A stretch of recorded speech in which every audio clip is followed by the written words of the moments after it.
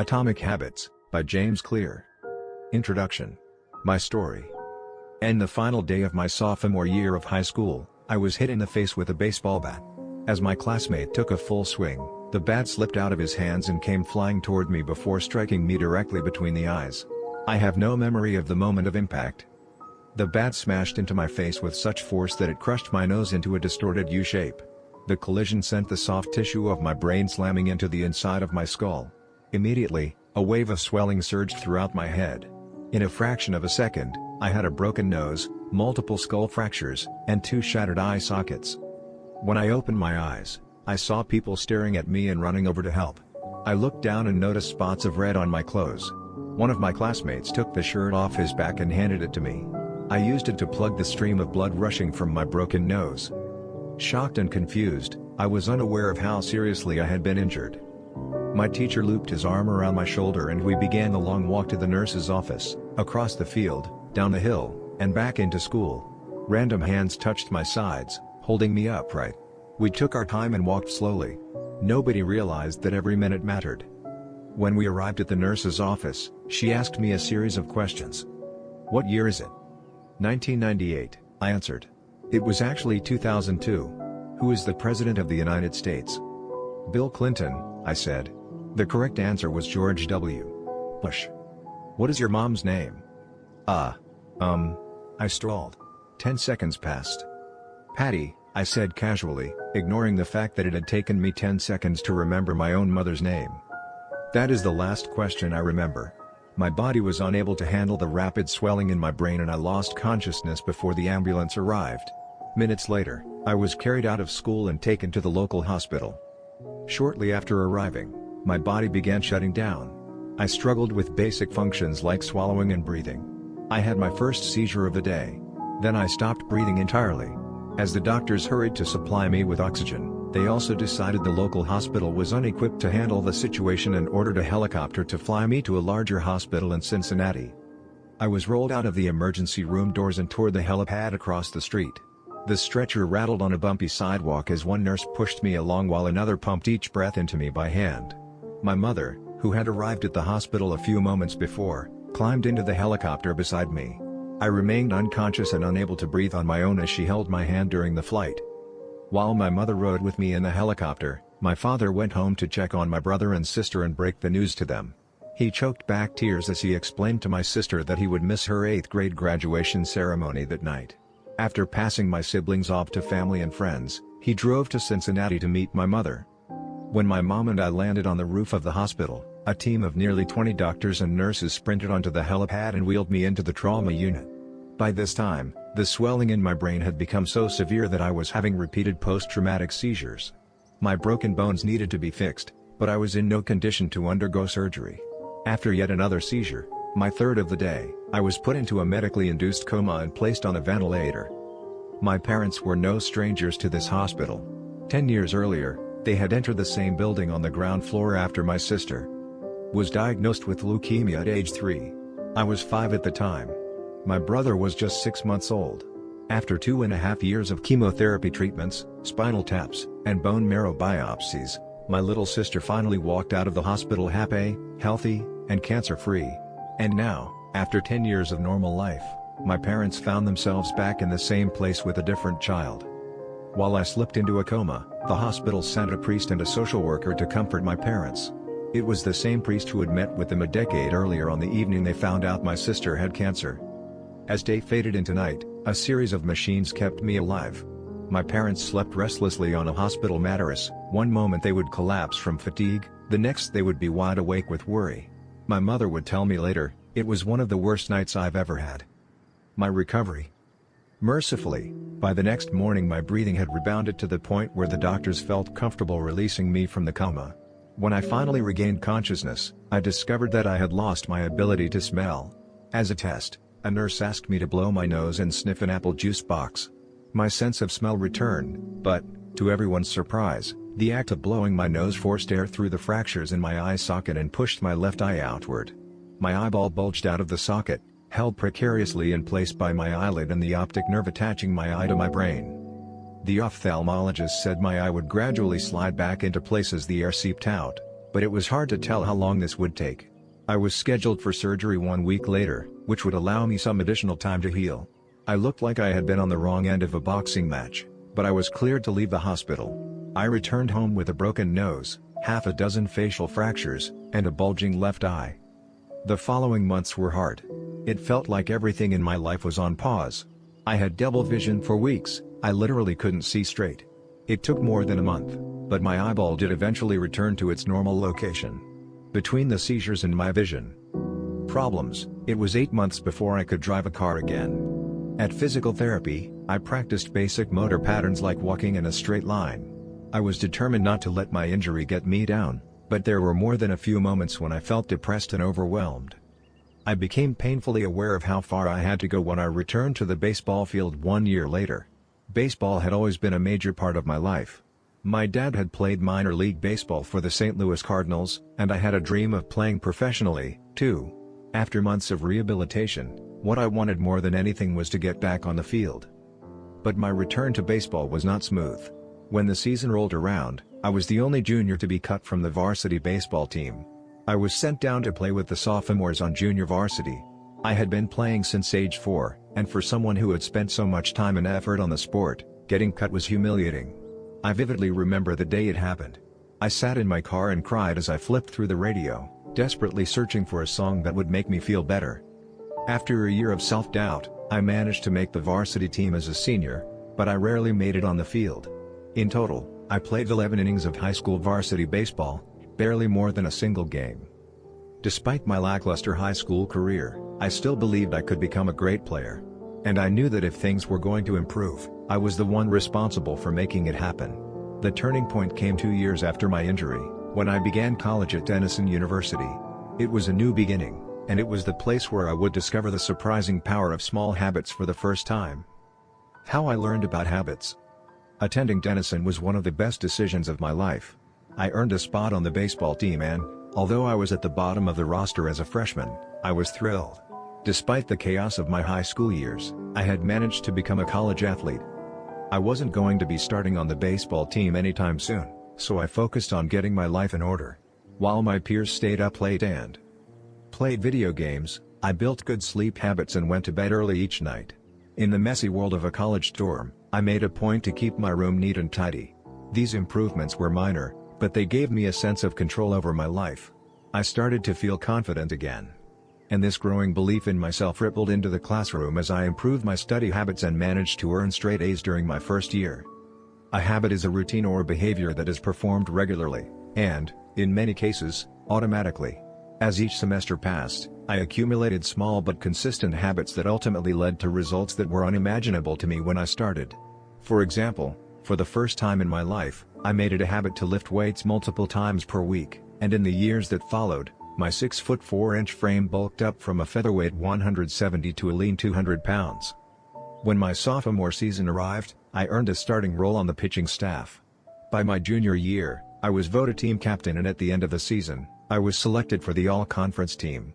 But it was not until my senior season that my sleep habits, study habits, and strength training habits really began to pay off. 6 years after I had been hit in the face with a baseball bat, flown to the hospital, and placed into a coma, I was selected as the top male athlete at Denison University and named to the ESPN Academic All-America team, an honor given to just 33 players across the country. By the time I graduated, I was listed in the school record books in 8 different categories. That same year, I was awarded the university's highest academic honor, the President's Medal. I hope you'll forgive me if this sounds boastful. To be honest, there was nothing legendary or historic about my athletic career. I never ended up playing professionally. However, looking back on those years, I believe I accomplished something just as rare. I fulfilled my potential. And I believe the concepts in this book can help you fulfill your potential as well. We all face challenges in life.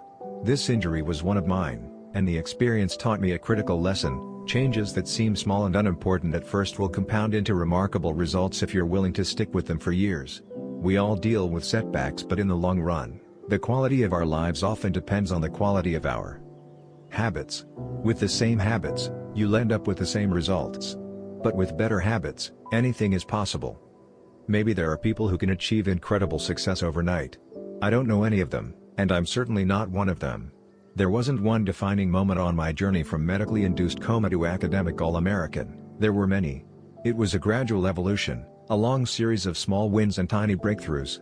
The only way I made progress, the only choice I had, was to start small. And I employed this same strategy a few years later when I started my own business and began working on this book. How and why I wrote this book. In November 2012, I began publishing articles at jamesclear.com. For years, I had been keeping notes about my personal experiments with habits, and I was finally ready to share some of them publicly. I began by publishing a new article every Monday and Thursday. Within a few months, this simple writing habit led to my first 1,000 email subscribers, and by the end of 2013 that number had grown to more than 30,000 people. In 2014, my email list expanded to over 100,000 subscribers, which made it one of the fastest growing newsletters on the internet. I had felt like an imposter when I began writing 2 years earlier, but now I was becoming known as an expert on habits, a new label that excited me but also felt uncomfortable. I had never considered myself a master of the topic, but rather someone who was experimenting alongside my readers. In 2015, I reached 200,000 email subscribers and signed a book deal with Penguin Random House to begin writing the book you are reading now. As my audience grew, so did my business opportunities. I was increasingly asked to speak at top companies about the science of habit formation, behavior change, and continuous improvement. I found myself delivering keynote speeches at conferences in the United States and Europe. In 2016, my articles began to appear regularly in major publications like Time, Entrepreneur, and Forbes. Incredibly, my writing was read by over 8 million people that year. Coaches in the NFL, NBA, and MLB began reading my work and sharing it with their teams. At the start of 2017, I launched the Habits Academy, which became the premier training platform for organizations and individuals interested in building better habits in life and work. Fortune 500 companies and growing startups began to enroll their leaders and train their staff. In total, over 10,000 leaders, managers, coaches, and teachers have graduated from the Habits Academy, and my work with them has taught me an incredible amount about what it takes to make habits work in the real world. As I put the finishing touches on this book in 2018, jamesclear.com is receiving millions of visitors per month and nearly 500,000 people subscribe to my weekly email newsletter, a number that is so far beyond my expectations when I began that I'm not even sure what to think of it. How this book will benefit you.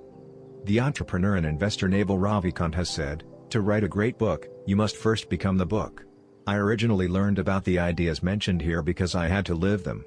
I had to rely on small habits to rebound from my injury, to get stronger in the gym, to perform at a high level on the field, to become a writer, to build a successful business, and simply to develop into a responsible adult. Small habits helped me fulfill my potential, and since you picked up this book, I'm guessing you'd like to fulfill yours as well. In the pages that follow, I will share a step-by-step plan for building better habits, not for days or weeks, but for a lifetime. While science supports everything I've written, this book is not an academic research paper, it's an operating manual.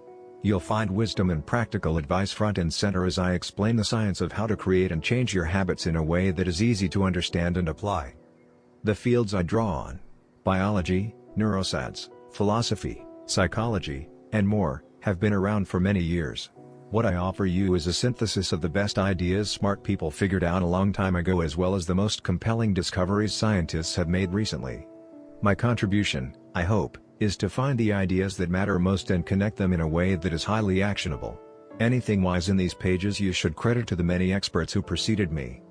Anything foolish, assume it is my error. The backbone of this book is my 4-step model of habits: cue, craving, response, and reward, and the 4 laws of behavior change that evolve out of these steps. Readers with a psychology background may recognize some of these terms from operant conditioning, which was first proposed as stimulus, response, reward by B. F. Skinner in the 1930s and has been popularized more recently as cue, routine, reward in The Power of Habit by Charles Duhigg. Behavioral scientists like Skinner realized that if you offered the right reward or punishment, you could get people to act in a certain way. But while Skinner's model did an excellent job of explaining how external stimuli influenced our habits, it lacked a good explanation for how our thoughts, feelings, and beliefs impact our behavior. Internal states, our moods and emotions, matter, too. In recent decades, scientists have begun to determine the connection between our thoughts, feelings, and behavior. This research will also be covered in these pages. In total, the framework I offer is an integrated model of the cognitive and behavioral sciences. I believe it is one of the first models of human behavior to accurately account for both the influence of external stimuli and internal emotions on our habits. While some of the language may be familiar, I am confident that the details, and the applications of the 4 laws of behavior change, will offer a new way to think about your habits. Human behavior is always changing, situation to situation, moment to moment, second to second. But this book is about what doesn't change. It's about the fundamentals of human behavior. The lasting principles you can rely on year after year. The ideas you can build a business around, build a family around, build a life around. There is no one right way to create better habits, but this book describes the best way I know, an approach that will be effective regardless of where you start or what you're trying to change. The strategies I cover will be relevant to anyone looking for a step-by-step system for improvement, whether your goals center on health, money, productivity, relationships, or all of the above. As long as human behavior is involved, this book will be your guide. The fundamentals. Why tiny changes make a big difference. 1. The surprising power of atomic habits. The fate of British cycling changed one day in 2003. The organization, which was the governing body for professional cycling in Great Britain, had recently hired Dave Brailsford as its new performance director. At the time, professional cyclists in Great Britain had endured nearly 100 years of mediocrity. Since 1908, British riders had won just a single gold medal at the Olympic Games, and they had fared even worse in cycling's biggest race, the Tour de France. In 110 years, no British cyclist had ever won the event. In fact, the performance of British riders had been so underwhelming that one of the top bike manufacturers in Europe refused to sell bikes to the team because they were afraid that it would hurt sales if other professionals saw the Brits using their gear. Brailsford had been hired to put British cycling on a new trajectory. What made him different from previous coaches was his relentless commitment to a strategy that he referred to as the aggregation of marginal gains, which was the philosophy of searching for a tiny margin of improvement in everything you do. Brailsford said, the whole principle came from the idea that if you broke down everything you could think of that goes into riding a bike, and then improve it by 1%, you will get a significant increase when you put them all together. Brailsford and his coaches began by making small adjustments you might expect from a professional cycling team. They redesigned the bike seats to make them more comfortable and rubbed alcohol on the tires for a better grip. They asked riders to wear electrically heated overshorts to maintain ideal muscle temperature while riding and used biofeedback sensors to monitor how each athlete responded to a particular workout. The team tested various fabrics in a wind tunnel and had their outdoor riders switch to indoor racing suits, which proved to be lighter and more aerodynamic. But they didn't stop there. Brailsford and his team continued to find 1% improvements in overlooked and unexpected areas. They tested different types of massage gels to see which one led to the fastest muscle recovery. They hired a surgeon to teach each rider the best way to wash their hands to reduce the chances of catching a cold. They determined the type of pillow and mattress that led to the best night's sleep for each rider. They even painted the inside of the team truck white, which helped them spot little bits of dust that would normally slip by unnoticed but could degrade the performance of the finely tuned bikes. As these and hundreds of other small improvements accumulated, the results came faster than anyone could have imagined. Just 5 years after Brailsford took over, the British cycling team dominated the road and track cycling events at the 2008 Olympic Games in Beijing, where they won an astounding 60% of the gold medals available. 4 years later, when the Olympic Games came to London, the Brits raised the bar as they set 9 Olympic records and 7 world records. That same year, Bradley Wiggins became the first British cyclist to win the Tour de France. The next year, his teammate Chris Froome won the race, and he would go on to win again in 2015, 2016, and 2017, giving the British team 5 Tour de France victories in 6 years. During the 10-year span from 2007 to 2017, British cyclists won 178 World Championships and 66 Olympic or Paralympic gold medals and captured 5 Tour de France victories in what is widely regarded as the most successful run in cycling history. How does this happen? How does a team of previously ordinary athletes transform into world champions with tiny changes that, at first glance, would seem to make a modest difference at best? Why do small improvements accumulate into such remarkable results, and how can you replicate this approach in your own life? Why small habits make a big difference? It is so easy to overestimate the importance of one defining moment and underestimate the value of making small improvements on a daily basis. Too often, We convince ourselves that massive success requires massive action.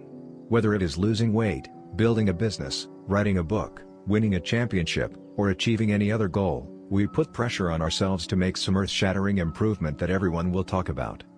Meanwhile, improving by 1% isn't particularly notable, sometimes it isn't even noticeable, but it can be far more meaningful, especially in the long run. The difference a tiny improvement can make over time is astounding. Here's how the math works out: if you can get 1% better each day for 1 year, you'll end up 37 times better by the time you're done. Conversely, if you get 1% worse each day for 1 year, you'll decline nearly down to zero. What starts as a small win or a minor setback accumulates into something much more. 1% better every day. 1% worse every day for 1 year. 0.99 to the power of 365 equals 0.03. 1% better every day for 1 year. 1.01 to the power of 365 equals 37.78. Figure 1. The effects of small habits compound over time. For example, if you can get just 1% better each day, you'll end up with results that are nearly 37 times better after 1 year. Habits are the compound interest of self-improvement. The same way that money multiplies through compound interest, the effects of your habits multiply as you repeat them. They seem to make little difference on any given day, and yet the impact they deliver over the months and years can be enormous. It is only when looking back 2, 5, or perhaps 10 years later that the value of good habits and the cost of bad ones becomes strikingly apparent. This can be a difficult concept to appreciate in daily life. We often dismiss small changes because they don't seem to matter very much in the moment. If you save a little money now, you're still not a millionaire. If you go to the gym 3 days in a row, you're still out of shape. If you study Mandarin for an hour tonight, you still haven't learned the language. We make a few changes, but the results never seem to come quickly, and so we slide back into our previous routines. Unfortunately, the slow pace of transformation also makes it easy to let a bad habit slide. If you eat an unhealthy meal today, the scale doesn't move much. If you work late tonight and ignore your family, they will forgive you. If you procrastinate and put your project off until tomorrow, there will usually be time to finish it later. A single decision is easy to dismiss. But when we repeat 1% errors, day after day, by replicating poor decisions, duplicating tiny mistakes, and rationalizing little excuses, our small choices compound into toxic results. It's the accumulation of many missteps, a 1% decline here and there, that eventually leads to a problem. The impact created by a change in your habits is similar to the effect of shifting the route of an airplane by just a few degrees. Imagine you are flying from Los Angeles to New York City. If a pilot leaving from LAX adjusts the heading just 3.5 degrees south, you will land in Washington, D.C., instead of New York.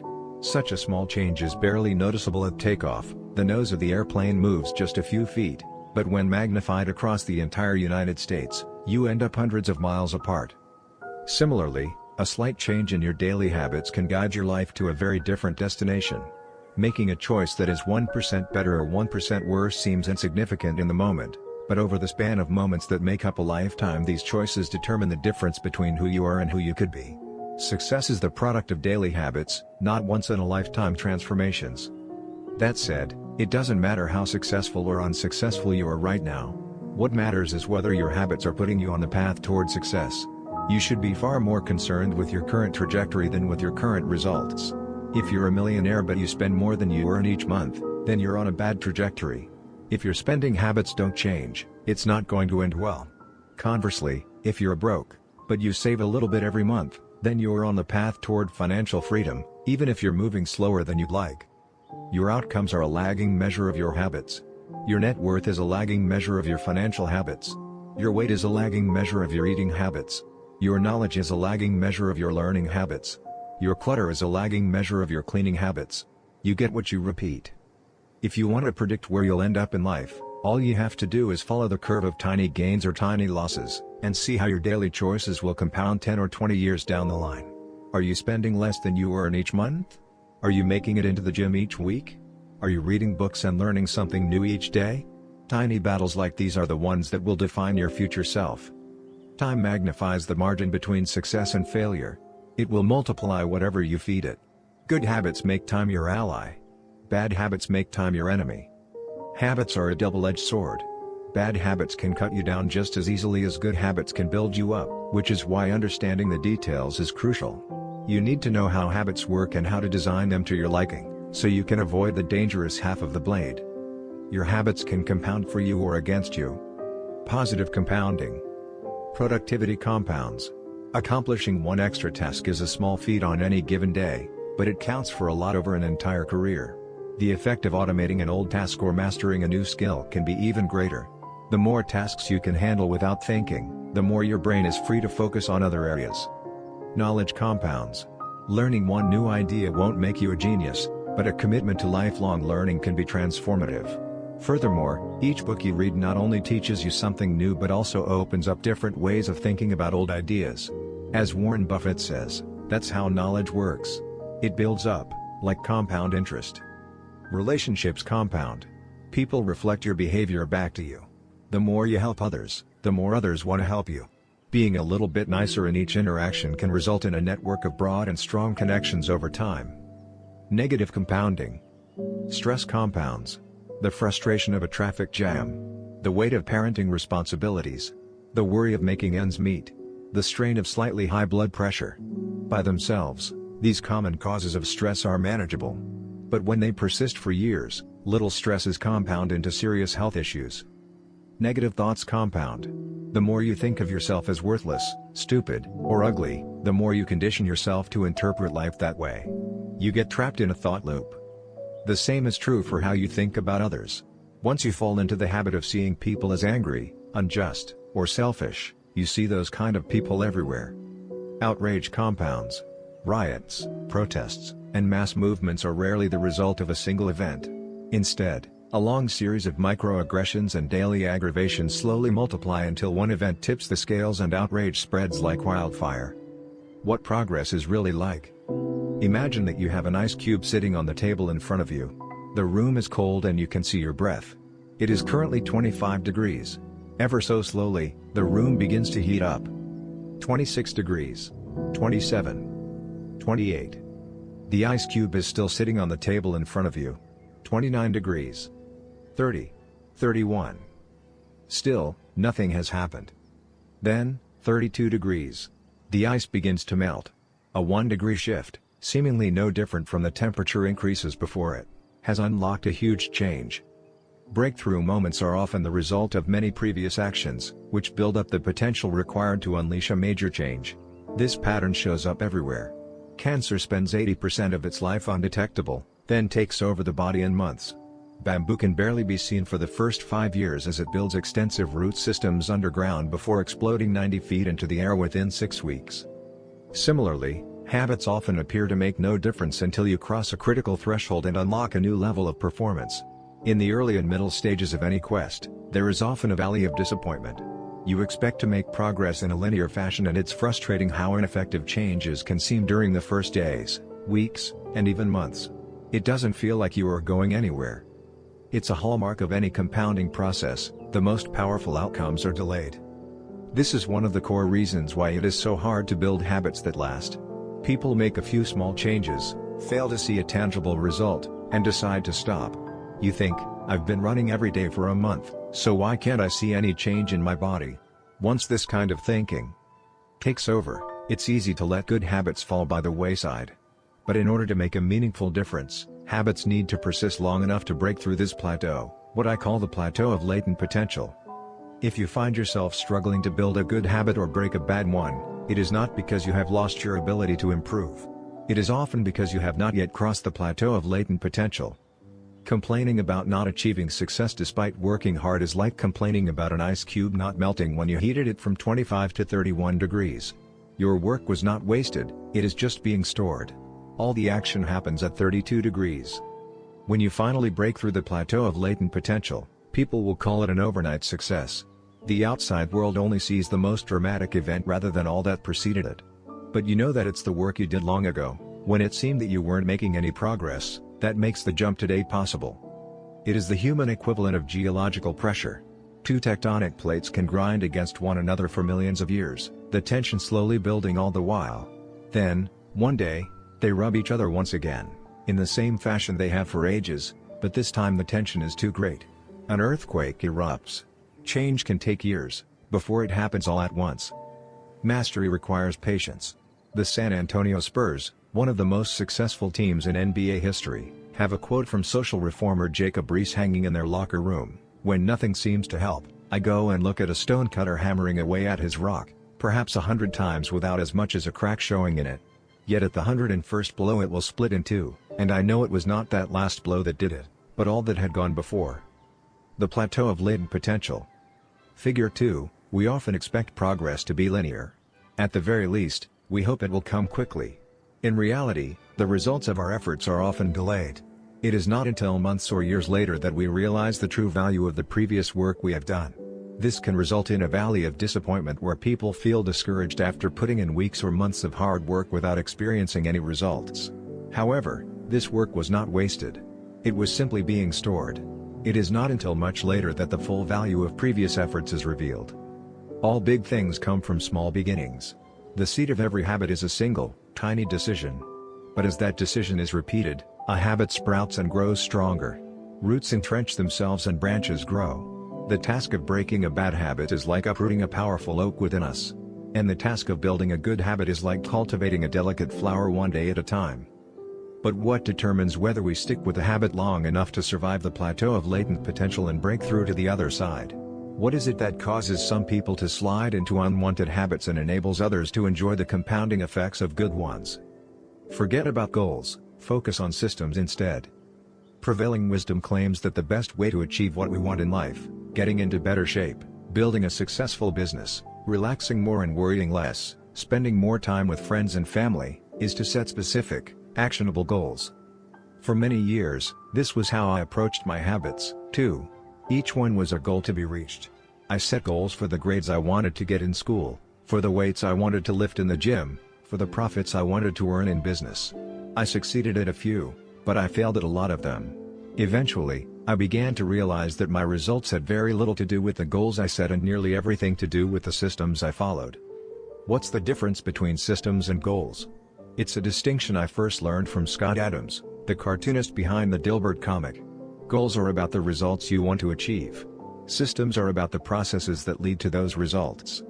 If you're a coach, your goal might be to win a championship. Your system is the way you recruit players, manage your assistant coaches, and conduct practice.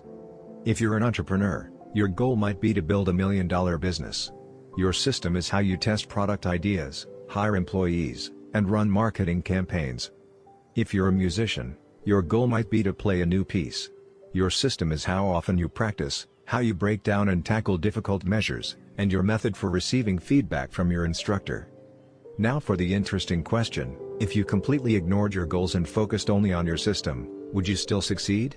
For example, if you were a basketball coach and you ignored your goal to win a championship and focused only on what your team does at practice each day, would you still get results? I think you would. The goal in any sport is to finish with the best score, but it would be ridiculous to spend the whole game staring at the scoreboard. The only way to actually win is to get better each day. In the words of three-time Super Bowl winner Bill Walsh, the score takes care of itself. The same is true for other areas of life. If you want better results, then forget about setting goals. Focus on your system instead. What do I mean by this? Are goals completely useless? Of course not. Goals are good for setting a direction, but systems are best for making progress. A handful of problems arise when you spend too much time thinking about your goals and not enough time designing your systems. Problem number 1: winners and losers have the same goals. Goal setting suffers from a serious case of survivorship bias. We concentrate on the people who end up winning, the survivors, and mistakenly assume that ambitious goals led to their success while overlooking all of the people who had the same objective but didn't succeed. Every Olympian wants to win a gold medal. Every candidate wants to get the job. And if successful and unsuccessful people share the same goals, then the goal cannot be what differentiates the winners from the losers. It wasn't the goal of winning the Tour de France that propelled the British cyclists to the top of the sport. Presumably, they had wanted to win the race every year before, just like every other professional team. The goal had always been there. It was only when they implemented a system of continuous small improvements that they achieved a different outcome. Problem number 2: achieving a goal is only a momentary change. Imagine you have a messy room and you set a goal to clean it. If you summon the energy to tidy up, then you will have a clean room, for now. But if you maintain the same sloppy, pack-rat habits that led to a messy room in the first place, soon you'll be looking at a new pile of clutter and hoping for another burst of motivation. You're left chasing the same outcome because you never changed the system behind it. You treated a symptom without addressing the cause. Achieving a goal only changes your life for the moment. That's the counterintuitive thing about improvement. We think we need to change our results, but the results are not the problem. What we really need to change are the systems that cause those results. When you solve problems at the results level, you only solve them temporarily. In order to improve for good, you need to solve problems at the systems level. Fix the inputs and the outputs will fix themselves. Problem number 3, goals restrict your happiness. The implicit assumption behind any goal is this: once I reach my goal, then I'll be happy. The problem with a goals-first mentality is that you're continually putting happiness off until the next milestone. I've slipped into this trap so many times I've lost count. For years, happiness was always something for my future self to enjoy. I promised myself that once I gained 20 pounds of muscle or after my business was featured in the New York Times, then I could finally relax. Furthermore, goals create an either-or conflict. Either you achieve your goal and are successful, or you fail and you are a disappointment. You mentally box yourself into a narrow version of happiness. This is misguided. It is unlikely that your actual path through life will match the exact journey you had in mind when you set out. It makes no sense to restrict your satisfaction to one scenario when there are many paths to success. A systems-first mentality provides the antidote. When you fall in love with the process rather than the product, you don't have to wait to give yourself permission to be happy. You can be satisfied anytime your system is running. And a system can be successful in many different forms, not just the one you first envision. Problem number 4, goals are at odds with long-term progress. Finally, a goal-oriented mindset can create a yo-yo effect. Many runners work hard for months, but as soon as they cross the finish line, they stop training. The race is no longer there to motivate them. When all of your hard work is focused on a particular goal, what is left to push you forward after you achieve it? This is why many people find themselves reverting to their old habits after accomplishing a goal. The purpose of setting goals is to win the game. The purpose of building systems is to continue playing the game. True long-term thinking is goalless thinking. It's not about any single accomplishment. It is about the cycle of endless refinement and continuous improvement. Ultimately, it is your commitment to the process that will determine your progress. A system of atomic habits. If you're having trouble changing your habits, the problem isn't you. The problem is your system. Bad habits repeat themselves again and again, not because you don't want to change, but because you have the wrong system for change. You do not rise to the level of your goals. You fall to the level of your systems. Focusing on the overall system, rather than a single goal, is one of the core themes of this book. It is also one of the deeper meanings behind the word atomic. By now, you've probably realized that an atomic habit refers to a tiny change, a marginal gain, a 1% improvement. But atomic habits are not just any old habits, however small. They are little habits that are part of a larger system. Just as atoms are the building blocks of molecules, atomic habits are the building blocks of remarkable results. Habits are like the atoms of our lives. Each one is a fundamental unit that contributes to your overall improvement. At first, these tiny routines seem insignificant, but soon they build on each other and fuel bigger wins that multiply to a degree that far outweighs the cost of their initial investment. They are both small and mighty. This is the meaning of the phrase atomic habits, a regular practice or routine that is not only small and easy to do, but also the source of incredible power, a component of the system of compound growth. Chapter Summary. Habits are the compound interest of self-improvement. Getting 1% better every day counts for a lot in the long run. Habits are a double-edged sword. They can work for you or against you, which is why understanding the details is essential. Small changes often appear to make no difference until you cross a critical threshold. The most powerful outcomes of any compounding process are delayed. You need to be patient. An atomic habit is a little habit that is part of a larger system. Just as atoms are the building blocks of molecules, atomic habits are the building blocks of remarkable results. If you want better results, then forget about setting goals. Focus on your system instead. You do not rise to the level of your goals. You fall to the level of your systems. 2. How your habits shape your identity, and vice versa. Hi, is it so easy to repeat bad habits and so hard to form good ones? Few things can have a more powerful impact on your life than improving your daily habits. And yet it is likely that this time next year you'll be doing the same thing rather than something better. It often feels difficult to keep good habits going for more than a few days, even with sincere effort and the occasional burst of motivation. Habits like exercise, meditation, journaling, and cooking are reasonable for a day or two and then become a hassle. However, once your habits are established, they seem to stick around forever, especially the unwanted ones. Despite our best intentions, unhealthy habits like eating junk food, watching too much television, procrastinating, and smoking can feel impossible to break. Changing our habits is challenging for two reasons: 1, we try to change the wrong thing, and 2, we try to change our habits in the wrong way. In this chapter, I'll address the first point. In the chapters that follow, I'll answer the second. Our first mistake is that we try to change the wrong thing. To understand what I mean, consider that there are 3 levels at which change can occur. You can imagine them like the layers of an onion. 3 layers of behavior change. Figure 3, there are 3 layers of behavior change: a change in your outcomes, a change in your processes, or a change in your identity. The first layer is changing your outcomes. This level is concerned with changing your results: losing weight, publishing a book, winning a championship. Most of the goals you set are associated with this level of change. The second layer is changing your process. This level is concerned with changing your habits and systems, implementing a new routine at the gym, decluttering your desk for better workflow, developing a meditation practice. Most of the habits you build are associated with this level. The third and deepest layer is changing your identity. This level is concerned with changing your beliefs, your worldview, your self-image, your judgments about yourself and others. Most of the beliefs, assumptions, and biases you hold are associated with this level. Outcomes are about what you get. Processes are about what you do. Identity is about what you believe. When it comes to building habits that last, when it comes to building a system of 1% improvements, the problem is not that one level is better or worse than another. All levels of change are useful in their own way. The problem is the direction of change. Many people begin the process of changing their habits by focusing on what they want to achieve. This leads us to outcome-based habits. The alternative is to build identity-based habits. With this approach, we start by focusing on who we wish to become.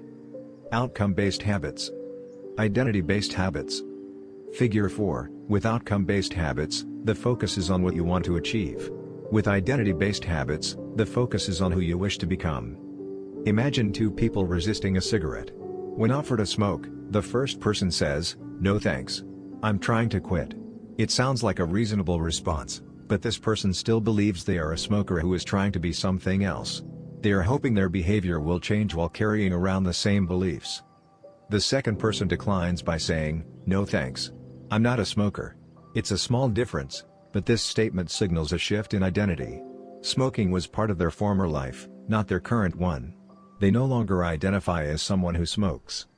Most people don't even consider identity change when they set out to improve. They just think, "I want to be skinny," outcome, "and if I stick to this diet, then I'll be skinny," process. They set goals and determine the actions they should take to achieve those goals without considering the beliefs that drive their actions.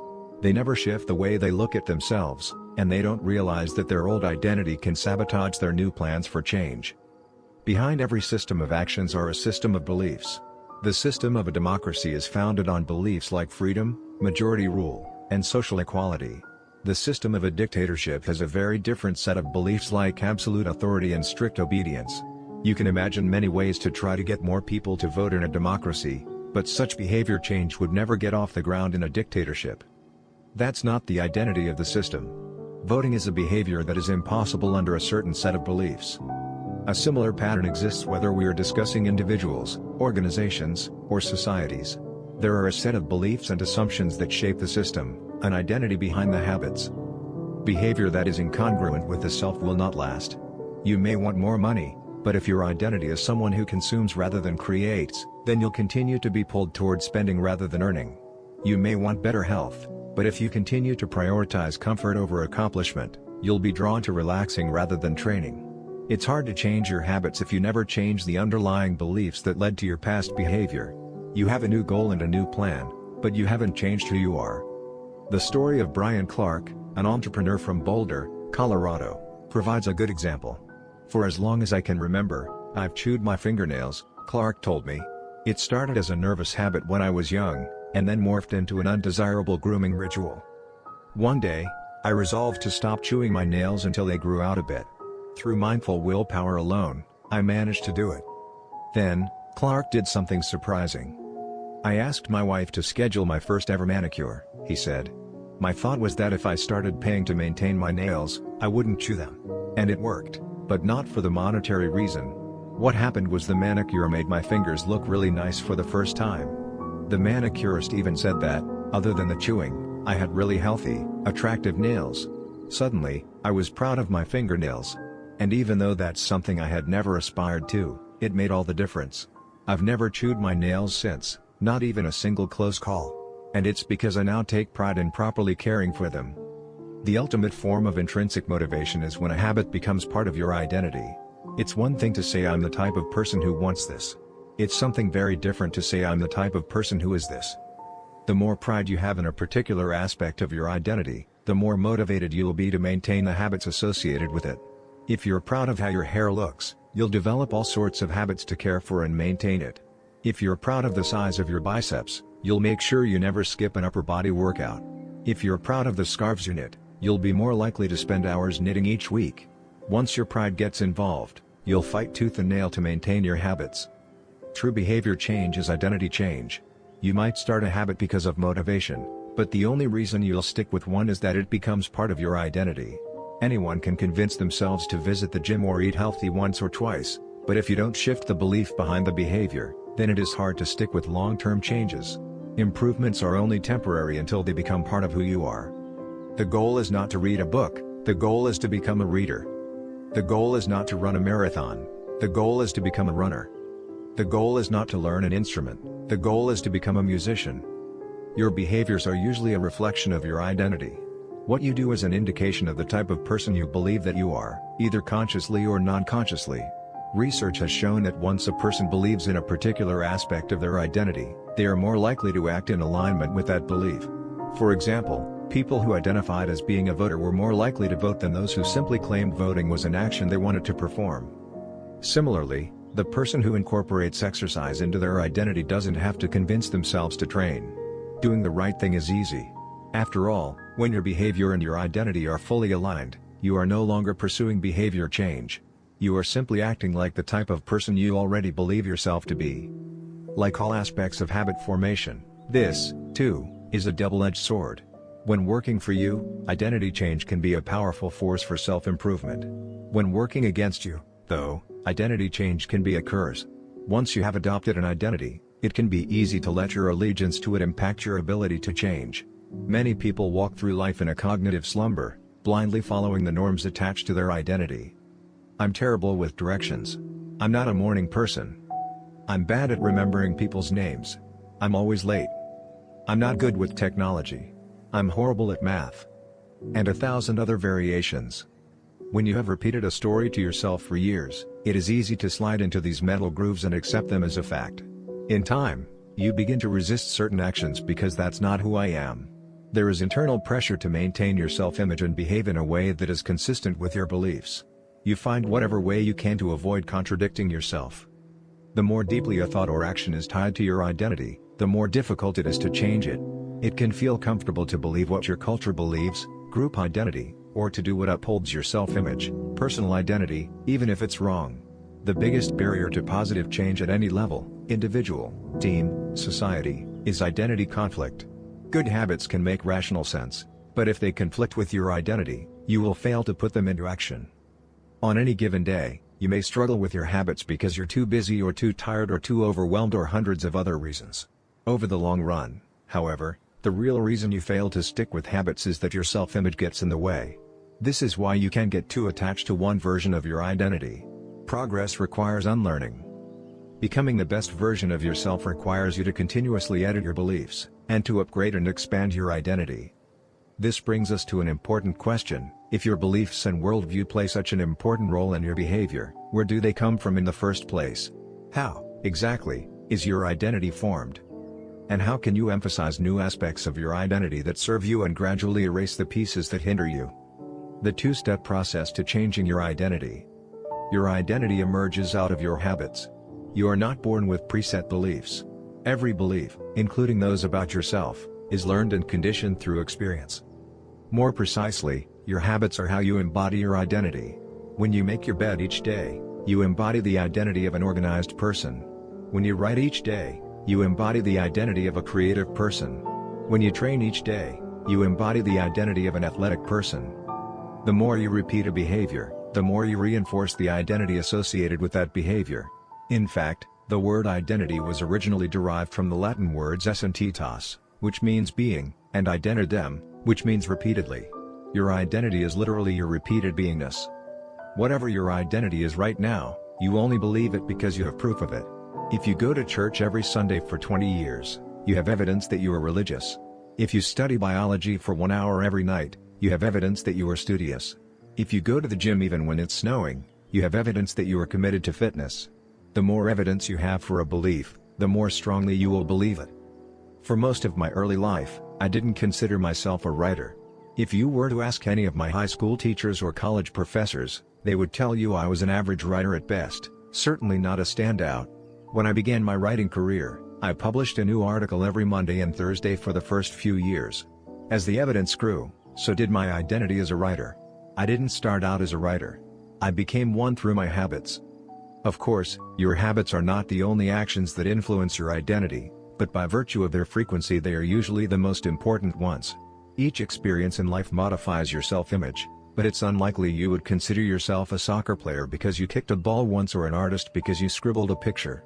As you repeat these actions, however, the evidence accumulates and your self-image begins to change. The effect of one-off experiences tends to fade away while the effect of habits gets reinforced with time, which means your habits contribute most of the evidence that shapes your identity. In this way, the process of building habits is actually the process of becoming yourself. This is a gradual evolution. We do not change by snapping our fingers and deciding to be someone entirely new. We change bit by bit, day by day, habit by habit. We are continually undergoing microevolutions of the self. Each habit is like a suggestion. Hey, maybe this is who I am. If you finish a book, then perhaps you are the type of person who likes reading. If you go to the gym, then perhaps you are the type of person who likes exercise. If you practice playing the guitar, perhaps you are the type of person who likes music. Every action you take is a vote for the type of person you wish to become. No single instance will transform your beliefs, but as the votes build up, so does the evidence of your new identity. This is one reason why meaningful change does not require radical change. Small habits can make a meaningful difference by providing evidence of a new identity. And if a change is meaningful, it actually is big. That's the paradox of making small improvements. Putting this all together, you can see that habits are the path to changing your identity. The most practical way to change who you are is to change what you do. Each time you write a page, you are a writer. Each time you practice the violin, you are a musician. Each time you start a workout, you are an athlete. Each time you encourage your employees, you are a leader. Each habit not only gets results but also teaches you something far more important, to trust yourself. You start to believe you can actually accomplish these things.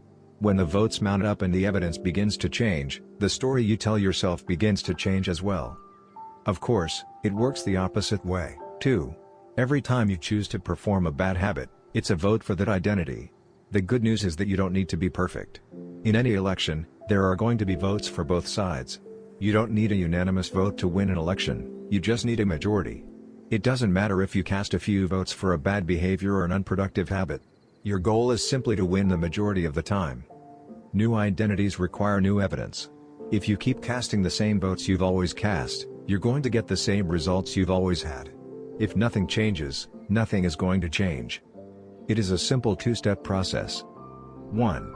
Decide the type of person you want to be. 2. Prove it to yourself with small wins.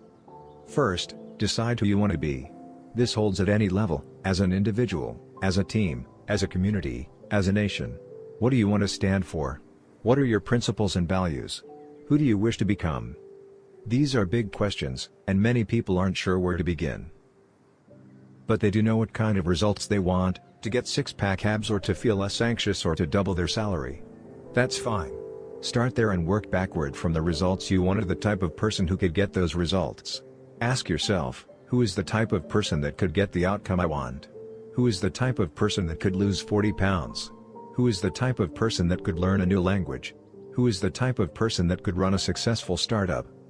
For example, who is the type of person who could write a book? It's probably someone who is consistent and reliable. Now your focus shifts from writing a book, outcome-based, to being the type of person who is consistent and reliable, identity-based. This process can lead to beliefs like, I'm the kind of teacher who stands up for her students. I'm the kind of doctor who gives each patient the time and empathy they need. I'm the kind of manager who advocates for her employees.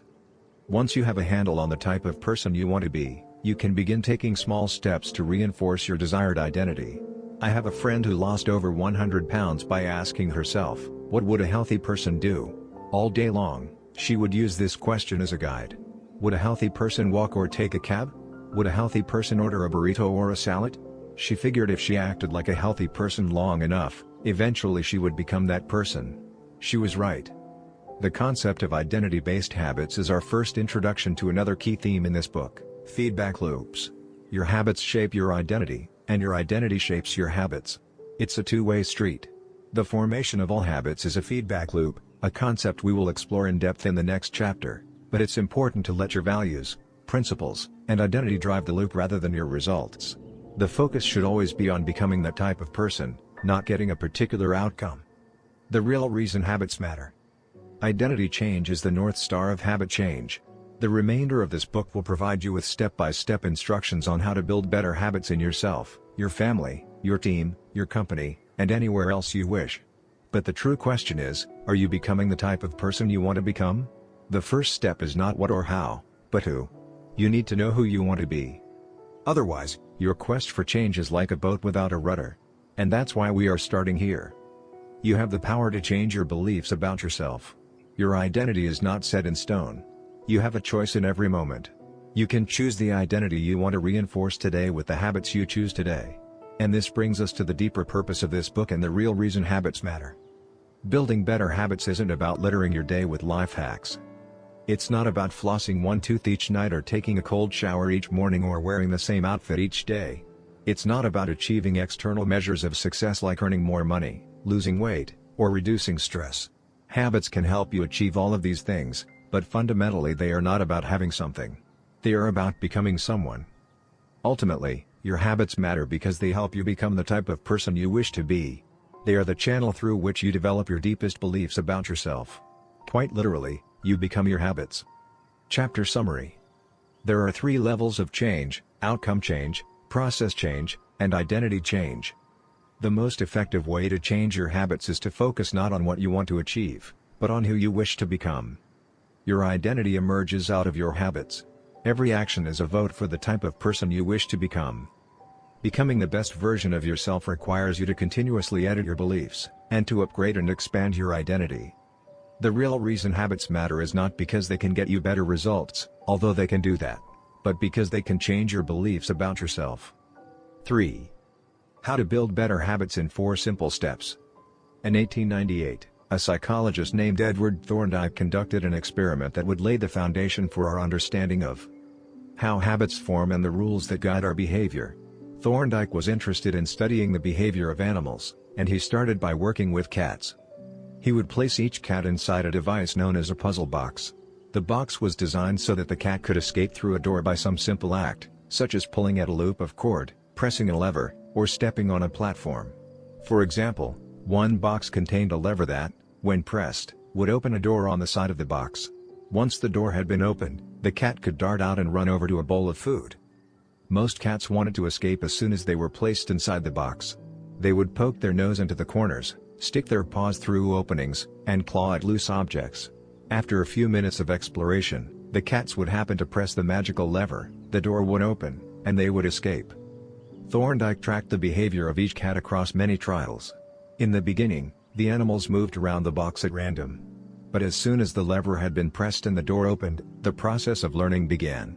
Gradually, each cat learned to associate the action of pressing the lever with the reward of escaping the box and getting to their food. After 20 to 30 trials, this behavior became so automatic and habitual that the cat could escape within a few seconds.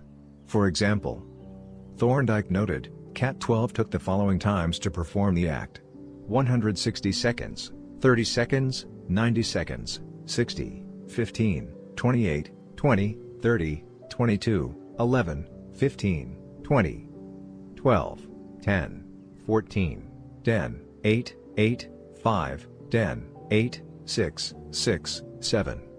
During the first 3 trials, the cat escaped in an average of 1.5 minutes. During the last 3 trials, it escaped in an average of 6.3 seconds.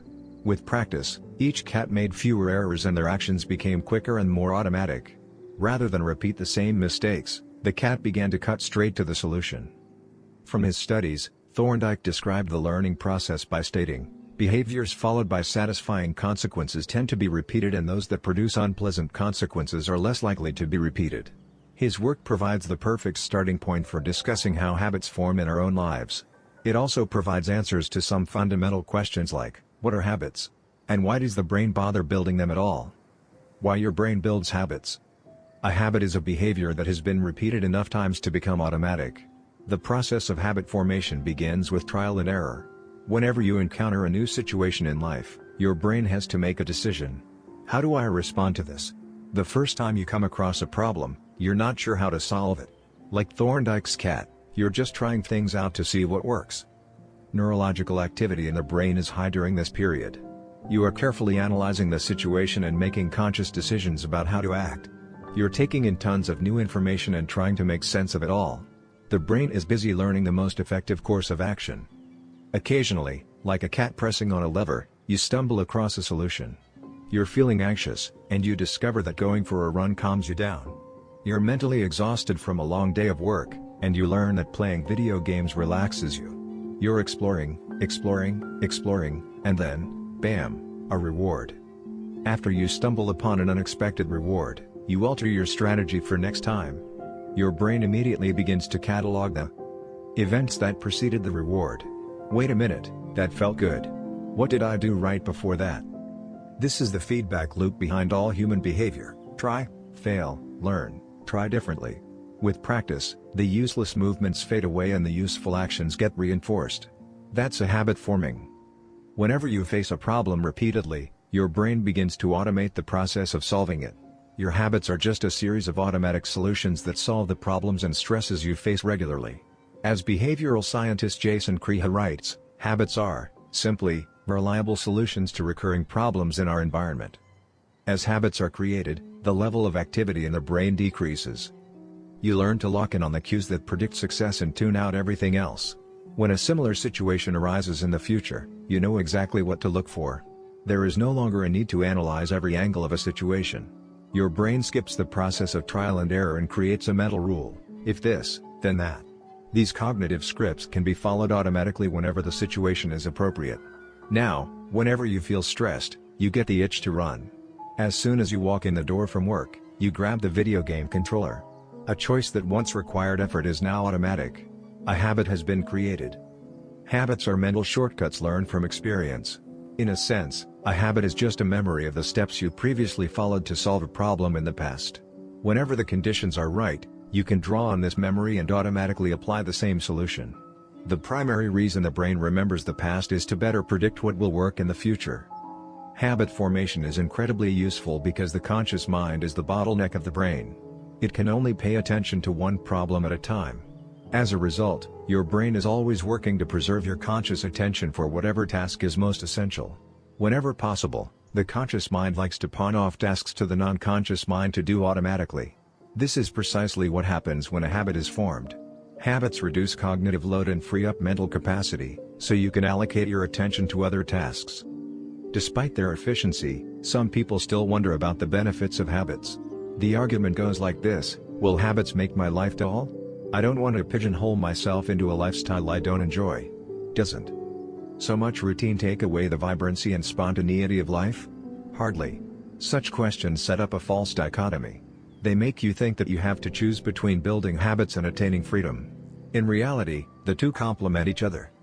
Habits do not restrict freedom. They create it. In fact, the people who don't have their habits handled are often the ones with the least amount of freedom. Without good financial habits, you will always be struggling for the next dollar. Without good health habits, you will always seem to be short on energy. Without good learning habits, you will always feel like you're behind the curve. If you're always being forced to make decisions about simple tasks, when should I work out, where do I go to write, when do I pay the bills, then you have less time for freedom. It's only by making the fundamentals of life easier that you can create the mental space needed for free thinking and creativity. Conversely, when you have your habits dialed in and the basics of life are handled and done, your mind is free to focus on new challenges and master the next set of problems. Building habits in the present allows you to do more of what you want in the future. The science of how habits work. The process of building a habit can be divided into 4 simple steps: cue, craving, response, and reward. Breaking it down into these fundamental parts can help us understand what a habit is, how it works, and how to improve it. Figure 5. All habits proceed through 4 stages in the same order: cue, craving, response, and reward. This 4-step pattern is the backbone of every habit, and your brain runs through these steps in the same order each time. First, there is the cue. The cue triggers your brain to initiate a behavior. It is a bit of information that predicts a reward. Our prehistoric ancestors were paying attention to cues that signaled the location of primary rewards like food, water, and sex. Today, we spend most of our time learning cues that predict secondary rewards like money and fame, power and status, praise and approval, love and friendship, or a sense of personal satisfaction. Of course, these pursuits also indirectly improve our odds of survival and reproduction, which is the deeper motive behind everything we do. Your mind is continuously analyzing your internal and external environment for hints of where rewards are located. Because the cue is the first indication that we are close to a reward, it naturally leads to a craving. Cravings are the second step, and they are the motivational force behind every habit. Without some level of motivation or desire, without craving a change, we have no reason to act. What you crave is not the habit itself but the change in state it delivers. You do not crave smoking a cigarette, you crave the feeling of relief it provides. You are not motivated by brushing your teeth but rather by the feeling of a clean mouth. You do not want to turn on the television, you want to be entertained. Every craving is linked to a desire to change your internal state. This is an important point that we will discuss in detail later. Cravings differ from person to person. In theory, any piece of information could trigger a craving, but in practice, people are not motivated by the same cues. For a gambler, the sound of slot machines can be a potent trigger that sparks an intense wave of desire. For someone who rarely gambles, the jingles and chimes of the casino are just background noise. Cues are meaningless until they are interpreted. The thoughts, feelings, and emotions of the observer are what transform a cue into a craving. The third step is the response. The response is the actual habit you perform, which can take the form of a thought or an action. Whether a response occurs depends on how motivated you are and how much friction is associated with the behavior. If a particular action requires more physical or mental effort than you are willing to expend, then you won't do it. Your response also depends on your ability. It sounds simple, but a habit can occur only if you are capable of doing it. If you want to dunk a basketball but can't jump high enough to reach the hoop, well, you're out of luck. Finally, the response delivers a reward. Rewards are the end goal of every habit. The cue is about noticing the reward. The craving is about wanting the reward. The response is about obtaining the reward. We chase rewards because they serve 2 purposes: 1, they satisfy us, and 2, they teach us. The first purpose of rewards is to satisfy your craving. Yes, rewards provide benefits on their own. Food and water deliver the energy you need to survive. Getting a promotion brings more money and respect. Getting in shape improves your health and your dating prospects. But the more immediate benefit is that rewards satisfy your craving to eat or to gain status or to win approval. At least for a moment, rewards deliver contentment and relief from craving. Second, rewards teach us which actions are worth remembering in the future. Your brain is a reward detector.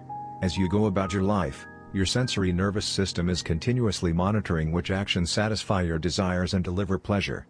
Feelings of pleasure and disappointment are part of the feedback mechanism that helps your brain distinguish useful actions from useless ones. Rewards close the feedback loop and complete the habit cycle. If a behavior is insufficient in any of the 4 stages, it will not become a habit. Eliminate the cue and your habit will never start. Reduce the craving and you won't experience enough motivation to act. Make the behavior difficult and you won't be able to do it. And if the reward fails to satisfy your desire, then you'll have no reason to do it again in the future. Without the first 3 steps, a behavior will not occur.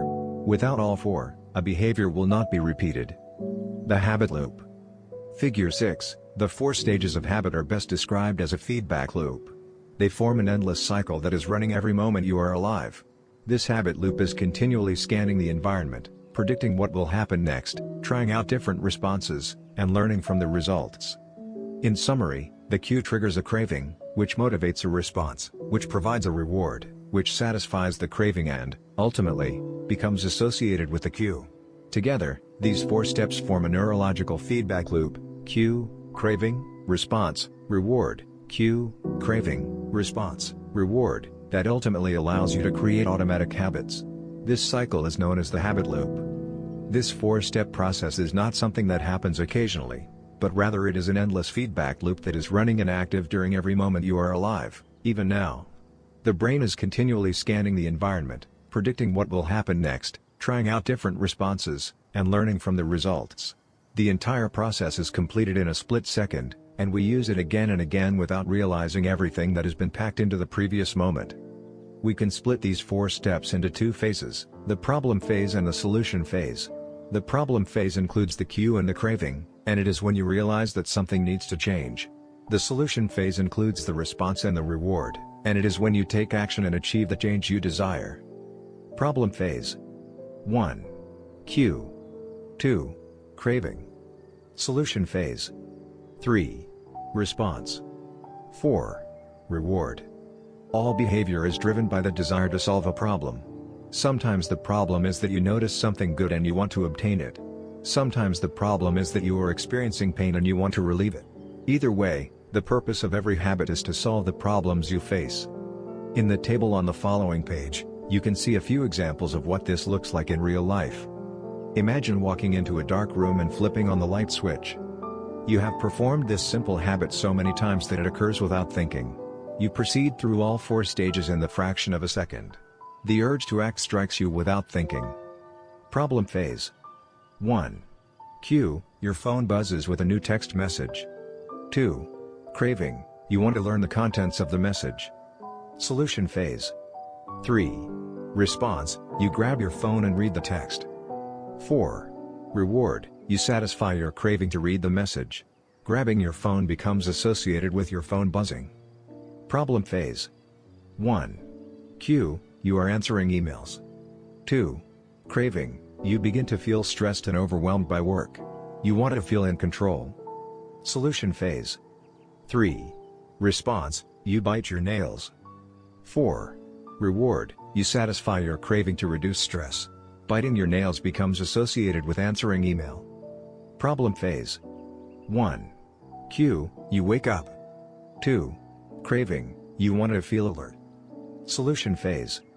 3. Response, you drink a cup of coffee. 4. Reward, you satisfy your craving to feel alert. Drinking coffee becomes associated with waking up. Problem phase. 1. Cue, you smell a donut shop as you walk down the street near your office. 2. Craving, you begin to crave a donut. Solution phase. 3. Response, you buy a donut and eat it. 4. Reward, you satisfy your craving to eat a donut. Buying a donut becomes associated with walking down the street near your office. Problem phase. 1. Cue, you hit a stumbling block on a project at work. 2. Craving, you feel stuck and want to relieve your frustration. Solution phase. 3. Response, you pull out your phone and check social media. 4. Reward, you satisfy your craving to feel relieved. Checking social media becomes associated with feeling stalled at work. Problem phase. 1.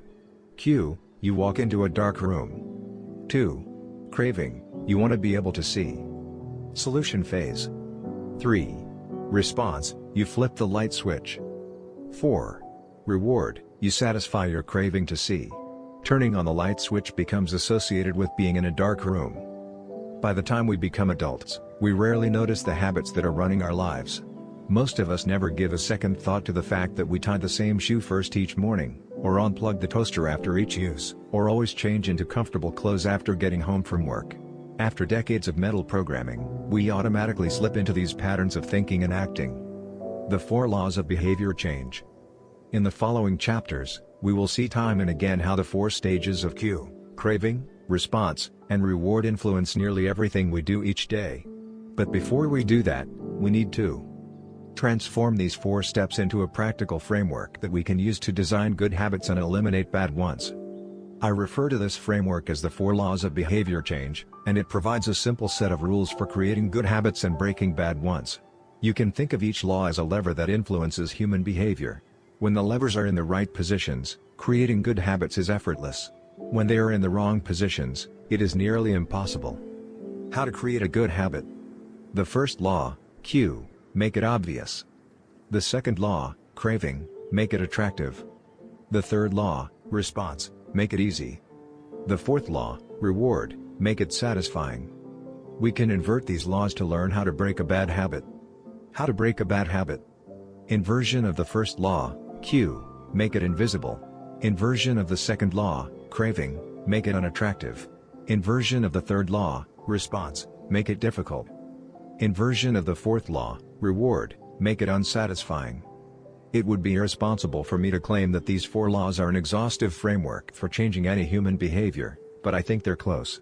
As you will soon see, the 4 laws of behavior change apply to nearly every field, from sports to politics, art to medicine, comedy to management. These laws can be used no matter what challenge you are facing. There is no need for completely different strategies for each habit. Whenever you want to change your behavior, you can simply ask yourself: 1. How can I make it obvious? 2. How can I make it attractive? 3. How can I make it easy? 4. How can I make it satisfying? If you have ever wondered, why don't I do what I say I'm going to do? Why don't I lose the weight or stop smoking or save for retirement or start that side business? Why do I say something is important but never seem to make time for it? The answers to those questions can be found somewhere in these 4 laws. The key to creating good habits and breaking bad ones is to understand these fundamental laws and how to alter them to your specifications. Every goal is doomed to fail if it goes against the grain of human nature. Your habits are shaped by the systems in your life. In the chapters that follow, we will discuss these laws one by one and show how you can use them to create a system in which good habits emerge naturally and bad habits wither away. Chapter Summary. A habit is a behavior that has been repeated enough times to become automatic. The ultimate purpose of habits is to solve the problems of life with as little energy and effort as possible. Any habit can be broken down into a feedback loop that involves 4 steps: cue, craving, response, and reward. The 4 laws of behavior change are a simple set of rules we can use to build better habits. There are: 1. Make it obvious, 2. Make it attractive, 3. Make it easy, and 4. Make it satisfying. The first law. Make it obvious. 4. The man who didn't look right. The psychologist Gary Klein once told me a story about a woman who attended a family gathering.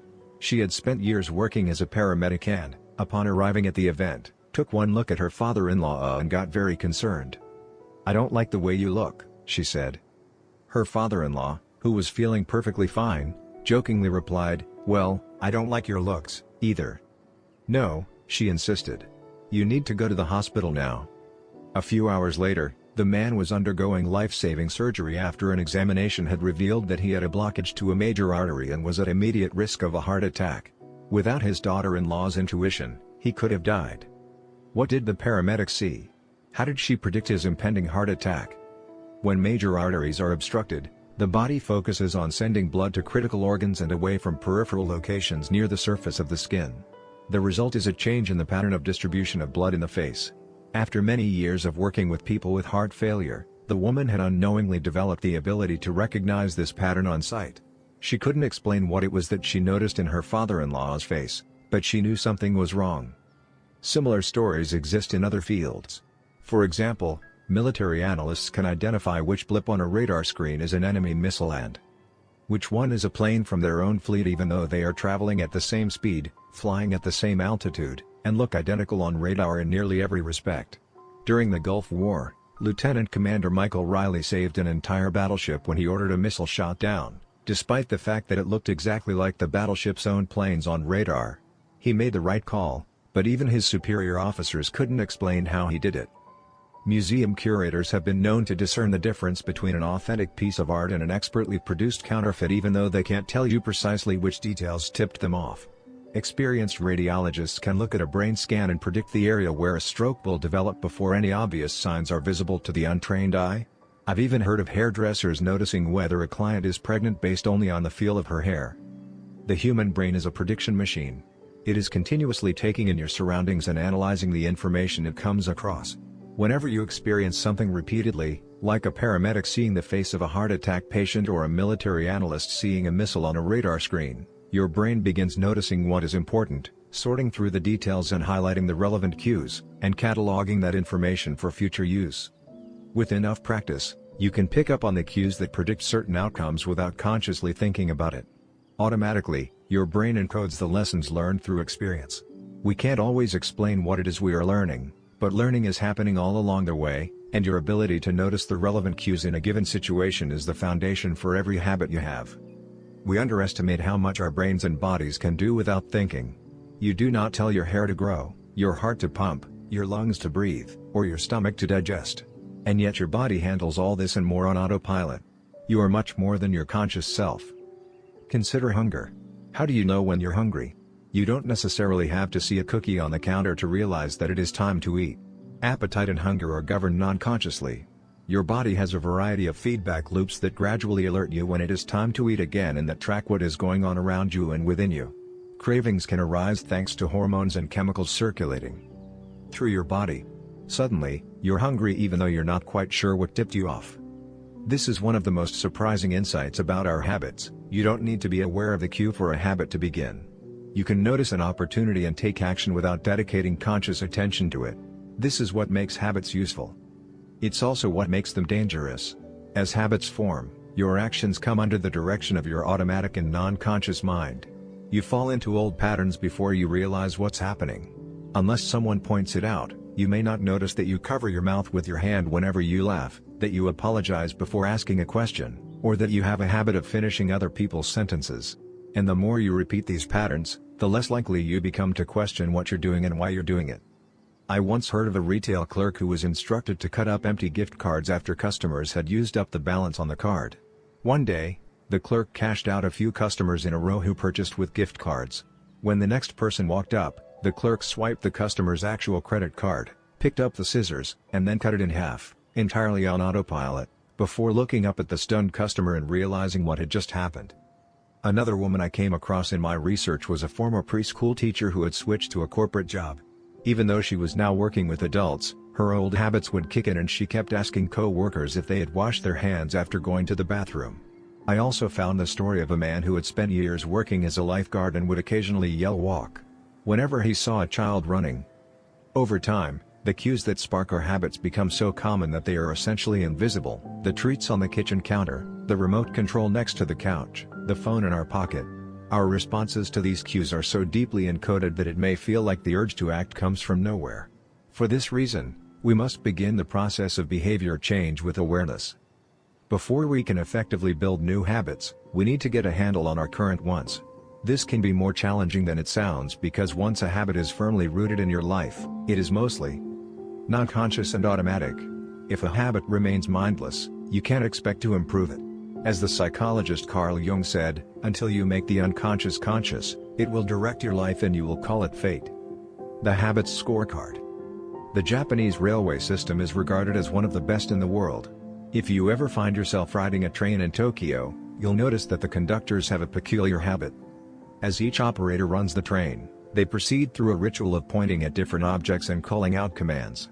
When the train approaches a signal, the operator will point at it and say, "Signal is green." As the train pulls into and out of each station, the operator will point at the speedometer and call out the exact speed. When it's time to leave, the operator will point at the timetable and state the time. Out on the platform, other employees are performing similar actions. Before each train departs, staff members will point along the edge of the platform and declare, "All clear." Every detail is identified, pointed at, and named aloud. This process, known as pointing and calling, is a safety system designed to reduce mistakes. It seems silly, but it works incredibly well. Pointing and calling reduces errors by up to 85% and cuts accidents by 30%. The MTA subway system in New York City adopted a modified version that is point-only, and within 2 years of implementation, incidents of incorrectly berthed subways fell 57%. Pointing and calling is so effective because it raises the level of awareness from a non-conscious habit to a more conscious level. Because the train operators must use their eyes, hands, mouth, and ears, they are more likely to notice problems before something goes wrong. My wife does something similar. Whenever we are preparing to walk out the door for a trip, she verbally calls out the most essential items in her packing list. I've got my keys. I've got my wallet. I've got my glasses. I've got my husband. The more automatic a behavior becomes, the less likely we are to consciously think about it. And when we've done something 1,000 times before, we begin to overlook things. We assume that the next time will be just like the last. We're so used to doing what we've always done that we don't stop to question whether it's the right thing to do at all. Many of our failures in performance are largely attributable to a lack of self-awareness. One of our greatest challenges in changing habits is maintaining awareness of what we are actually doing. This helps explain why the consequences of bad habits can sneak up on us. We need a point-and-call system for our personal lives. That's the origin of the Habits Scorecard, which is a simple exercise you can use to become more aware of your behavior. To create your own, make a list of your daily habits. Here's a sample of where your list might start. Wake up. Turn off alarm, check my phone, go to the bathroom, weigh myself. Take a shower, brush my teeth, floss my teeth, put on deodorant. Hang up towel to dry, get dressed. Make a cup of tea. And so on. Once you have a full list, look at each behavior, and ask yourself, is this a good habit, a bad habit, or a neutral habit? If it is a good habit, write plus next to it. If it is a bad habit, write minus. If it is a neutral habit, write equals. For example, the list above might look like this. Wake up, equals. Turn off alarm, equals. Check my phone, minus. Go to the bathroom, equals.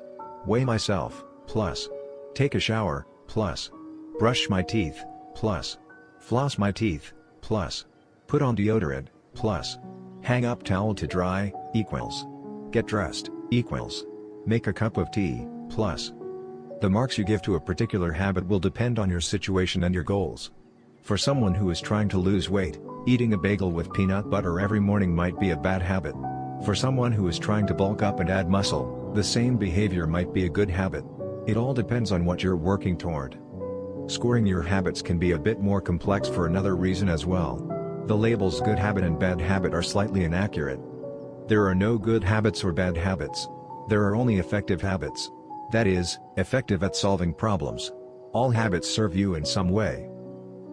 Even the bad ones, which is why you repeat them. For this exercise, categorize your habits by how they will benefit you in the long run. Generally speaking, good habits will have net positive outcomes. Bad habits have net negative outcomes. Smoking a cigarette may reduce stress right now, that's how it's serving you, but it's not a healthy long-term behavior. If you're still having trouble determining how to rate a particular habit, here's a question I like to use: does this behavior help me become the type of person I wish to be? Does this habit cast a vote for or against my desired identity? Habits that reinforce your desired identity are usually good. Habits that conflict with your desired identity are usually bad. As you create your habits scorecard, there is no need to change anything at first. The goal is to simply notice what is actually going on. Observe your thoughts and actions without judgment or internal criticism. Don't blame yourself for your faults. Don't praise yourself for your successes. If you eat a chocolate bar every morning, acknowledge it, almost as if you were watching someone else. Oh, how interesting that they would do such a thing. If you binge eat, simply notice that you are eating more calories than you should. If you waste time online, notice that you are spending your life in a way that you do not want to. The first step to changing bad habits is to be on the lookout for them. If you feel like you need extra help, then you can try pointing and calling in your own life. Say out loud the action that you are thinking of taking and what the outcome will be. If you want to cut back on your junk food habit but notice yourself grabbing another cookie, say out loud, I'm about to eat this cookie, but I don't need it. Eating it will cause me to gain weight and hurt my health. Hearing your bad habit spoken aloud makes the consequences seem more real. It adds weight to the action rather than letting yourself mindlessly slip into an old routine. This approach is useful even if you're simply trying to remember a task on your to-do list. Just saying out loud, tomorrow, I need to go to the post office after lunch, increases the odds that you will actually do it. You're getting yourself to acknowledge the need for action, and that can make all the difference. The process of behavior change always starts with awareness. Strategies like pointing and calling and the habits scorecard are focused on getting you to recognize your habits and acknowledge the cues that trigger them, which makes it possible to respond in a way that benefits you. Chapter Summary. With enough practice, your brain will pick up on the cues that predict certain outcomes without consciously thinking about it. Once our habits become automatic, we stop paying attention to what we are doing. The process of behavior change always starts with awareness. You need to be aware of your habits before you can change them. Pointing and calling raises your level of awareness from a non-conscious habit to a more conscious level by verbalizing your actions. The Habits Scorecard is a simple exercise you can use to become more aware of your behavior. 5. The best way to start a new habit. In 2001, researchers in Great Britain began working with 248 people to build better exercise habits over the course of 2 weeks. The subjects were divided into 3 groups. The first group was the control group. They were simply asked to track how often they exercised. The second group was the motivation group. They were asked not only to track their workouts but also to read some material on the benefits of exercise. The researchers also explained to the group how exercise could reduce the risk of coronary heart disease and improve heart health. Finally, there was the third group. These subjects received the same presentation as the second group, which ensured that they had equal levels of motivation. However, they were also asked to formulate a plan for when and where they would exercise over the following week. Specifically, each member of the third group completed the following sentence: "During the next week, I will partake in at least 20 minutes of vigorous exercise on, day, at, time, in, place." In the first and second groups, 35 to 38% of people exercised at least once per week. Interestingly, the motivational presentation given to the second group seemed to have no meaningful impact on behavior, but 91% of the third group exercised at least once per week, more than double the normal rate. The sentence they filled out is what researchers refer to as an implementation intention, which is a plan you make beforehand about when and where to act. That is, how you intend to implement a particular habit. The cues that can trigger a habit come in a wide range of forms: the feel of your phone buzzing in your pocket, the smell of chocolate chip cookies, the sound of ambulance sirens, but the 2 most common cues are time and location. Implementation intentions leverage both of these cues. Broadly speaking, the format for creating an implementation intention is: when situation X arises, I will perform response Y. Hundreds of studies have shown that implementation intentions are effective for sticking to our goals, whether it's writing down the exact time and date of when you will get a flu shot or recording the time of your colonoscopy appointment. They increase the odds that people will stick with habits like recycling, studying, going to sleep early, and stopping smoking. Researchers have even found that voter turnout increases when people are forced to create implementation intentions by answering questions like, "What route are you taking to the polling station? At what time are you planning to go? What bus will get you there?" Other successful government programs have prompted citizens to make a clear plan to send taxes in on time or provided directions on when and where to pay late traffic bills. The punchline is clear: people who make a specific plan for when and where they will perform a new habit are more likely to follow through. Too many people try to change their habits without these basic details figured out. We tell ourselves, "I'm going to eat healthier" or "I'm going to write more," but we never say when and where these habits are going to happen. We leave it up to chance and hope that we will just remember to do it or feel motivated at the right time. An implementation intention sweeps away foggy notions like "I want to work out more" or "I want to be more productive" or "I should vote" and transforms them into a concrete plan of action. Many people think they lack motivation when what they really lack is clarity. It is not always obvious when and where to take action. Some people spend their entire lives waiting for the time to be right to make an improvement. Once an implementation intention has been set, you don't have to wait for inspiration to strike. Do I write a chapter today or not? Do I meditate this morning or at lunch? When the moment of action occurs, there is no need to make a decision. Simply follow your predetermined plan.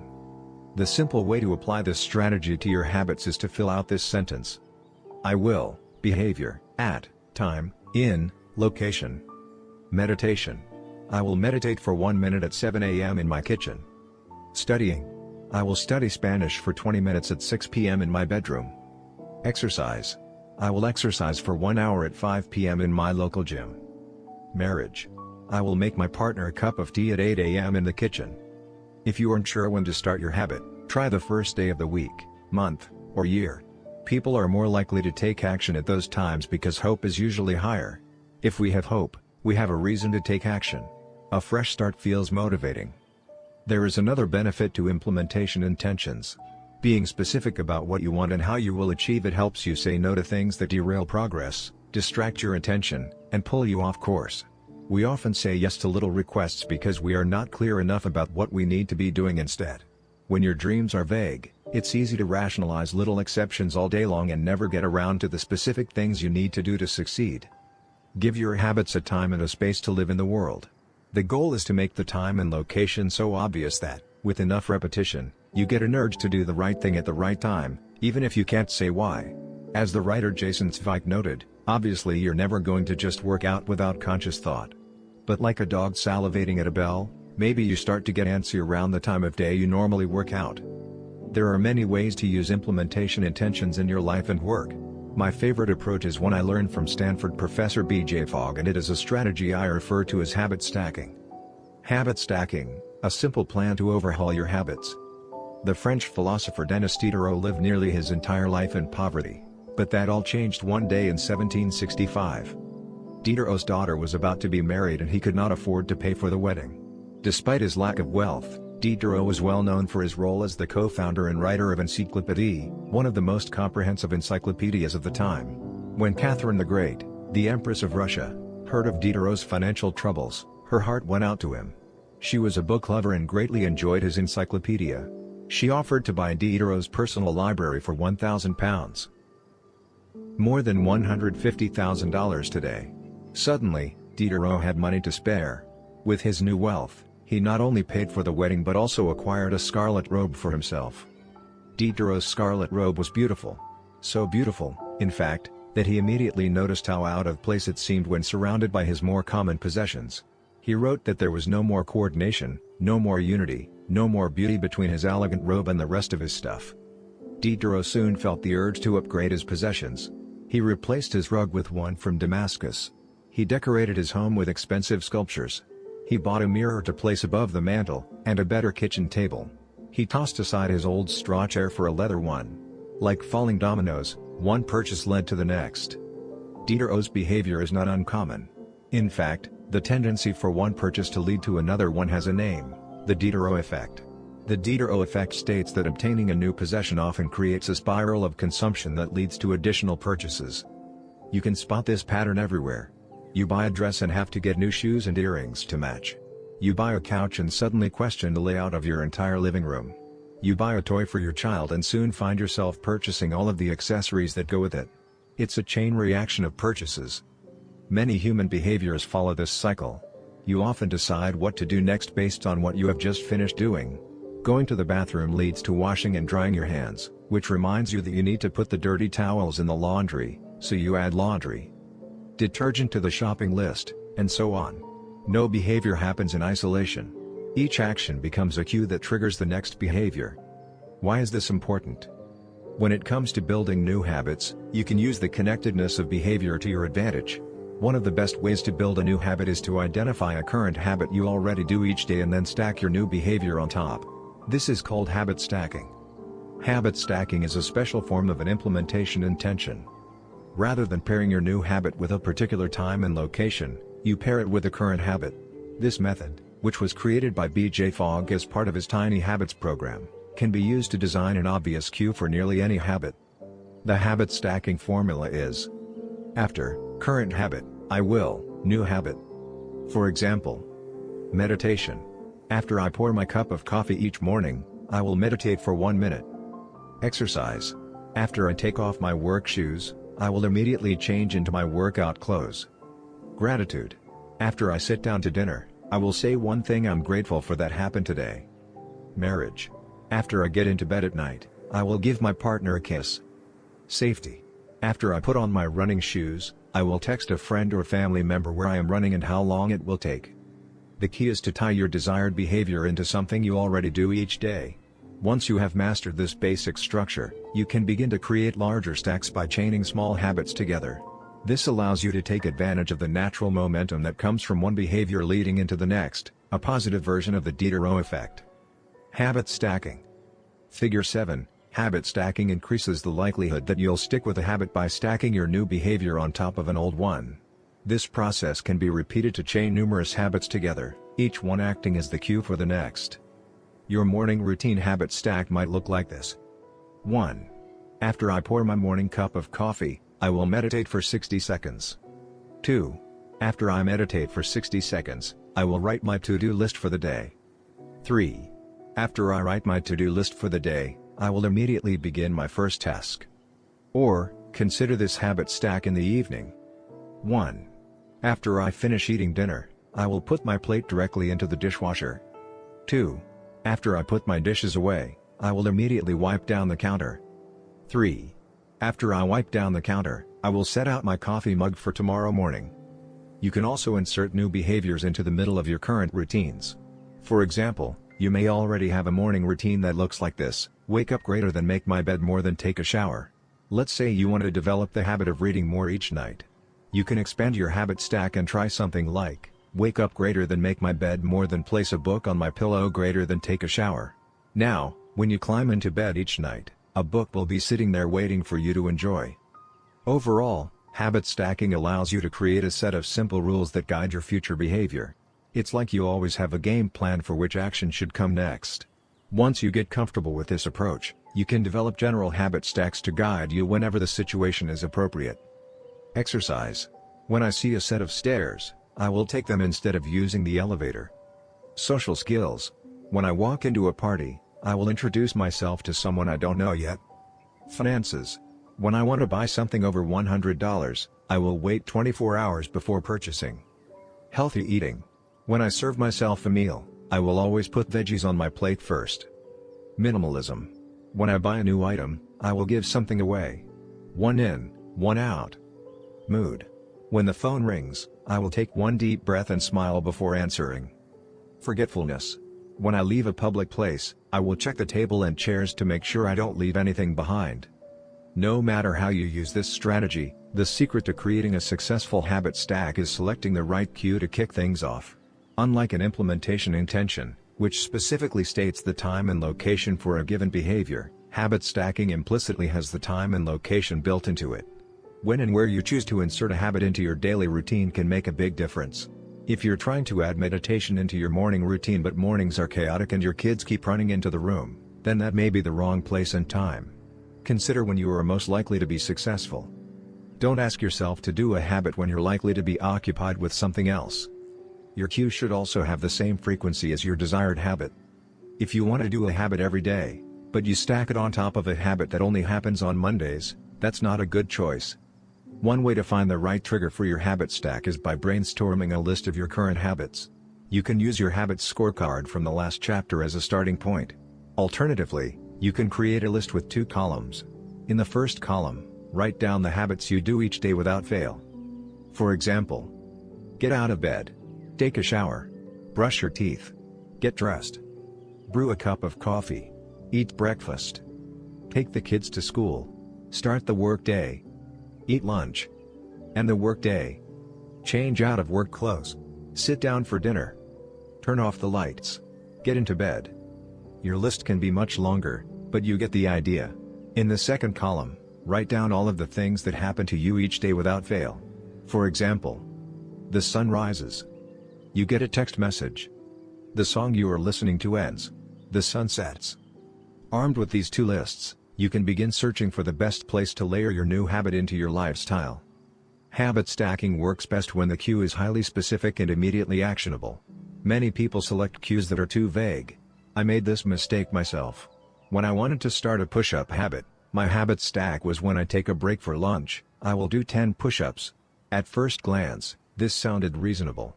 But soon, I realized the trigger was unclear. Would I do my push-ups before I ate lunch? After I ate lunch? Where would I do them?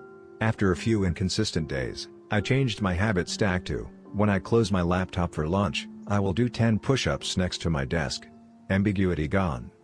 Habits like read more or eat better are worthy causes, but these goals do not provide instruction on how and when to act. Be specific and clear: after I close the door, after I brush my teeth, after I sit down at the table. The specificity is important. The more tightly bound your new habit is to a specific cue, the better the odds are that you will notice when the time comes to act. The first law of behavior change is to make it obvious.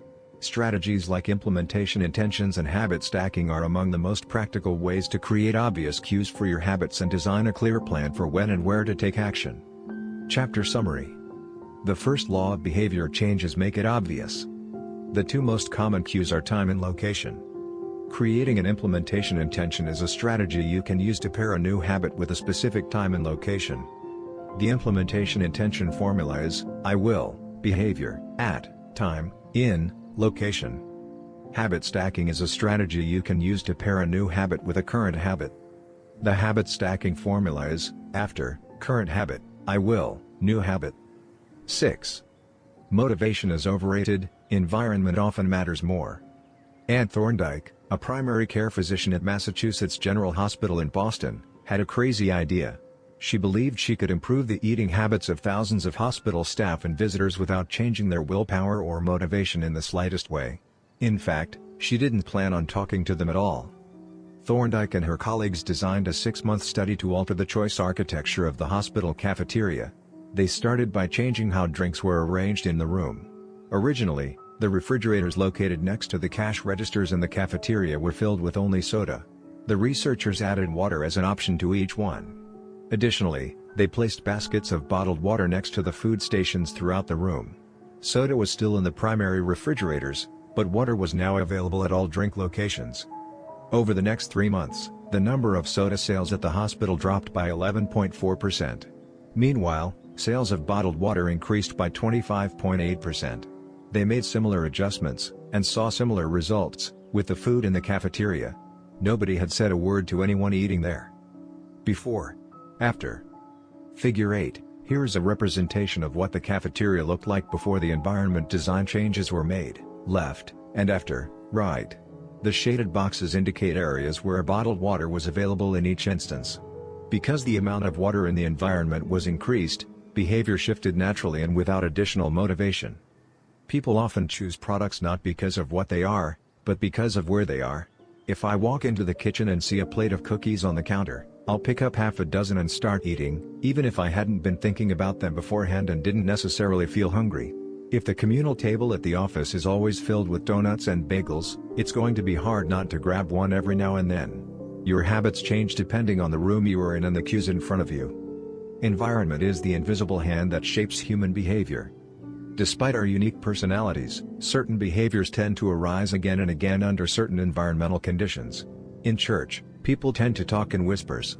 On a dark street, people act wary and guarded.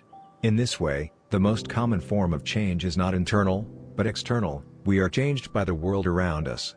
Every habit is context dependent. In 1936, psychologist Kurt Lewin wrote a simple equation that makes a powerful statement: behavior is a function of the person in their environment, or B equals F, opening bracket, P, E, closing bracket. It didn't take long for Lewin's equation to be tested in business.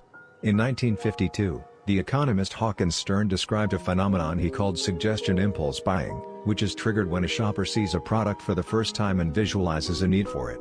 In other words, customers will occasionally buy products not because they want them but because of how they are presented to them. For example, items at eye level tend to be purchased more than those down near the floor. For this reason, you'll find expensive brand names featured in easy-to-reach locations on store shelves because they drive the most profit, while cheaper alternatives are tucked away in harder-to-reach spots. The same goes for end caps, which are the units at the end of aisles. End caps are money-making machines for retailers because they are obvious locations that encounter a lot of foot traffic. For example, 45% of Coca-Cola sales come specifically from end-of-the-aisle racks. The more obviously available a product or service is, the more likely you are to try it.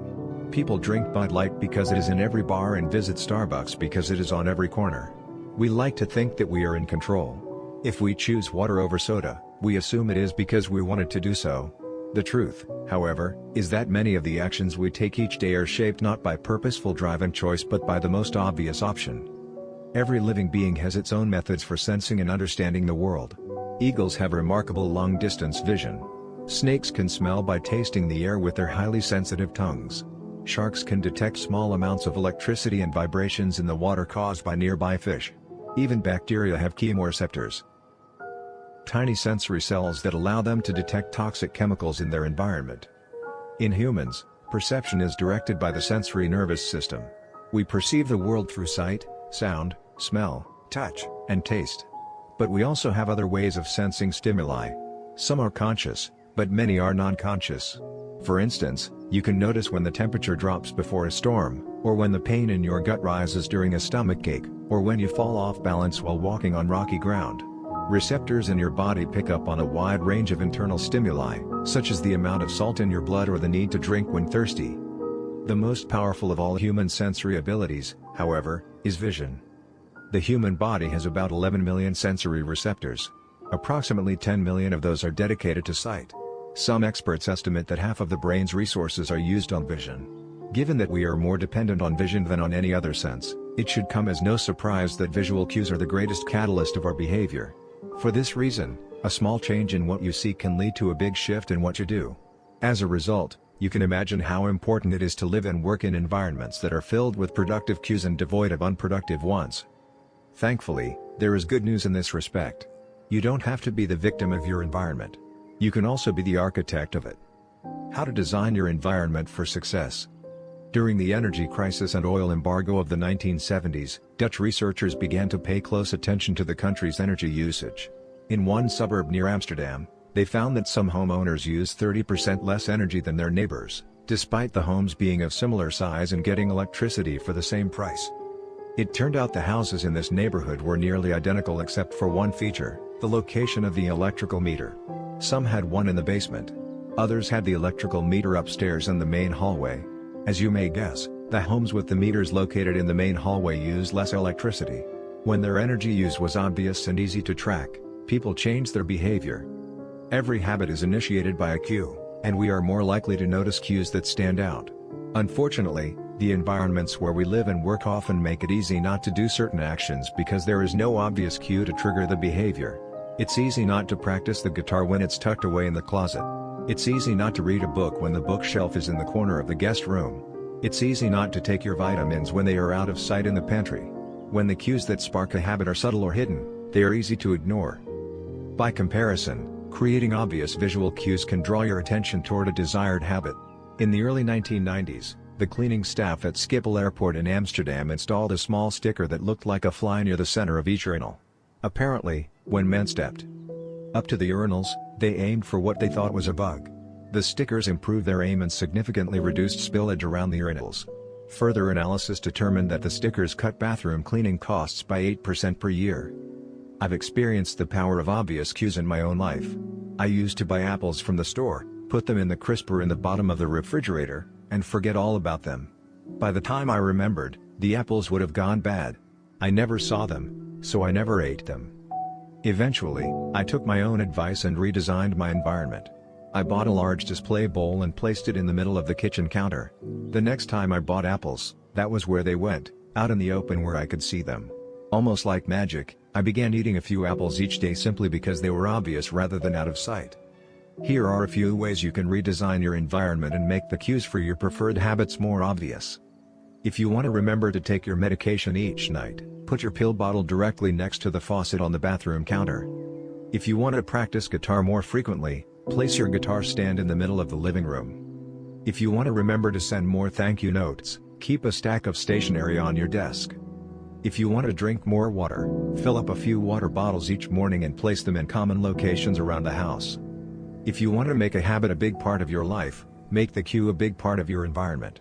The most persistent behaviors usually have multiple cues. Consider how many different ways a smoker could be prompted to pull out a cigarette: driving in the car, seeing a friend smoke, feeling stressed at work, and so on. The same strategy can be employed for good habits. By sprinkling triggers throughout your surroundings, you increase the odds that you'll think about your habit throughout the day. Make sure the best choice is the most obvious one. Making a better decision is easy and natural when the cues for good habits are right in front of you. Environment design is powerful not only because it influences how we engage with the world but also because we rarely do it. Most people live in a world others have created for them. But you can alter the spaces where you live and work to increase your exposure to positive cues and reduce your exposure to negative ones. Environment design allows you to take back control and become the architect of your life. Be the designer of your world and not merely the consumer of it. The context is the cue. The cues that trigger a habit can start out very specific, but over time your habits become associated not with a single trigger but with the entire context surrounding the behavior. For example, many people drink more in social situations than they would ever drink alone. The trigger is rarely a single cue, but rather the whole situation: watching your friends order drinks, hearing the music at the bar, seeing the beers on tap. We mentally assign our habits to the locations in which they occur: the home, the office, the gym. Each location develops a connection to certain habits and routines. You establish a particular relationship with the objects on your desk, the items on your kitchen counter, the things in your bedroom. Our behavior is not defined by the objects in the environment but by our relationship to them. In fact, this is a useful way to think about the influence of the environment on your behavior. Stop thinking about your environment as filled with objects. Start thinking about it as filled with relationships. Think in terms of how you interact with the spaces around you. For one person, her couch is the place where she reads for an hour each night. For someone else, the couch is where he watches television and eats a bowl of ice cream after work. Different people can have different memories, and thus different habits, associated with the same place. The good news? You can train yourself to link a particular habit with a particular context. In one study, scientists instructed insomniacs to get into bed only when they were tired. If they couldn't fall asleep, they were told to sit in a different room until they became sleepy. Over time, subjects began to associate the context of their bed with the action of sleeping, and it became easier to quickly fall asleep when they climbed in bed. Their brains learned that sleeping, not browsing on their phones, not watching television, not staring at the clock, was the only action that happened in that room. The power of context also reveals an important strategy: habits can be easier to change in a new environment. It helps to escape the subtle triggers and cues that nudge you toward your current habits. Go to a new place, a different coffee shop, a bench in the park, a corner of your room you seldom use, and create a new routine there. It is easier to associate a new habit with a new context than to build a new habit in the face of competing cues. It can be difficult to go to bed early if you watch television in your bedroom each night. It can be hard to study in the living room without getting distracted if that's where you always play video games. But when you step outside your normal environment, you leave your behavioral biases behind. You aren't battling old environmental cues, which allows new habits to form without interruption. Want to think more creatively? Move to a bigger room, a rooftop patio, or a building with expansive architecture. Take a break from the space where you do your daily work, which is also linked to your current thought patterns. Trying to eat healthier? It is likely that you shop on autopilot at your regular supermarket. Try a new grocery store. You may find it easier to avoid unhealthy food when your brain doesn't automatically know where it is located in the store. When you can't manage to get to an entirely new environment, redefine or rearrange your current one. Create a separate space for work, study, exercise, entertainment, and cooking. The mantra I find useful is one space, one use. When I started my career as an entrepreneur, I would often work from my couch or at the kitchen table. In the evenings, I found it very difficult to stop working. There was no clear division between the end of work time and the beginning of personal time. Was the kitchen table my office or the space where I ate meals? Was the couch where I relaxed or where I sent emails? Everything happened in the same place. A few years later, I could finally afford to move to a home with a separate room for my office. Suddenly, work was something that happened in here and personal life was something that happened out there. It was easier for me to turn off the professional side of my brain when there was a clear dividing line between work life and home life. Each room had one primary use. The kitchen was for cooking. The office was for working. Whenever possible, avoid mixing the context of one habit with another. When you start mixing contexts, you'll start mixing habits, and the easier ones will usually win out. This is one reason why the versatility of modern technology is both a strength and a weakness. You can use your phone for all sorts of tasks, which makes it a powerful device. But when you can use your phone to do nearly anything, it becomes hard to associate it with one task. You want to be productive, but you're also conditioned to browse social media, check email, and play video games whenever you open your phone. It's a mishmash of cues. You may be thinking, you don't understand. I live in New York City. My apartment is the size of a smartphone. I need each room to play multiple roles. Fair enough. If your space is limited, divide your room into activity zones: a chair for reading, a desk for writing, a table for eating. You can do the same with your digital spaces. I know a writer who uses his computer only for writing, his tablet only for reading, and his phone only for social media and texting. Every habit should have a home. If you can manage to stick with this strategy, each context will become associated with a particular habit and mode of thought. Habits thrive under predictable circumstances like these. Focus comes automatically when you are sitting at your work desk. Relaxation is easier when you are in a space designed for that purpose. Sleep comes quickly when it is the only thing that happens in your bedroom. If you want behaviors that are stable and predictable, you need an environment that is stable and predictable. A stable environment where everything has a place and a purpose is an environment where habits can easily form. Chapter Summary. Small changes in context can lead to large changes in behavior over time. Every habit is initiated by a cue. We are more likely to notice cues that stand out. Make the cues of good habits obvious in your environment.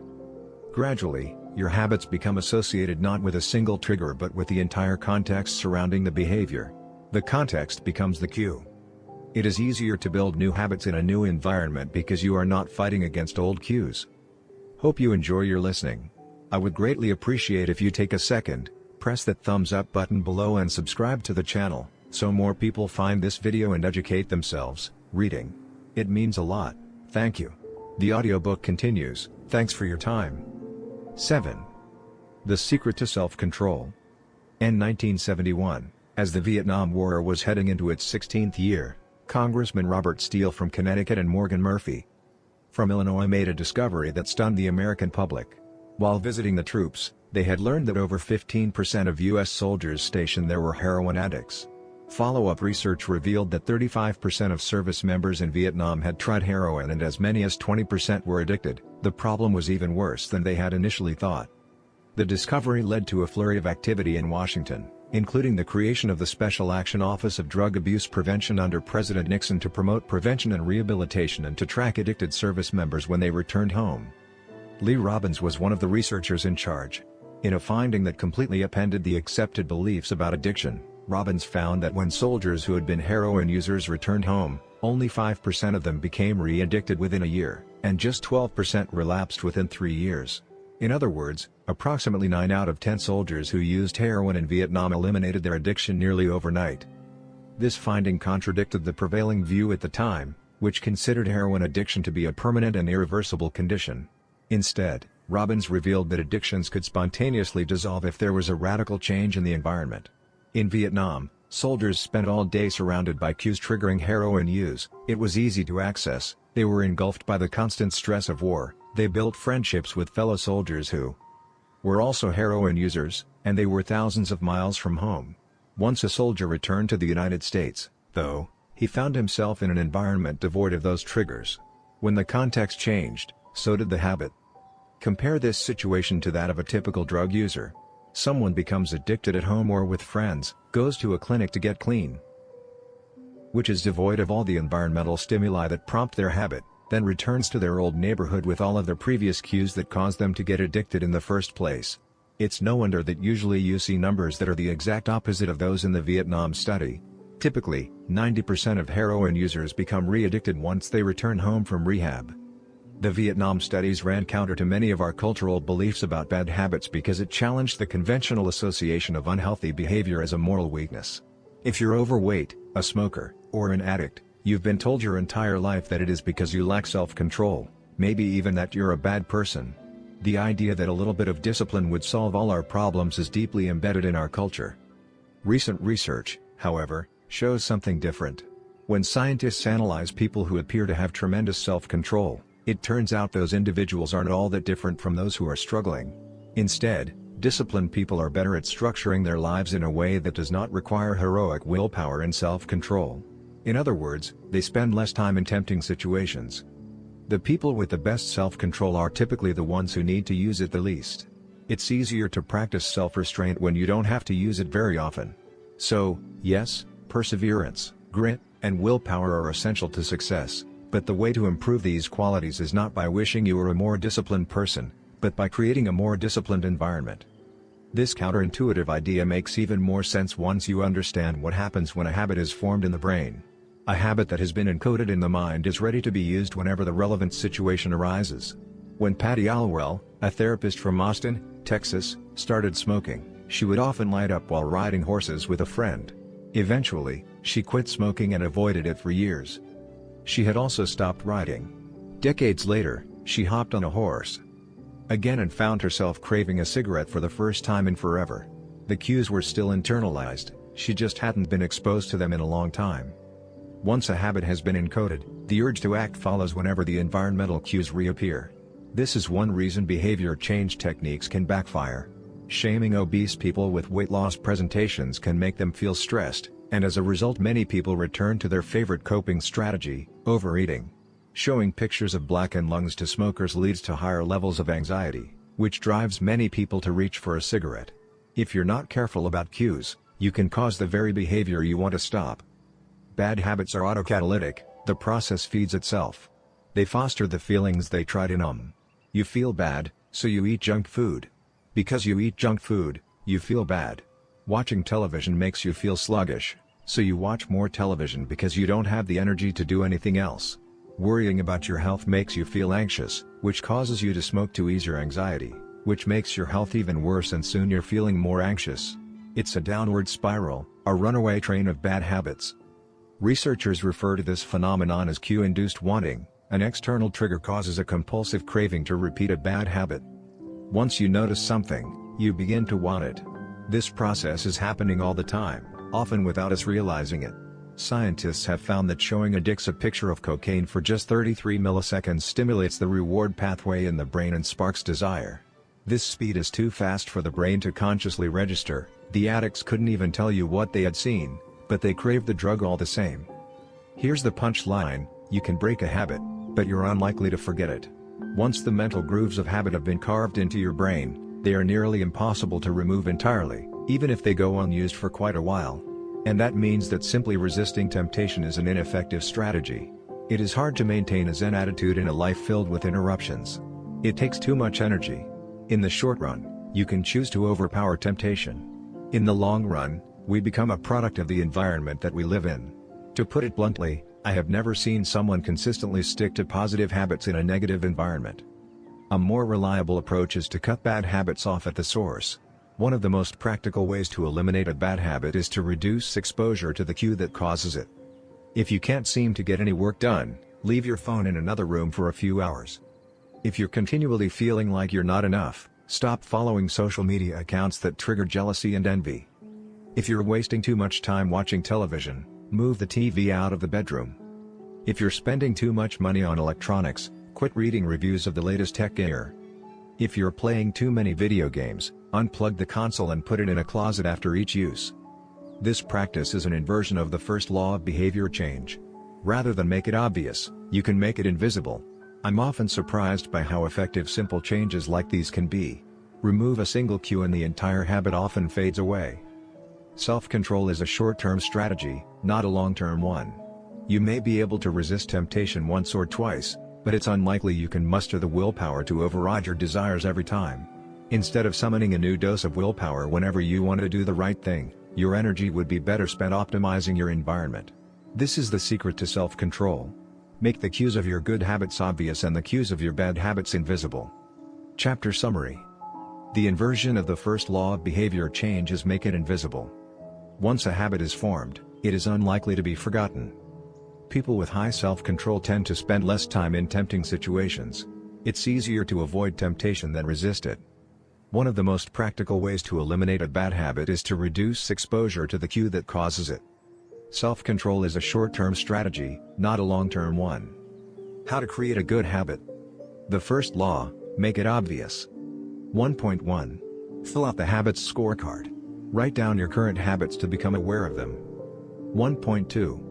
Use implementation intentions: I will, behavior, at, time, in, location. 1.3. Use habit stacking: after, current habit, I will, new habit. 1.4. Design your environment. Make the cues of good habits obvious and visible. The second law: make it attractive. The third law: make it easy. The fourth law: make it satisfying. How to break a bad habit. Inversion of the first law: make it invisible. 1.5. Reduce exposure. Remove the cues of your bad habits from your environment. Inversion of the second law: make it unattractive. Inversion of the third law: make it difficult. Inversion of the fourth law: make it unsatisfying. You can download a printable version of this habits cheat sheet at atomichabits.com/cheat sheet. The second law. Make it attractive. 8. How to make a habit irresistible. In the 1940s, a Dutch scientist named Nico Tinbergen performed a series of experiments that transformed our understanding of what motivates us. Tinbergen, who eventually won a Nobel Prize for his work, was investigating herring gulls, the gray and white birds often seen flying along the seashores of North America. Adult herring gulls have a small red dot on their beak, and Tinbergen noticed that newly hatched chicks would peck this spot whenever they wanted food. To begin one experiment, he created a collection of fake cardboard beaks, just a head without a body. When the parents had flown away, he went over to the nest and offered these dummy beaks to the chicks. The beaks were obvious fakes, and he assumed the baby birds would reject them altogether. However, when the tiny gulls saw the red spot on the cardboard beak, they pecked away just as if it were attached to their own mother. They had a clear preference for those red spots, as if they had been genetically programmed at birth. Soon Tinbergen discovered that the bigger the red spot, the faster the chicks pecked. Eventually, he created a beak with 3 large red dots on it. When he placed it over the nest, the baby birds went crazy with delight. They pecked at the little red patches as if it was the greatest beak they had ever seen. Tinbergen and his colleagues discovered similar behavior in other animals. For example, the gray-lag goose is a ground nesting bird. Occasionally, as the mother moves around on the nest, one of the eggs will roll out and settle on the grass nearby. Whenever this happens, the goose will waddle over to the egg and use its beak and neck to pull it back into the nest. Tinbergen discovered that the goose will pull any nearby round object, such as a billiard ball or a light bulb, back into the nest. The bigger the object, the greater their response. One goose even made a tremendous effort to roll a volleyball back and sit on top. Like the baby gulls automatically pecking at red dots, the gray-lag goose was following an instinctive rule: when I see a round object nearby, I must roll it back into the nest. The bigger the round object, the harder I should try to get it. It's like the brain of each animal is preloaded with certain rules for behavior, and when it comes across an exaggerated version of that rule, it lights up like a Christmas tree. Scientists refer to these exaggerated cues as supernormal stimuli. A supernormal stimulus is a heightened version of reality, like a beak with 3 red dots or an egg the size of a volleyball, and it elicits a stronger response than usual. Humans are also prone to fall for exaggerated versions of reality. Junk food, for example, drives our reward systems into a frenzy. After spending hundreds of thousands of years hunting and foraging for food in the wild, the human brain has evolved to place a high value on salt, sugar, and fat. Such foods are often calorie-dense, and they were quite rare when our ancient ancestors were roaming the savannah. When you don't know where your next meal is coming from, eating as much as possible is an excellent strategy for survival. Today, however, we live in a calorie-rich environment. Food is abundant, but your brain continues to crave it like it is scarce. Placing a high value on salt, sugar, and fat is no longer advantageous to our health, but the craving persists because the brain's reward centers have not changed for approximately 50,000 years. The modern food industry relies on stretching our Paleolithic instincts beyond their evolutionary purpose. A primary goal of food science is to create products that are more attractive to consumers. Nearly every food in a bag, box, or jar has been enhanced in some way, if only with additional flavoring. Companies spend millions of dollars to discover the most satisfying level of crunch in a potato chip or the perfect amount of fizz in a soda. Entire departments are dedicated to optimizing how a product feels in your mouth, a quality known as oral sensation. French fries, for example, are a potent combination: golden brown and crunchy on the outside, light and smooth on the inside. Other processed foods enhance dynamic contrast, which refers to items with a combination of sensations, like crunchy and creamy. Imagine the gooiness of melted cheese on top of a crispy pizza crust, or the crunch of an Oreo cookie combined with its smooth center. With natural, unprocessed foods, you tend to experience the same sensations over and over. How's that 17th bite of kale taste? After a few minutes, your brain loses interest and you begin to feel full. But foods that are high in dynamic contrast keep the experience novel and interesting, encouraging you to eat more. Ultimately, such strategies enable food scientists to find the bliss point for each product, the precise combination of salt, sugar, and fat that excites your brain and keeps you coming back for more. The result, of course, is that you overeat because hyperpalatable foods are more attractive to the human brain. As Stephan Guyenet, a neuroscientist who specializes in eating behavior and obesity, says, "We've gotten too good at pushing our own buttons." The modern food industry, and the overeating habits it has spawned, is just one example of the second law of behavior change: make it attractive. The more attractive an opportunity is, the more likely it is to become habit-forming. Look around. Society is filled with highly engineered versions of reality that are more attractive than the world our ancestors evolved in. Stores feature mannequins with exaggerated hips and breasts to sell clothes. Social media delivers more likes and praise in a few minutes than we could ever get in the office or at home. Online porn splices together stimulating scenes at a rate that would be impossible to replicate in real life. Advertisements are created with a combination of ideal lighting, professional makeup, and photoshopped edits. Even the model doesn't look like the person in the final image. These are the supernormal stimuli of our modern world. They exaggerate features that are naturally attractive to us, and our instincts go wild as a result, driving us into excessive shopping habits, social media habits, porn habits, eating habits, and many others. If history serves as a guide, the opportunities of the future will be more attractive than those of today. The trend is for rewards to become more concentrated and stimuli to become more enticing. Junk food is a more concentrated form of calories than natural foods.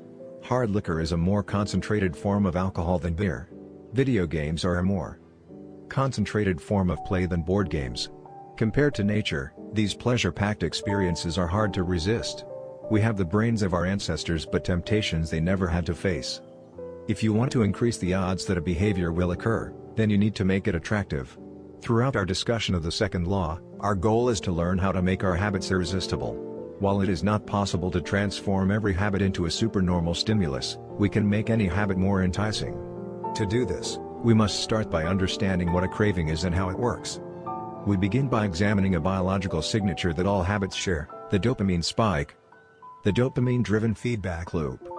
Scientists can track the precise moment a craving occurs by measuring a neurotransmitter called dopamine. The importance of dopamine became apparent in 1954 when the neuroscientists James Olds and Peter Milner ran an experiment that revealed the neurological processes behind craving and desire. By implanting electrodes in the brains of rats, the researchers blocked the release of dopamine. To the surprise of the scientists, the rats lost all will to live. They wouldn't eat. They wouldn't have sex. They didn't crave anything. Within a few days, the animals died of thirst. In follow-up studies, other scientists also inhibited the dopamine-releasing parts of the brain, but this time, they squirted little droplets of sugar into the mouths of the dopamine-depleted rats. Their little rat faces lit up with pleasurable grins from the tasty substance. Even though dopamine was blocked, they liked the sugar just as much as before, they just didn't want it anymore. The ability to experience pleasure remained, but without dopamine, desire died. And without desire, action stopped. When other researchers reversed this process and flooded the reward system of the brain with dopamine, animals performed habits at breakneck speed. In one study, mice received a powerful hit of dopamine each time they poked their nose in a box. Within minutes, the mice developed a craving so strong they began poking their nose into the box 800 times per hour. Humans are not so different. The average slot machine player will spin the wheel 600 times per hour. Habits are a dopamine-driven feedback loop. Every behavior that is highly habit-forming, taking drugs, eating junk food, playing video games, browsing social media, is associated with higher levels of dopamine. The same can be said for our most basic habitual behaviors like eating food, drinking water, having sex, and interacting socially. For years, scientists assumed dopamine was all about pleasure, but now we know it plays a central role in many neurological processes, including motivation, learning and memory, punishment and aversion, and voluntary movement. When it comes to habits, the key takeaway is this: dopamine is released not only when you experience pleasure, but also when you anticipate it. Gambling addicts have a dopamine spike right before they place a bet, not after they win. Cocaine addicts get a surge of dopamine when they see the powder, not after they take it. Whenever you predict that an opportunity will be rewarding, your levels of dopamine spike in anticipation. And whenever dopamine rises, so does your motivation to act. It is the anticipation of a reward, not the fulfillment of it, that gets us to take action. Interestingly, the reward system that is activated in the brain when you receive a reward is the same system that is activated when you anticipate a reward.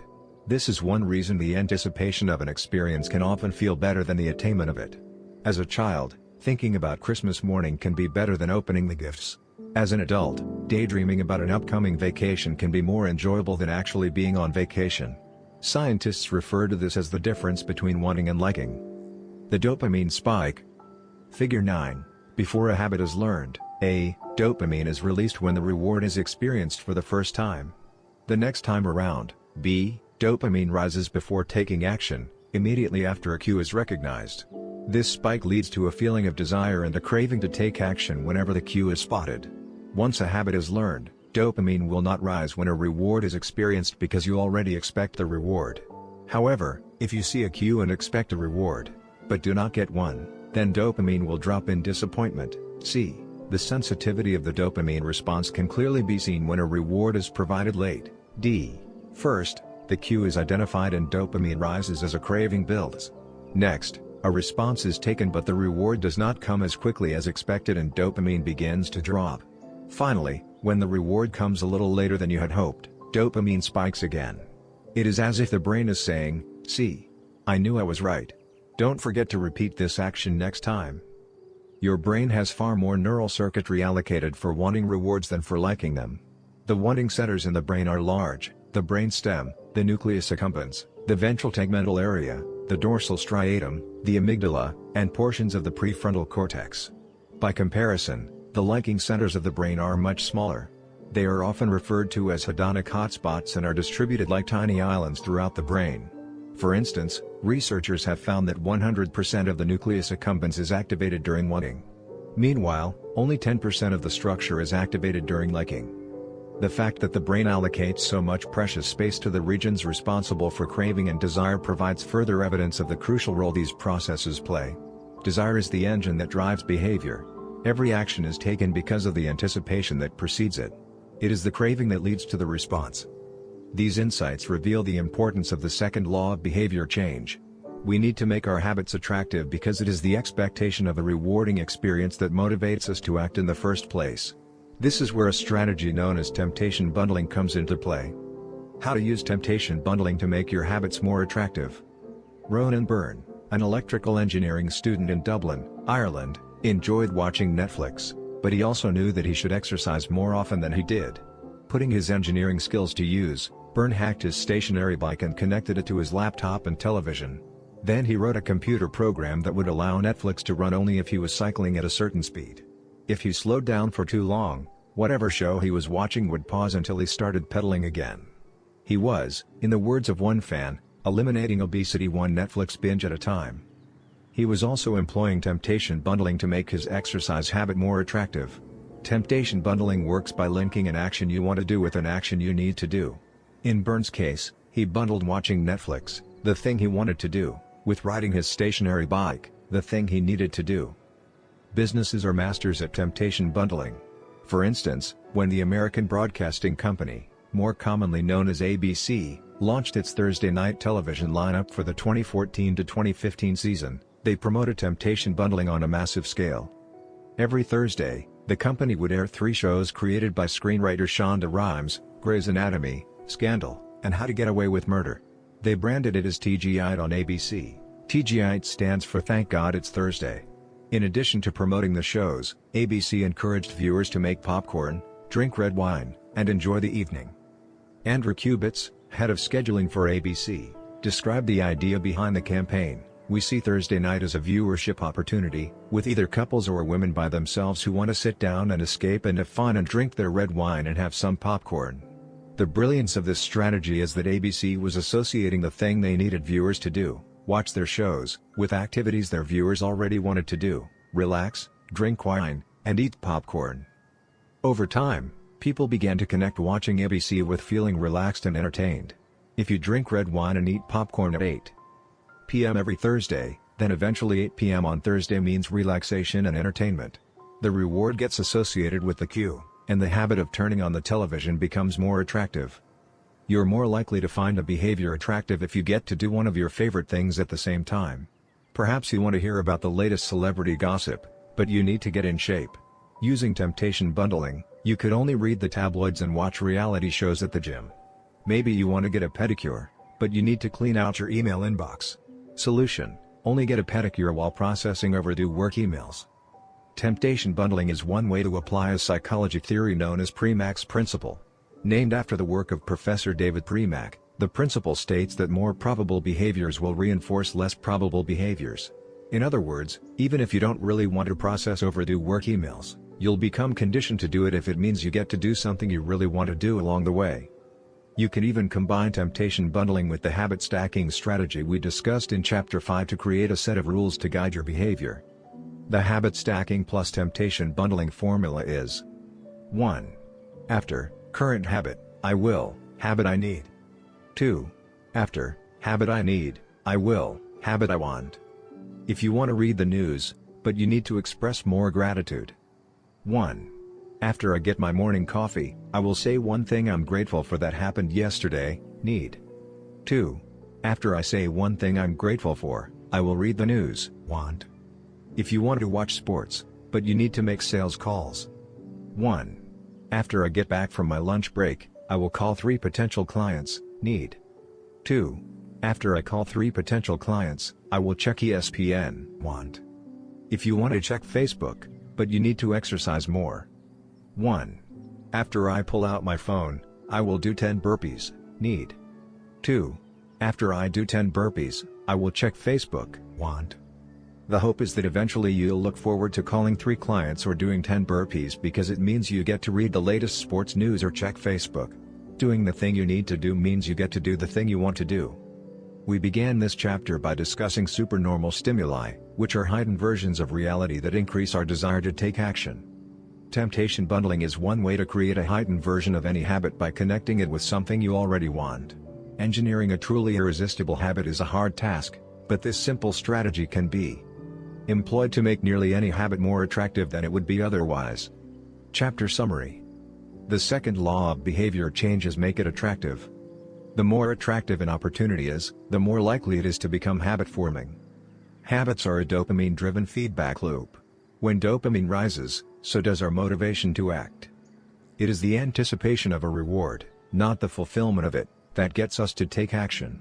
The greater the anticipation, the greater the dopamine spike. Temptation bundling is one way to make your habits more attractive. The strategy is to pair an action you want to do with an action you need to do. 9. The role of family and friends in shaping your habits. In 1965, a Hungarian man named Laszlo Polgar wrote a series of strange letters to a woman named Clara. Laszlo was a firm believer in hard work. In fact, it was all he believed in. He completely rejected the idea of innate talent. He claimed that with deliberate practice and the development of good habits, a child could become a genius in any field. His mantra was, a genius is not born, but is educated and trained. Laszlo believed in this idea so strongly that he wanted to test it with his own children, and he was writing to Clara because he needed a wife willing to jump on board. Clara was a teacher and, although she may not have been as adamant as Laszlo, she also believed that with proper instruction, anyone could advance their skills. Laszlo decided chess would be a suitable field for the experiment, and he laid out a plan to raise his children to become chess prodigies. The kids would be homeschooled, a rarity in Hungary at the time. The house would be filled with chess books and pictures of famous chess players. The children would play against each other constantly and compete in the best tournaments they could find. The family would keep a meticulous file system of the tournament history of every competitor the children faced. Their lives would be dedicated to chess. Laszlo successfully courted Clara, and within a few years, the Polgars were parents to 3 young girls, Susan, Sophia, and Judith. Susan, the oldest, began playing chess when she was 4 years old. Within 6 months, she was defeating adults. Sophia, the middle child, did even better. By 14, she was a world champion, and a few years later, she became a grandmaster. Judith, the youngest, was the best of all. By age 5, she could beat her father. At 12, she was the youngest player ever listed among the top 100 chess players in the world. At 15 years and 4 months old, she became the youngest grandmaster of all time, younger than Bobby Fischer, the previous record holder. For 27 years, she was the #1 ranked female chess player in the world. The childhood of the Polgar sisters was atypical, to say the least. And yet, if you ask them about it, they claim their lifestyle was attractive, even enjoyable. In interviews, the sisters talk about their childhood as entertaining rather than grueling. They loved playing chess. They couldn't get enough of it. Once, Laszlo reportedly found Sofia playing chess in the bathroom in the middle of the night. Encouraging her to go back to sleep, he said, "Sofia, leave the pieces alone." To which she replied, "Daddy, they won't leave me alone." The Polgar sisters grew up in a culture that prioritized chess above all else, praised them for it, rewarded them for it. In their world, an obsession with chess was normal. And as we are about to see, whatever habits are normal in your culture are among the most attractive behaviors you'll find. The seductive pull of social norms. Humans are herd animals. We want to fit in, to bond with others, and to earn the respect and approval of our peers. Such inclinations are essential to our survival. For most of our evolutionary history, our ancestors lived in tribes. Becoming separated from the tribe, or worse, being cast out, was a death sentence. The lone wolf dies, but the pack survives. Meanwhile, those who collaborated and bonded with others enjoyed increased safety, mating opportunities, and access to resources. As Charles Darwin noted, in the long history of humankind, those who learn to collaborate and improvise most effectively have prevailed. As a result, one of the deepest human desires is to belong. And this ancient preference exerts a powerful influence on our modern behavior. We don't choose our earliest habits, we imitate them. We follow the script handed down by our friends and family, our church or school, our local community and society at large. Each of these cultures and groups comes with its own set of expectations and standards, when and whether to get married, how many children to have, which holidays to celebrate, how much money to spend on your child's birthday party. In many ways, these social norms are the invisible rules that guide your behavior each day. You're always keeping them in mind, even if they are at the not top of your mind.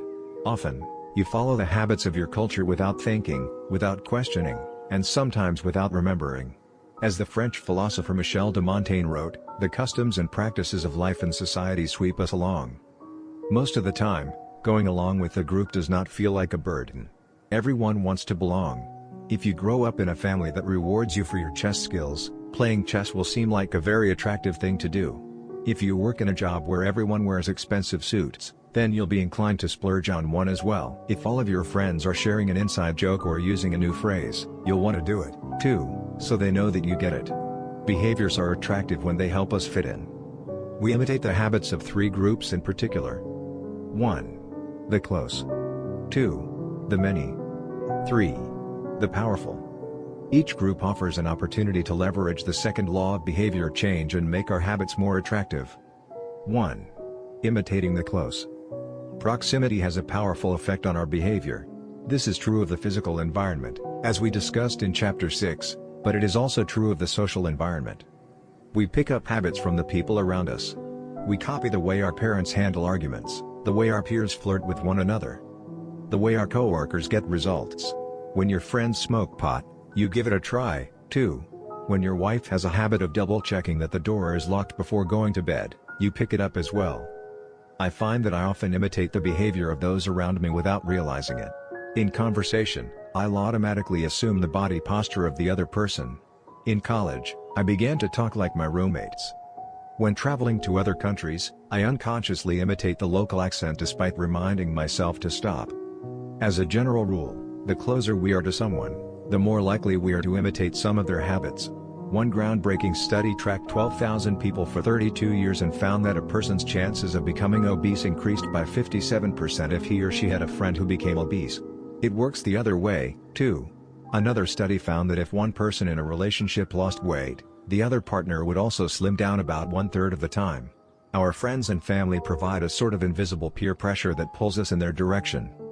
Of course, peer pressure is bad only if you're surrounded by bad influences. When astronaut Mike Massimino was a graduate student at MIT, he took a small robotics class. Of the 10 people in the class, 4 became astronauts. If your goal was to make it into space, then that room was about the best culture you could ask for. Similarly, one study found that the higher your best friend's IQ at age 11 or 12, the higher your IQ would be at age 15, even after controlling for natural levels of intelligence. We soak up the qualities and practices of those around us. One of the most effective things you can do to build better habits is to join a culture where your desired behavior is the normal behavior. New habits seem achievable when you see others doing them every day. If you are surrounded by fit people, you're more likely to consider working out to be a common habit. If you're surrounded by jazz lovers, you're more likely to believe it's reasonable to play jazz every day. Your culture sets your expectation for what is normal. Surround yourself with people who have the habits you want to have yourself. You'll rise together. To make your habits even more attractive, you can take this strategy one step further. Join a culture where 1. Your desired behavior is the normal behavior and 2. You already have something in common with the group.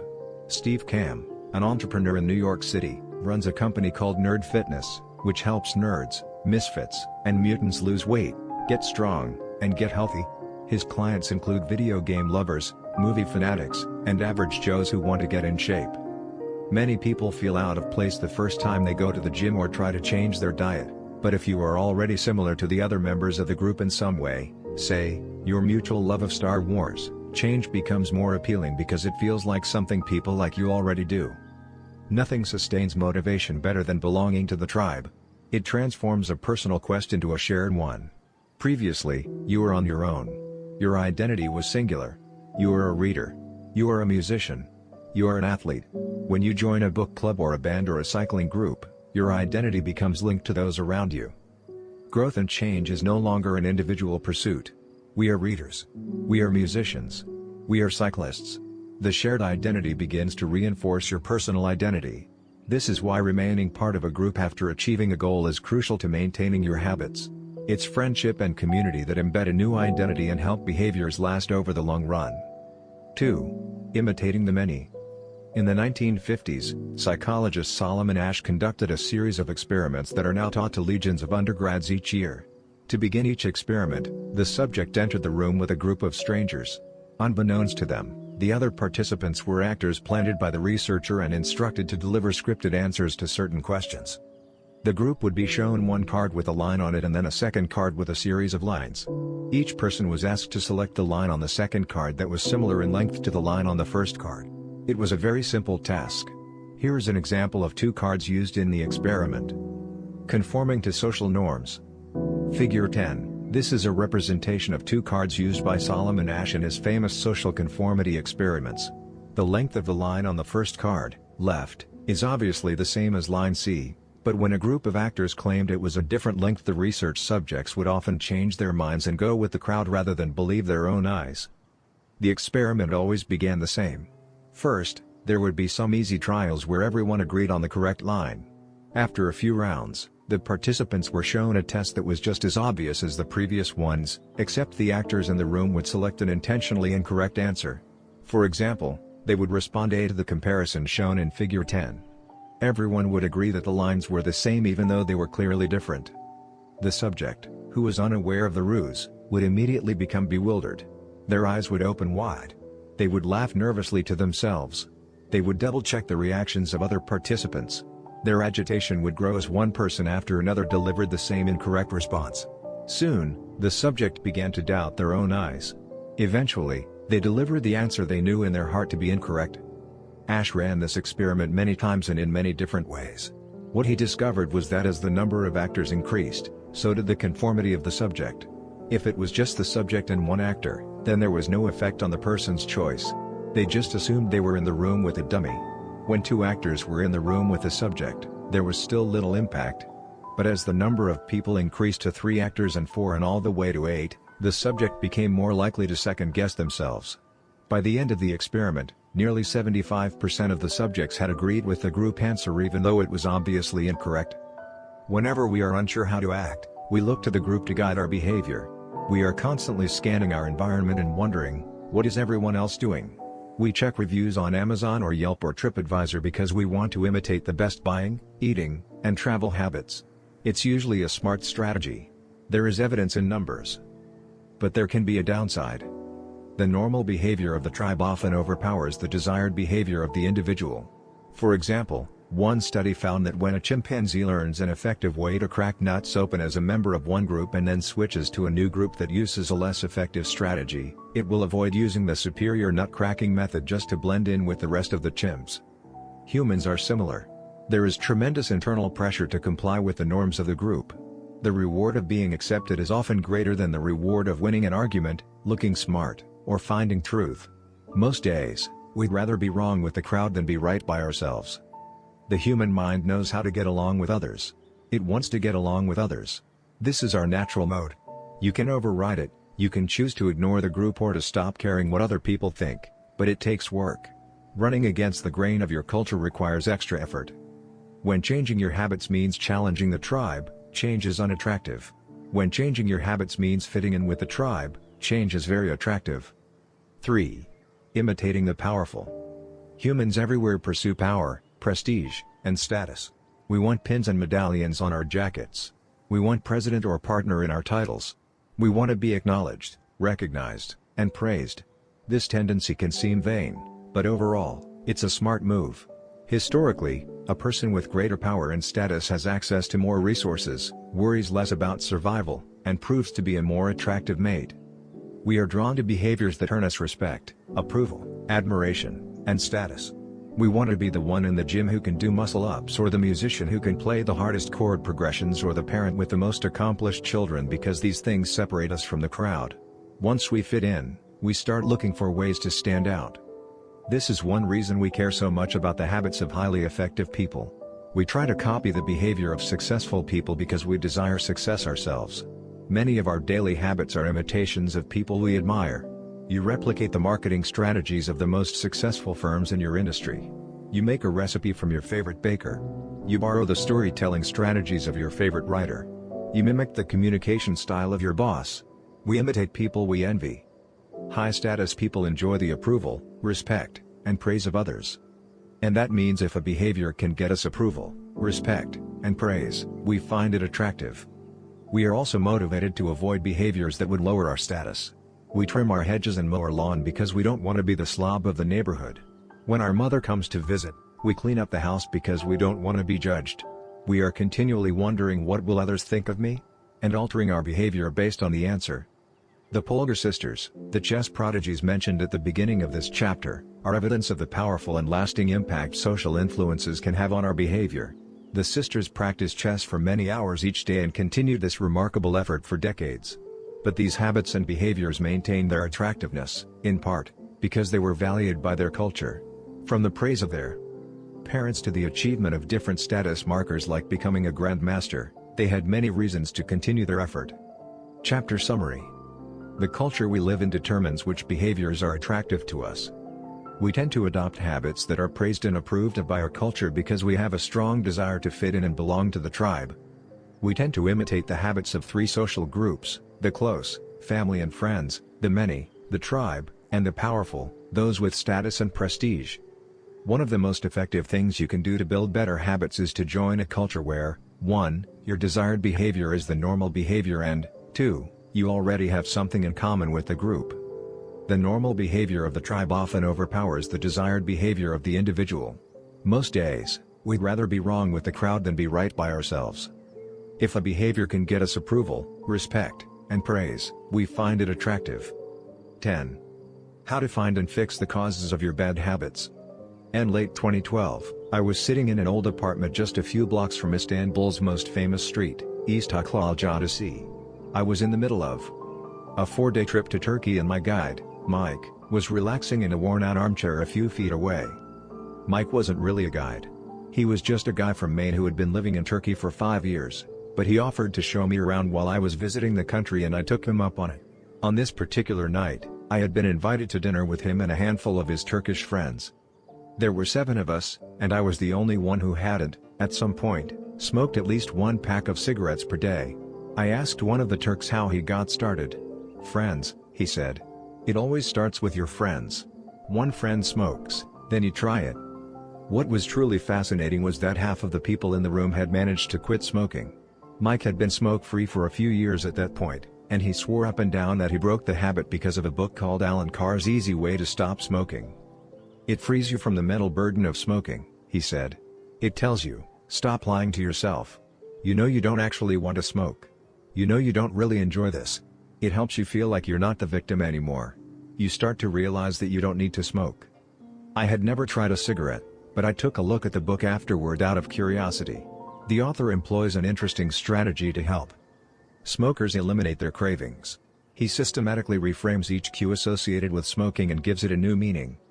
He says things like, "You think you are quitting something, but you're not quitting anything because cigarettes do nothing for you. You think smoking is something you need to do to be social, but it's not. You can be social without smoking at all. You think smoking is about relieving stress, but it's not. Smoking does not relieve your nerves, it destroys them. Over and over, he repeats these phrases and others like them. Get it clearly into your mind, he says.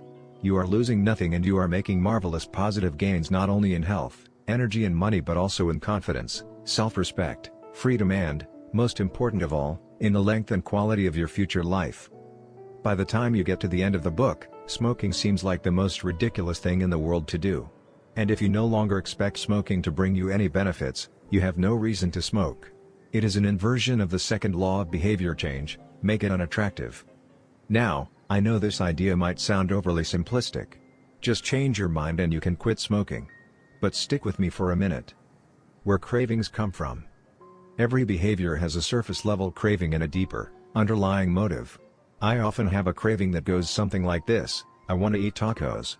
If you were to ask me why I want to eat tacos, I wouldn't say, because I need food to survive. But the truth is, somewhere deep down, I am motivated to eat tacos because I have to eat to survive. The underlying motive is to obtain food and water even if my specific craving is for a taco. Some of our underlying motives include: conserve energy, obtain food and water, find love and reproduce, connect and bond with others, win social acceptance and approval, reduce uncertainty, achieve status and prestige. A craving is just a specific manifestation of a deeper underlying motive. Your brain did not evolve with a desire to smoke cigarettes or to check Instagram or to play video games. At a deep level, you simply want to reduce uncertainty and relieve anxiety, to win social acceptance and approval, or to achieve status. Look at nearly any product that is habit-forming and you'll see that it does not create a new motivation, but rather latches onto the underlying motives of human nature. Find love and reproduce equals using Tinder. Connect and bond with others equals browsing Facebook. Win social acceptance and approval equals posting on Instagram. Reduce uncertainty equals searching on Google. Achieve status and prestige equals playing video games. Your habits are modern-day solutions to ancient desires. New versions of old vices. The underlying motives behind human behavior remain the same. The specific habits we perform differ based on the period of history. Here's the powerful part: there are many different ways to address the same underlying motive. One person might learn to reduce stress by smoking a cigarette. Another person learns to ease their anxiety by going for a run. Your current habits are not necessarily the best way to solve the problems you face, they are just the methods you learn to use. Once you associate a solution with the problem you need to solve, you keep coming back to it. Habits are all about associations. These associations determine whether we predict a habit to be worth repeating or not. As we covered in our discussion of the first law, your brain is continually absorbing information and noticing cues in the environment. Every time you perceive a cue, your brain runs a simulation and makes a prediction about what to do in the next moment. Cue: you notice that the stove is hot. Prediction: if I touch it I'll get burned, so I should avoid touching it. Cue: you see that the traffic light turned green. Prediction: if I step on the gas, I'll make it safely through the intersection and get closer to my destination, so I should step on the gas. You see a cue, categorize it based on past experience, and determine the appropriate response. This all happens in an instant, but it plays a crucial role in your habits because every action is preceded by a prediction. Life feels reactive, but it is actually predictive. All day long, you are making your best guess of how to act given what you've just seen and what has worked for you in the past. You are endlessly predicting what will happen in the next moment. Our behavior is heavily dependent on these predictions. Put another way, our behavior is heavily dependent on how we interpret the events that happen to us, not necessarily the objective reality of the events themselves. Two people can look at the same cigarette, and one feels the urge to smoke while the other is repulsed by the smell. The same cue can spark a good habit or a bad habit depending on your prediction. The cause of your habits is actually the prediction that precedes them. These predictions lead to feelings, which is how we typically describe a craving, a feeling, a desire, an urge. Feelings and emotions transform the cues we perceive and the predictions we make into a signal that we can apply. They help explain what we are currently sensing. For instance, whether or not you realize it, you are noticing how warm or cold you feel right now. If the temperature drops by 1 degree, you probably won't do anything. If the temperature drops 10 degrees, however, you'll feel cold and put on another layer of clothing. Feeling cold was the signal that prompted you to act. You have been sensing the cues the entire time, But it is only when you predict that you would be better off in a different state that you take action. A craving is the sense that something is missing. It is the desire to change your internal state. When the temperature falls, there is a gap between what your body is currently sensing and what it wants to be sensing. This gap between your current state and your desired state provides a reason to act. Desire is the difference between where you are now and where you want to be in the future. Even the tiniest action is tinged with the motivation to feel differently than you do in the moment. When you binge eat or light up or browse social media, what you really want is not a potato chip or a cigarette or a bunch of likes. What you really want is to feel different. Our feelings and emotions tell us whether to hold steady in our current state or to make a change. They help us decide the best course of action. Neurologists have discovered that when emotions and feelings are impaired, we actually lose the ability to make decisions. We have no signal of what to pursue and what to avoid. As the neuroscientist Antonio Damasio explains, it is emotion that allows you to mark things as good, bad, or indifferent. To summarize, the specific cravings you feel and habits you perform are really an attempt to address your fundamental underlying motives. Whenever a habit successfully addresses a motive, you develop a craving to do it again. In time, you learn to predict that checking social media will help you feel loved or that watching YouTube will allow you to forget your fears. Habits are attractive when we associate them with positive feelings, and we can use this insight to our advantage rather than to our detriment. How to reprogram your brain to enjoy hard habits. You can make hard habits more attractive if you can learn to associate them with a positive experience. Sometimes, all you need is a slight mindset shift. For instance, we often talk about everything we have to do in a given day. You have to wake up early for work. You have to make another sales call for your business. You have to cook dinner for your family. Now, imagine changing just one word. You don't have to. You get to. You get to wake up early for work. You get to make another sales call for your business. You get to cook dinner for your family. By simply changing one word, you shift the way you view each event. You transition from seeing these behaviors as burdens and turn them into opportunities. The key point is that both versions of reality are true. You have to do those things, and you also get to do them. We can find evidence for whatever mindset we choose. I once heard a story about a man who uses a wheelchair. When asked if it was difficult being confined, he responded, "I'm not confined to my wheelchair, I am liberated by it. If it wasn't for my wheelchair, I would be bedbound and never able to leave my house." This shift in perspective completely transformed how he lived each day. Reframing your habits to highlight their benefits rather than their drawbacks is a fast and lightweight way to reprogram your mind and make a habit seem more attractive. Exercise. Many people associate exercise with being a challenging task that drains energy and wears you down. You can just as easily view it as a way to develop skills and build you up. Instead of telling yourself "I need to go run in the morning," say it's time to build endurance and get fast. Finance. Saving money is often associated with sacrifice. However, you can associate it with freedom rather than limitation if you realize one simple truth: living below your current means increases your future means. The money you save this month increases your purchasing power next month. Meditation. Anyone who has tried meditation for more than 3 seconds knows how frustrating it can be when the next distraction inevitably pops into your mind.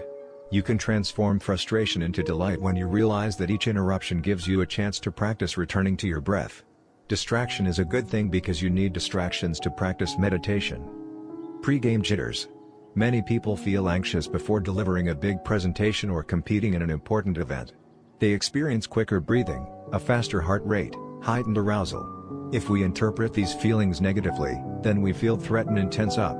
If we interpret these feelings positively, then we can respond with fluidity and grace. You can reframe "I am nervous" to "I am excited and I'm getting an adrenaline rush to help me concentrate." These little mindset shifts aren't magic, but they can help change the feelings you associate with a particular habit or situation. If you want to take it a step further, you can create a motivation ritual. You simply practice associating your habits with something you enjoy, then you can use that cue whenever you need a bit of motivation.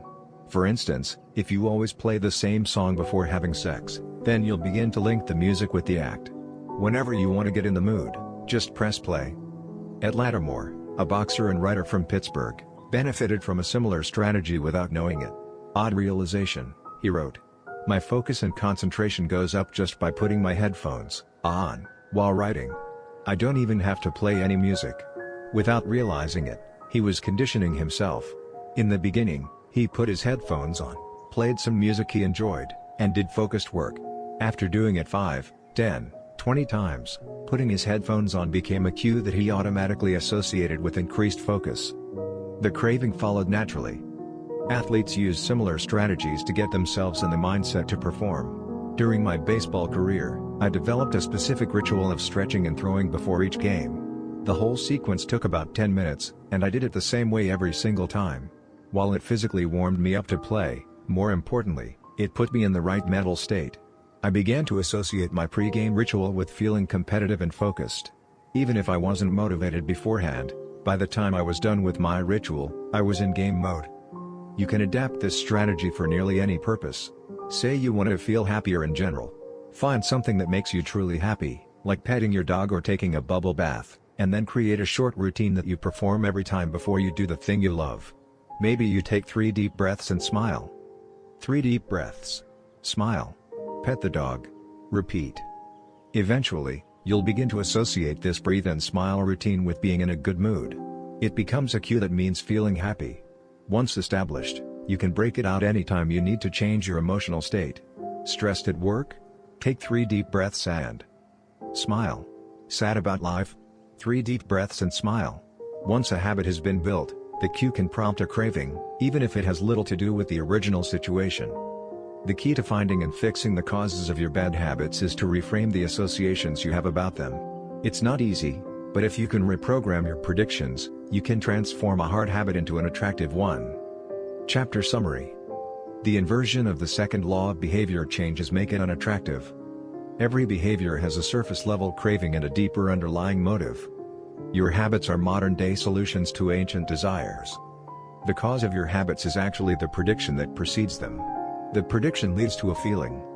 Highlight the benefits of avoiding a bad habit to make it seem unattractive. Habits are attractive when we associate them with positive feelings and unattractive when we associate them with negative feelings. Create a motivation ritual by doing something you enjoy immediately before a difficult habit. How to create a good habit. 1.1. Fill out the habits scorecard. Write down your current habits to become aware of them. 1.2. Use implementation intentions, I will, behavior, at, time, in, location. 1.3. Use habit stacking, after, current habit, I will, new habit. 1.4. Design your environment. Make the cues of good habits obvious and visible. The second law, make it attractive. 2.1. Use temptation bundling. Pair an action you want to do with an action you need to do. 2.2. Join a culture where your desired behavior is the normal behavior. 2.3. Create a motivation ritual. Do something you enjoy immediately before a difficult habit. The third law, make it easy. The fourth law, make it satisfying. How to break a bad habit. Inversion of the first law, make it invisible. 1.5. Reduce exposure. Remove the cues of your bad habits from your environment. Inversion of the second law, make it unattractive. 2.4. Reframe your mindset. Highlight the benefits of avoiding your bad habits. Inversion of the third law, make it difficult. Inversion of the fourth law, make it unsatisfying.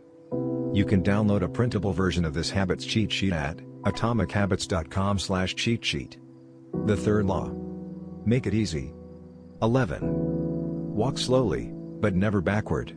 And the first day of class, Jerry Uelsman, a professor at the University of Florida, divided his film photography students into 2 groups. Everyone on the left side of the classroom, he explained, would be in the quantity group. They would be graded solely on the amount of work they produced. On the final day of class, he would tally the number of photos submitted by each student. 100 photos would rate an A, 90 photos a B, 80 photos a C, and so on. Meanwhile, everyone on the right side of the room would be in the quality group. They would be graded only on the excellence of their work. They would only need to produce 1 photo during the semester, but to get an A, it had to be a nearly perfect image. At the end of the term, he was surprised to find that all the best photos were produced by the quantity group. During the semester, these students were busy taking photos, experimenting with composition and lighting, testing out various methods in the darkroom, and learning from their mistakes. In the process of creating hundreds of photos, they honed their skills. Meanwhile, the quality group sat around speculating about perfection. In the end, they had little to show for their efforts other than unverified theories and 1 mediocre photo. It is easy to get bogged down trying to find the optimal plan for change, the fastest way to lose weight, the best program to build muscle, the perfect idea for a side hustle. We are so focused on figuring out the best approach that we never get around to taking action. As Voltaire once wrote, "The best is the enemy of the good." I refer to this as the difference between being in motion and taking action. The two ideas sound similar, but they're not the same. When you're in motion, you're planning and strategizing and learning. Those are all good things, but they don't produce a result. Action, on the other hand, is the type of behavior that will deliver an outcome. If I outline 20 ideas for articles I want to write, that's motion. If I actually sit down and write an article, that's action. If I search for a better diet plan and read a few books on the topic, that's motion. If I actually eat a healthy meal, that's action. Sometimes motion is useful, but it will never produce an outcome by itself. It doesn't matter how many times you go talk to the personal trainer, that motion will never get you in shape. Only the action of working out will get the result you're looking to achieve. If motion doesn't lead to results, why do we do it? Sometimes we do it because we actually need to plan or learn more. But more often than not, we do it because motion allows us to feel like we're making progress without running the risk of failure. Most of us are experts at avoiding criticism. It doesn't feel good to fail or to be judged publicly, so we tend to avoid situations where that might happen. And that's the biggest reason why you slip into motion rather than taking action. You want to delay failure. It's easy to be in motion and convince yourself that you're still making progress. You think, "I've got conversations going with 4 potential clients right now. This is good. We're moving in the right direction." Or, "I brainstormed some ideas for that book I want to write. This is coming together." Motion makes you feel like you're getting things done. But really, you're just preparing to get something done. When preparation becomes a form of procrastination, you need to change something. You don't want to merely be planning. You want to be practicing. If you want to master a habit, the key is to start with repetition, not perfection. You don't need to map out every feature of a new habit. You just need to practice it. This is the first takeaway of the third law: you just need to get your reps in. How long does it actually take to form a new habit? Habit formation is the process by which a behavior becomes progressively more automatic through repetition.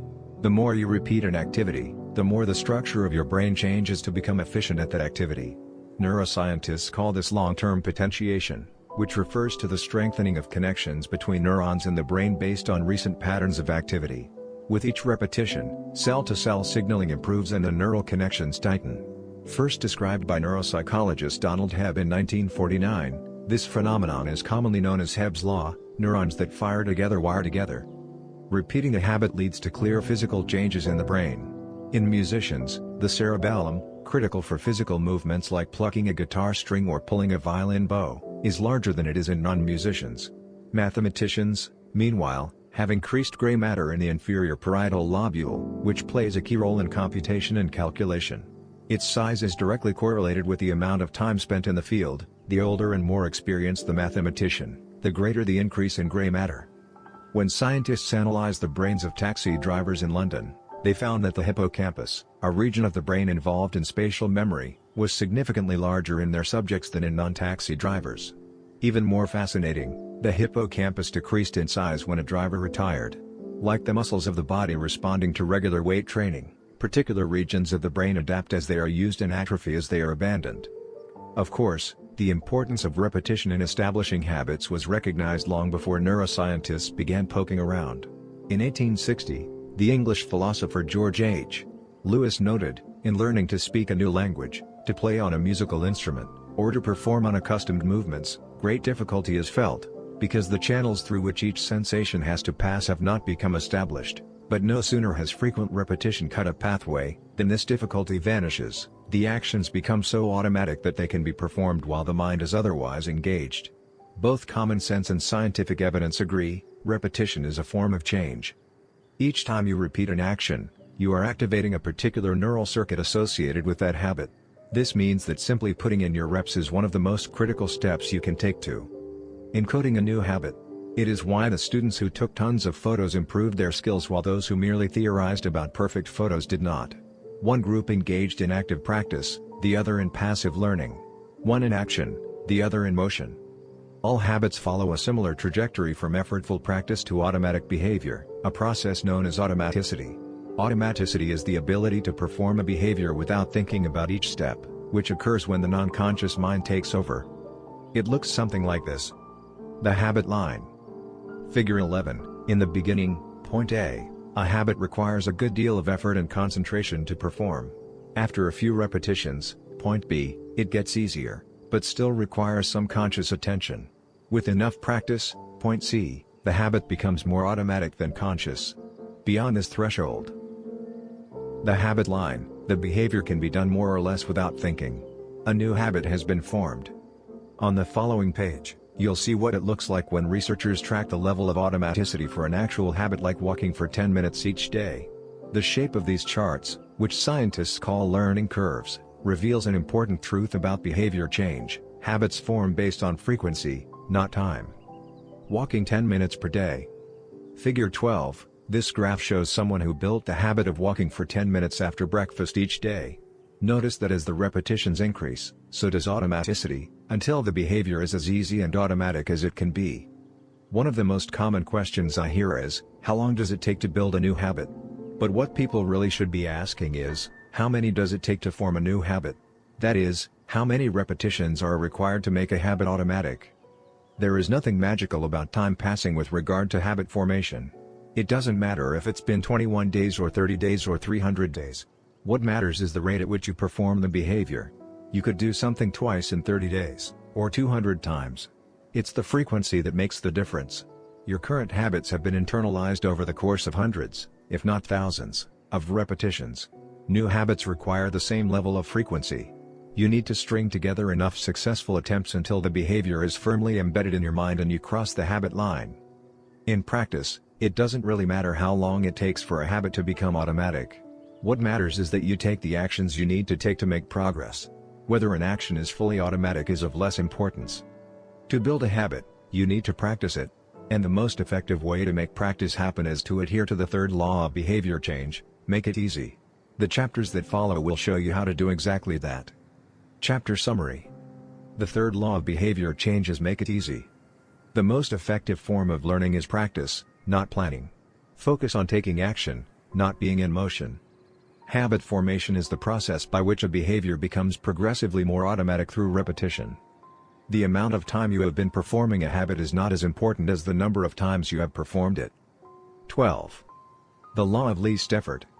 In his award-winning book, Guns, Germs, and Steel, anthropologist and biologist Jared Diamond points out a simple fact: different continents have different shapes.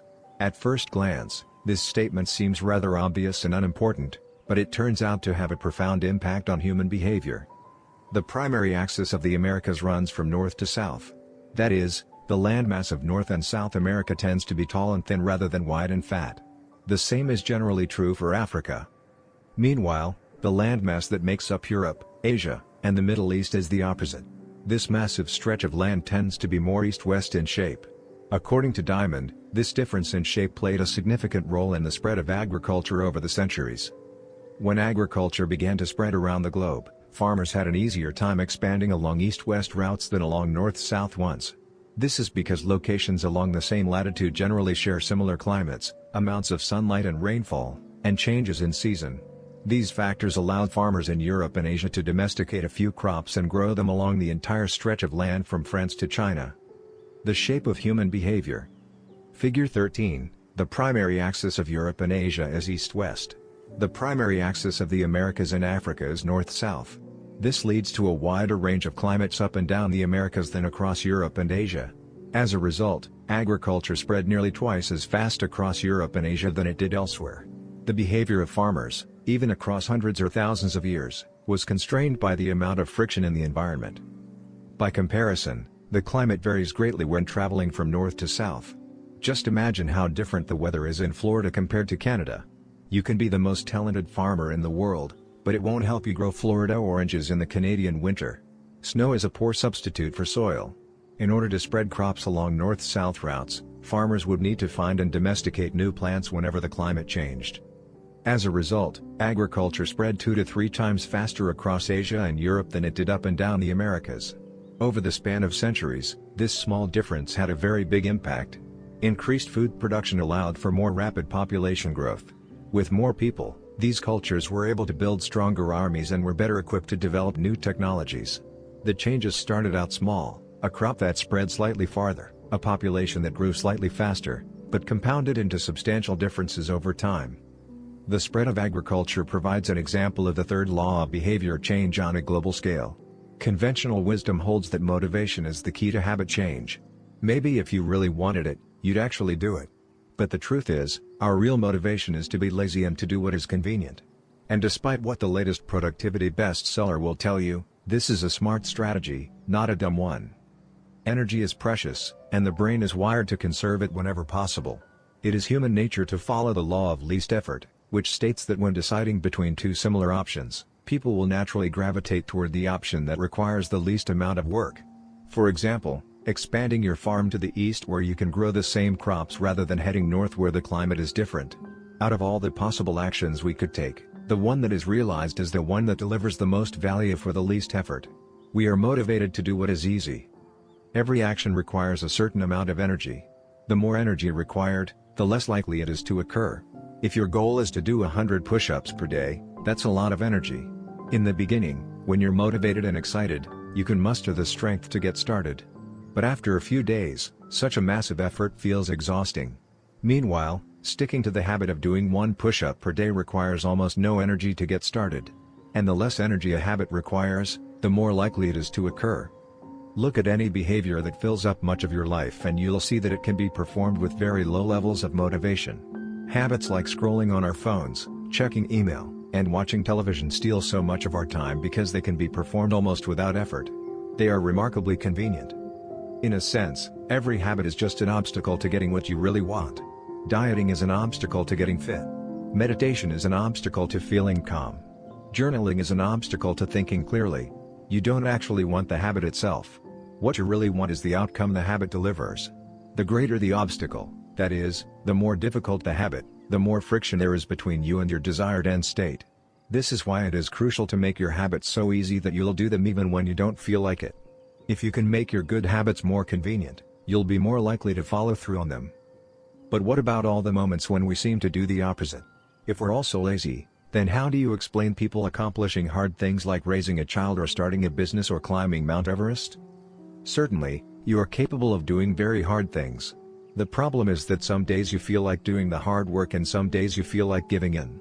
On the tough days, it's crucial to have as many things working in your favor as possible so that you can overcome the challenges life naturally throws your way.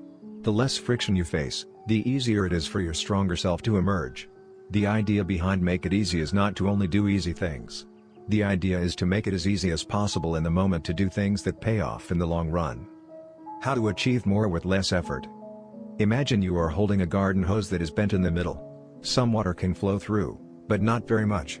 If you want to increase the rate at which water passes through the hose, you have two options. The first option is to crank up the valve and force more water out. The second option is to simply remove the bend in the hose and let water flow through naturally. Trying to pump up your motivation to stick with a hard habit is like trying to force water through a bent hose. You can do it, but it requires a lot of effort and increases the tension in your life. Meanwhile, making your habits simple and easy is like removing the bend in the hose.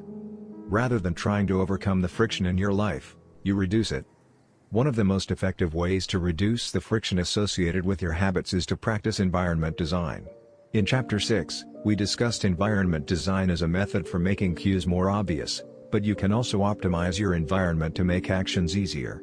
For example, when deciding where to practice a new habit, it is best to choose a place that is already along the path of your daily routine. Habits are easier to build when they fit into the flow of your life. You are more likely to go to the gym if it is on your way to work because stopping doesn't add much friction to your lifestyle.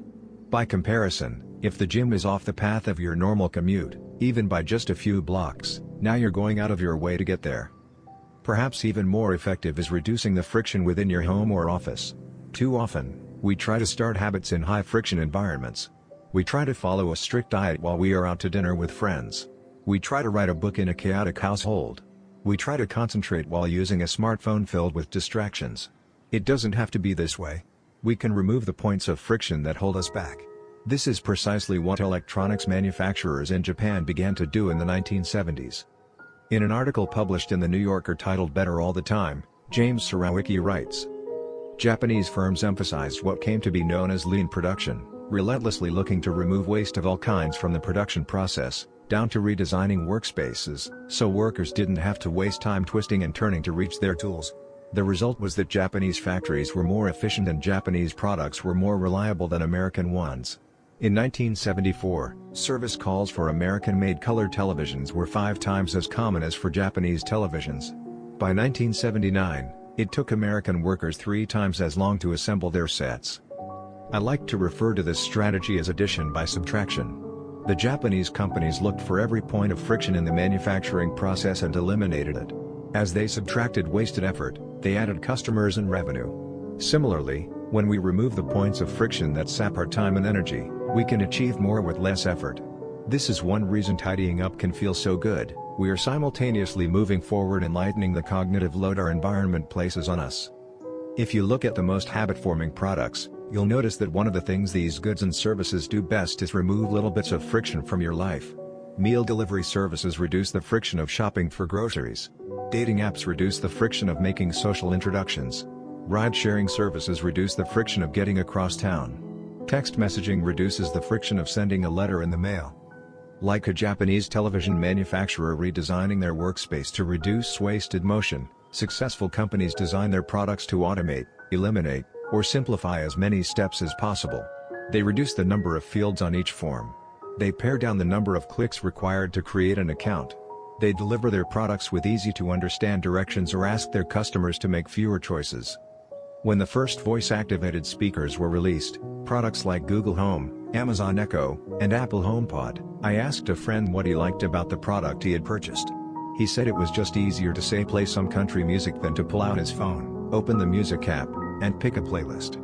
Of course, just a few years earlier, having unlimited access to music in your pocket was a remarkably frictionless behavior compared to driving to the store and buying a CD. Business is a never-ending quest to deliver the same result in an easier fashion. Similar strategies have been used effectively by governments. When the British government wanted to increase tax collection rates, they switched from sending citizens to a web page where the tax form could be downloaded to linking directly to the form. Reducing that one step in the process increased the response rate from 19.2% to 23.4%. For a country like the United Kingdom, those percentage points represent millions in tax revenue. The central idea is to create an environment where doing the right thing is as easy as possible. Much of the battle of building better habits comes down to finding ways to reduce the friction associated with our good habits and increase the friction associated with our bad ones. Prime the environment for future use. Oswald Knuckles is an IT developer from Natchez, Mississippi. He is also someone who understands the power of priming his environment. Knuckles dialed in his cleaning habits by following a strategy he refers to as resetting the room. For instance, when he finishes watching television, he places the remote back on the TV stand, arranges the pillows on the couch, and folds the blanket. When he leaves his car, he throws any trash away. Whenever he takes a shower, he wipes down the toilet while the shower is warming up. As he notes, the perfect time to clean the toilet is right before you wash yourself in the shower anyway. The purpose of resetting each room is not simply to clean up after the last action, but to prepare for the next action. When I walk into a room, everything is in its right place, Knuckles wrote. Because I do this every day in every room, stuff always stays in good shape. People think I work hard, but I'm actually really lazy. I'm just proactively lazy. It gives you so much time back. Whenever you organize a space for its intended purpose, you are priming it to make the next action easy. For instance, my wife keeps a box of greeting cards that are pre-sorted by occasion, birthday, sympathy, wedding, graduation, and more. Whenever necessary, she grabs an appropriate card and sends it off. She is incredibly good at remembering to send cards because she has reduced the friction of doing so. For years, I was the opposite. Someone would have a baby and I would think, I should send a card. But then weeks would pass and by the time I remembered to pick one up at the store, it was too late. The habit wasn't easy. There are many ways to prime your environment so it's ready for immediate use. If you want to cook a healthy breakfast, place the skillet on the stove, set the cooking spray on the counter, and lay out any plates and utensils you'll need the night before. When you wake up, making breakfast will be easy. Want to draw more? Put your pencils, pens, notebooks, and drawing tools on top of your desk, within easy reach. Want to exercise? Set out your workout clothes, shoes, gym bag, and water bottle ahead of time. Want to improve your diet? Chop up a ton of fruits and vegetables on weekends and pack them in containers, so you have easy access to healthy, ready-to-eat options during the week. These are simple ways to make the good habit the path of least resistance. You can also invert this principle and prime the environment to make bad behaviors difficult. If you find yourself watching too much television, for example, then unplug it after each use. Only plug it back. And if you can say out loud the name of the show you want to watch, this setup creates just enough friction to prevent mindless viewing. If that doesn't do it, you can take it a step further. Unplug the television and take the batteries out of the remote after each use, so it takes an extra 10 seconds to turn it back on. And if you're really hardcore, move the television out of the living room and into a closet after each use. You can be sure you'll only take it out when you really want to watch something. The greater the friction, the less likely the habit. Whenever possible, I leave my phone in a different room until lunch. When it's right next to me, I'll check it all morning for no reason at all. But when it is in another room, I rarely think about it. And the friction is high enough that I won't go get it without a reason. As a result, I get 3 to 4 hours each morning when I can work without interruption. If sticking your phone in another room doesn't seem like enough, tell a friend or family member to hide it from you for a few hours. Ask a coworker to keep it at their desk in the morning and give it back to you at lunch. It is remarkable how little friction is required to prevent unwanted behavior. When I hide beer in the back of the fridge where I can't see it, I drink less. When I delete social media apps from my phone, it can be weeks before I download them again and log in. These tricks are unlikely to curb a true addiction, but for many of us, a little bit of friction can be the difference between sticking with a good habit or sliding into a bad one. Imagine the cumulative impact of making dozens of these changes and living in an environment designed to make the good behaviors easier and the bad behaviors harder. Whether we are approaching behavior change as an individual, a parent, a coach, or a leader, we should ask ourselves the same question: how can we design a world where it's easy to do what's right? Redesign your life so the actions that matter most are also the actions that are easiest to do. Chapter Summary. Human behavior follows the law of least effort. We will naturally gravitate toward the option that requires the least amount of work. Create an environment where doing the right thing is as easy as possible. Reduce the friction associated with good behaviors. When friction is low, habits are easy. Increase the friction associated with bad behaviors. When friction is high, habits are difficult. Prime your environment to make future actions easier. 13. How to stop procrastinating by using the 2-minute rule. While Tharp is widely regarded as one of the greatest dancers and choreographers of the modern era, in 1992, she was awarded a MacArthur Fellowship, often referred to as the Genius Grant, and she has spent the bulk of her career touring the globe to perform her original works. She also credits much of her success to simple daily habits.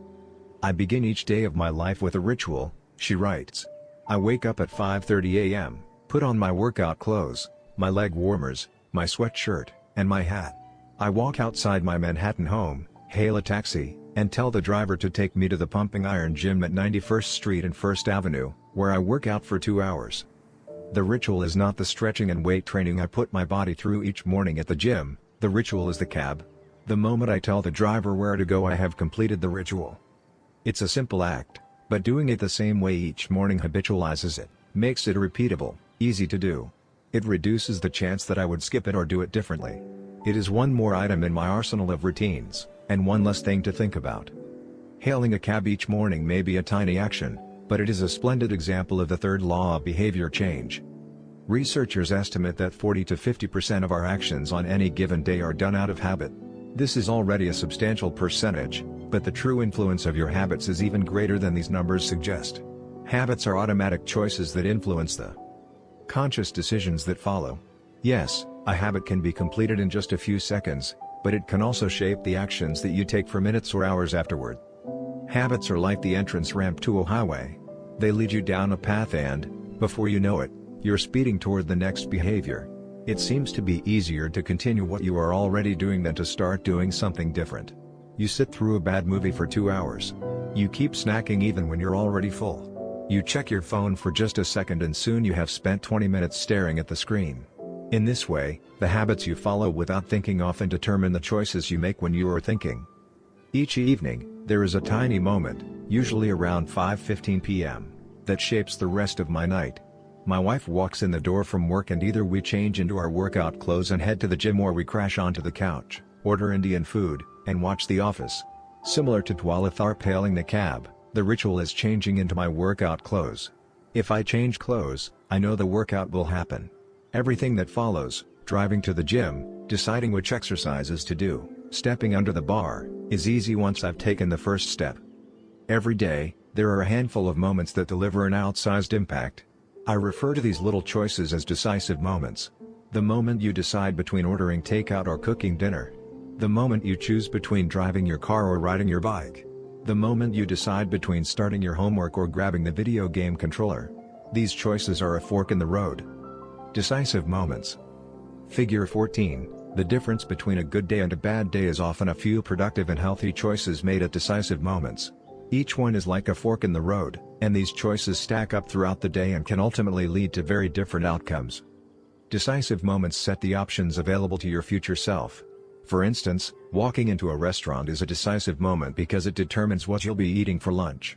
Technically, you are in control of what you order, but in a larger sense, you can only order an item if it is on the menu. If you walk into a steakhouse, you can get a sirloin or a ribeye, but not sushi. Your options are constrained by what's available. They are shaped by the first choice. We are limited by where our habits lead us. This is why mastering the decisive moments throughout your day is so important. Each day is made up of many moments, but it is really a few habitual choices that determine the path you take. These little choices stack up, each one setting the trajectory for how you spend the next chunk of time. Habits are the entry point, not the end point. They are the cab, not the gym. The 2-minute rule. Even when you know you should start small, it's easy to start too big. When you dream about making a change, excitement inevitably takes over and you end up trying to do too much too soon. The most effective way I know to counteract this tendency is to use the 2-minute rule, which states, when you start a new habit, it should take less than 2 minutes to do. You'll find that nearly any habit can be scaled down into a 2-minute version. Read before bed each night becomes read one page. Do 30 minutes of yoga becomes take out my yoga mat. Study for class becomes open my notes. Fold the laundry becomes fold one pair of socks. Run 3 miles becomes tie my running shoes. The idea is to make your habits as easy as possible to start. Anyone can meditate for 1 minute, read one page, or put one item of clothing away. And, as we have just discussed, this is a powerful strategy because once you've started doing the right thing, it is much easier to continue doing it. A new habit should not feel like a challenge. The actions that follow can be challenging, but the first 2 minutes should be easy. What you want is a gateway habit that naturally leads you down a more productive path. You can usually figure out the gateway habits that will lead to your desired outcome by mapping out your goals on a scale from very easy to very hard. For instance, running a marathon is very hard. Running a 5K is hard. Walking 10,000 steps is moderately difficult. Walking 10 minutes is easy. And putting on your running shoes is very easy. Your goal might be to run a marathon, but your gateway habit is to put on your running shoes.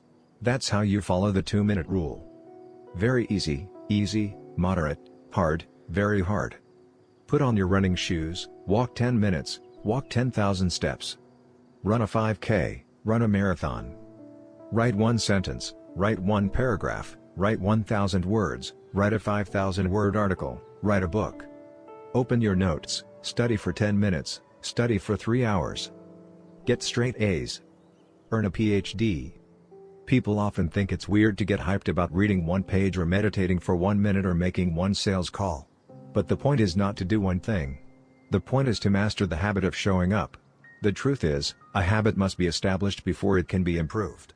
If you can't learn the basic skill of showing up, then you have little hope of mastering the finer details. Instead of trying to engineer a perfect habit from the start, do the easy thing on a more consistent basis. You have to standardize before you can optimize. As you master the art of showing up, the first 2 minutes simply become a ritual at the beginning of a larger routine. This is not merely a hack to make habits easier but actually the ideal way to master a difficult skill. The more you ritualize the beginning of a process, the more likely it becomes that you can slip into the state of deep focus that is required to do great things. By doing the same warm-up before every workout, you make it easier to get into a state of peak performance. By following the same creative ritual, you make it easier to get into the hard work of creating. By developing a consistent power-down habit, you make it easier to get to bed at a reasonable time each night. You may not be able to automate the whole process, but you can make the first action mindless. Make it easy to start and the rest will follow. The 2-minute rule can seem like a trick to some people. You know that the real goal is to do more than just 2 minutes, so it may feel like you're trying to fool yourself. Nobody is actually aspiring to read one page or do one push-up or open their notes. And if you know it's a mental trick, why would you fall for it? If the 2-minute rule feels forced, try this: do it for 2 minutes and then stop. Go for a run, but you must stop after 2 minutes. Start meditating, but you must stop after 2 minutes. Study Arabic, but you must stop after 2 minutes. It's not a strategy for starting, it's the whole thing. Your habit can only last 120 seconds. One of my readers used this strategy to lose over 100 pounds. In the beginning, he went to the gym each day, but he told himself he wasn't allowed to stay for more than 5 minutes. He would go to the gym, exercise for 5 minutes, and leave as soon as his time was up.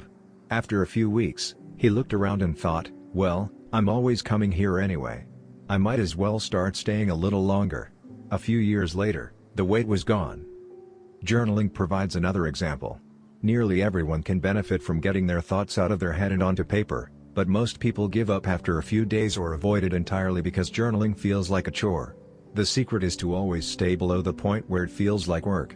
Greg McEwen, a leadership consultant from the United Kingdom, built a daily journaling habit by specifically writing less than he felt like. He always stopped journaling before it seemed like a hassle. Ernest Hemingway believed in similar advice for any kind of writing. The best way is to always stop when you are going good, he said. Strategies like this work for another reason, too. They reinforce the identity you want to build. If you show up at the gym 5 days in a row, even if it's just for 2 minutes, you are casting votes for your new identity. You're not worried about getting in shape. You're focused on becoming the type of person who doesn't miss workouts. You're taking the smallest action that confirms the type of person you want to be. We rarely think about change this way because everyone is consumed by the end goal. But one push-up is better than not exercising. 1 minute of guitar practice is better than none at all. 1 minute of reading is better than never picking up a book. It's better to do less than you hope than to do nothing at all.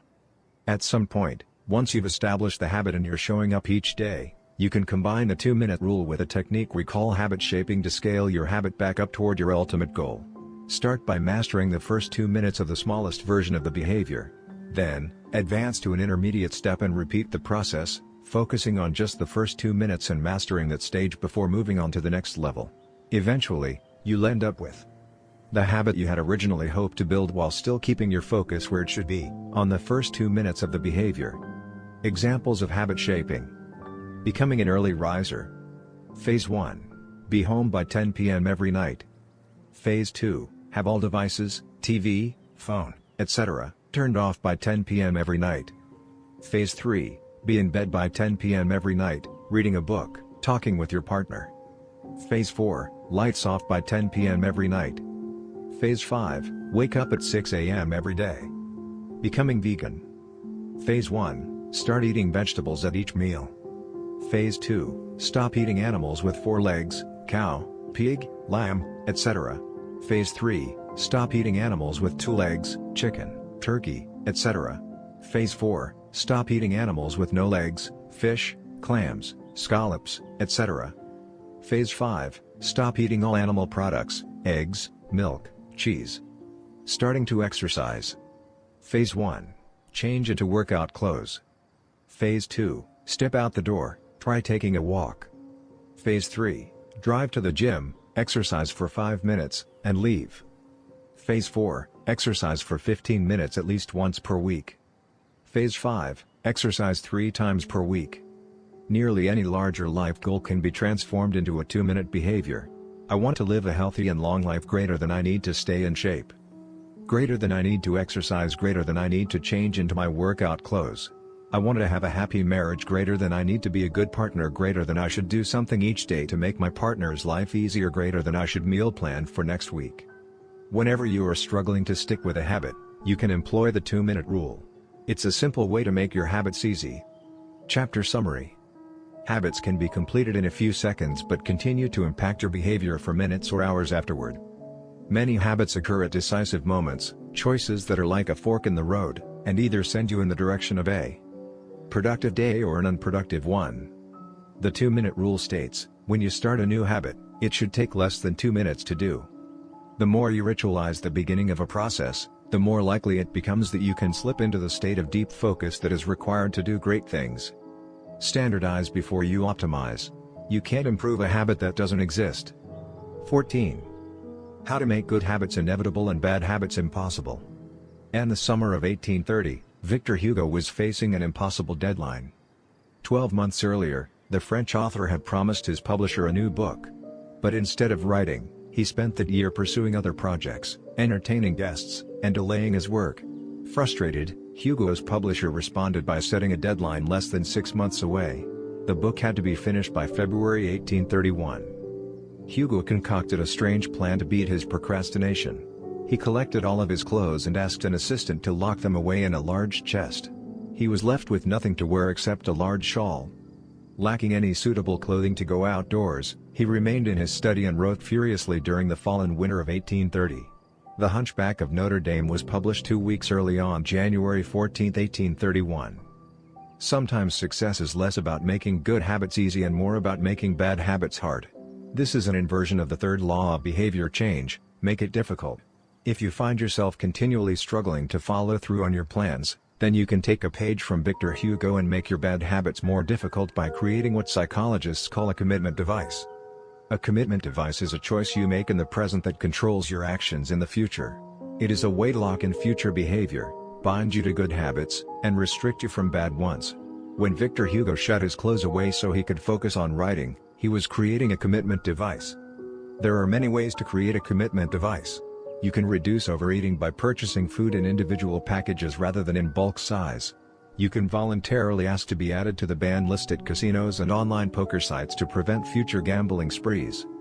I've even heard of athletes who have to make weight for a competition choosing to leave their wallets at home during the week before weigh-in so they won't be tempted to buy fast food. As another example, my friend and fellow habits expert Nirial purchased an outlet timer, which is an adapter that he plugged in between his internet router and the power outlet. At 10 p.m. each night, the outlet timer cuts off the power to the router. When the internet goes off, everyone knows it is time to go to bed. Commitment devices are useful because they enable you to take advantage of good intentions before you can fall victim to temptation. Whenever I'm looking to cut calories, for example, I will ask the waiter to split my meal and box half of it to go before the meal is served. If I waited until the meal came out and told myself I'll just eat half, it would never work. The key is to change the task such that it requires more work to get out of the good habit than to get started on it. If you're feeling motivated to get in shape, schedule a yoga session and pay ahead of time. If you're excited about the business you want to start, email an entrepreneur you respect and set up a consulting call. When the time comes to act, the only way to bail is to cancel the meeting, which requires effort and may cost money. Commitment devices increase the odds that you'll do the right thing in the future by making bad habits difficult in the present. However, we can do even better. We can make good habits inevitable and bad habits impossible. How to automate a habit and never think about it again. John Henry Patterson was born in Dayton, Ohio, in 1844. He spent his childhood doing chores on the family farm and working shifts at his father's sawmill. After attending college at Dartmouth, Patterson returned to Ohio and opened a small supply store for coal miners. It seemed like a good opportunity. The store faced little competition and enjoyed a steady stream of customers, but still struggled to make money. That was when Patterson discovered his employees were stealing from him. In the mid-1800s, employee theft was a common problem. Receipts were kept in an open drawer and could easily be altered or discarded. There were no video cameras to review behavior and no software to track transactions.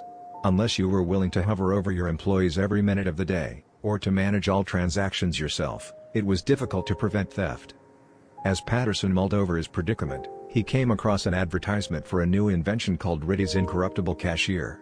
Designed by fellow Dayton resident James Ritty, it was the first cash register. The machine automatically locked the cash and receipts inside after each transaction. Patterson bought 2 for $50 each. Employee theft at his store vanished overnight. In the next 6 months, Patterson's business went from losing money to making $5,000 in profit, the equivalent of more than $100,000 today. Patterson was so impressed with the machine that he changed businesses. He bought the rights to Ritty's invention and opened the National Cash Register Company. 10 years later, National Cash Register had over 1,000 employees and was on its way to becoming one of the most successful businesses of its time. The best way to break a bad habit is to make it impractical to do. Increase the friction until you don't even have the option to act. The brilliance of the cash register was that it automated ethical behavior by making stealing practically impossible. Rather than trying to change the employees, it made the preferred behavior automatic. Some actions, like installing a cash register, pay off again and again. These one-time choices require a little bit of effort up front but create increasing value over time. I'm fascinated by the idea that a single choice can deliver returns again and again, and I surveyed my readers on their favorite one-time actions that lead to better long-term habits. The table on the following page shares some of the most popular answers. I'd wager that if the average person were to simply do half of the one-time actions on this list, even if they didn't give another thought to their habits, most would find themselves living a better life a year from now. These one-time actions are a straightforward way to employ the third law of behavior change. They make it easier to sleep well, eat healthy, be productive, save money, and generally live better. One-time actions that lock in good habits. Nutrition. Buy a water filter to clean your drinking water. Use smaller plates to reduce caloric intake. Sleep. Buy a good mattress. Get blackout curtains. Remove your television from your bedroom. Productivity. Unsubscribe from emails. Turn off notifications and mute group chats. Set your phone to silent. Use email filters to clear up your inbox. Delete games and social media apps on your phone. Happiness. Get a dog. Move to a friendly, social neighborhood. General health. Get vaccinated.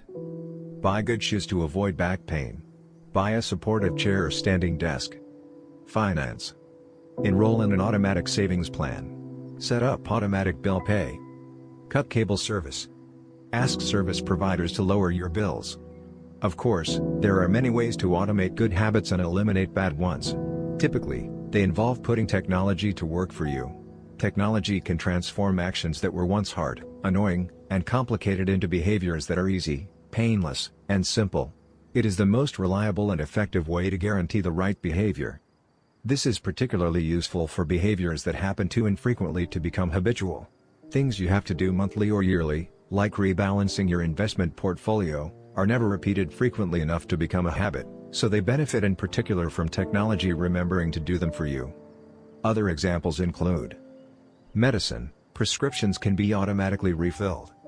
Personal finance. Employees can save for retirement with an automatic wage deduction. Cooking. Meal delivery services can do your grocery shopping. Productivity. Social media browsing can be cut off with a website blocker. When you automate as much of your life as possible, you can spend your effort on the tasks machines cannot do yet. Each habit that we hand over to the authority of technology frees up time and energy to pour into the next stage of growth. As mathematician and philosopher Alfred North Whitehead wrote, civilization advances by extending the number of operations we can perform without thinking about them. Of course, the power of technology can work against us as well. Binge watching becomes a habit because you have to put more effort into stop looking at the screen than to continue doing so. Instead of pressing a button to advance to the next episode, Netflix or YouTube will autoplay it for you. All you have to do is keep your eyes open. Technology creates a level of convenience that enables you to act on your smallest whims and desires. At the mere suggestion of hunger, you can have food delivered to your door. At the slightest hint of boredom, you can get lost in the vast expanse of social media. When the effort required to act on your desires becomes effectively zero, you can find yourself slipping into whatever impulse arises at the moment. The downside of automation is that we can find ourselves jumping from easy task to easy task without making time for more difficult, but ultimately more rewarding, work. I often find myself gravitating towards social media during any downtime. If I feel bored for just a fraction of a second, I reach for my phone. It's easy to write off these minor distractions as just taking a break, but over time they can accumulate into a serious issue. The constant tug of just one more minute can prevent me from doing anything of consequence. I'm not the only one. The average person spends over 2 hours per day on social media. What could you do with an extra 600 hours per year? During the year I was writing this book, I experimented with a new time management strategy. Every Monday, my assistant would reset the passwords on all my social media accounts, which logged me out on each device. All week I worked without distraction. On Friday, she would send me the new passwords. I had the entire weekend to enjoy what social media had to offer until Monday morning when she would do it again. If you don't have an assistant, team up with a friend or family member and reset each other's passwords each week. One of the biggest surprises was how quickly I adapted. Within the first week of locking myself out of social media, I realized that I didn't need to check it nearly as often as I had been, and I certainly didn't need it each day. It had simply been so easy that it had become the default. Once my bad habit became impossible, I discovered that I did actually have the motivation to work on more meaningful tasks. After I removed the mental candy from my environment, it became much easier to eat the healthy stuff. When working in your favor, automation can make your good habits inevitable and your bad habits impossible. It is the ultimate way to lock in future behavior rather than relying on willpower in the moment. By utilizing commitment devices, strategic one-time decisions, and technology, you can create an environment of inevitability, a space where good habits are not just an outcome you hope for but an outcome that is virtually guaranteed. Chapter Summary. The inversion of the third law of behavior changes make it difficult. A commitment device is a choice you make in the present that locks in better behavior in the future. The ultimate way to lock in future behavior is to automate your habits. One-time choices, like buying a better mattress or enrolling in an automatic savings plan, are single actions that automate your future habits and deliver increasing returns over time. Using technology to automate your habits is the most reliable and effective way to guarantee the right behavior. How to create a good habit. The first law, make it obvious. 1.1. Fill out the habits scorecard. Write down your current habits to become aware of them. 1.2. Use implementation intentions, I will, behavior, at, time, in, location. 1.3. Use habit stacking, after, current habit, I will, new habit. 1.4. Design your environment. Make the cues of good habits obvious and visible. The second law, make it attractive. 2.1. Use temptation bundling. Pair an action you want to do with an action you need to do. 2.2. Join a culture where your desired behavior is the normal behavior. 2.3. Create a motivation ritual. Do something you enjoy immediately before a difficult habit. The third law, make it easy. 3.1. Reduce friction. Decrease the number of steps between you and your good habits. 3.2. Prime the environment. Prepare your environment to make future actions easier. 3.3. Master the decisive moment. Optimize the small choices that deliver outsized impact. 3.4. Use the 2-minute rule. Downscale your habits until they can be done in 2 minutes or less. 3.5. Automate your habits. Invest in technology and one-time purchases that lock in future behavior. The fourth law, make it satisfying. How to break a bad habit. Inversion of the first law, make it invisible. 1.5. Reduce exposure. Remove the cues of your bad habits from your environment. Inversion of the second law, make it unattractive. 2.4. Reframe your mindset. Highlight the benefits of avoiding your bad habits. Inversion of the third law, make it difficult. 3.6. Increase friction. Increase the number of steps between you and your bad habits. 3.7. Use a commitment device. Restrict your future choices to the ones that benefit you. Inversion of the fourth law, make it unsatisfying. You can download a printable version of this habits cheat sheet at atomichabits.com/cheat sheet. The fourth law, make it satisfying. 15. The cardinal rule of behavior change. In the late 1990s, a public health worker named Stephen Luby left his hometown of Omaha, Nebraska, and bought a one-way ticket to Karachi, Pakistan. Karachi was one of the most populous cities in the world. By 1998, over 9 million people called it home. It was the economic center of Pakistan and a transportation hub, with some of the most active airports and seaports in the region. In the commercial parts of town, you could find all of the standard urban amenities and bustling downtown streets. But Karachi was also one of the least livable cities in the world. Over 60% of Karachi's residents lived in squatter settlements and slums. These densely packed neighborhoods were filled with makeshift houses cobbled together from old boards, cinder blocks, and other discarded materials. There was no waste removal system, no electricity grid, no clean water supply. When dry, the streets were a combination of dust and trash. When wet, they became a muddy pit of sewage.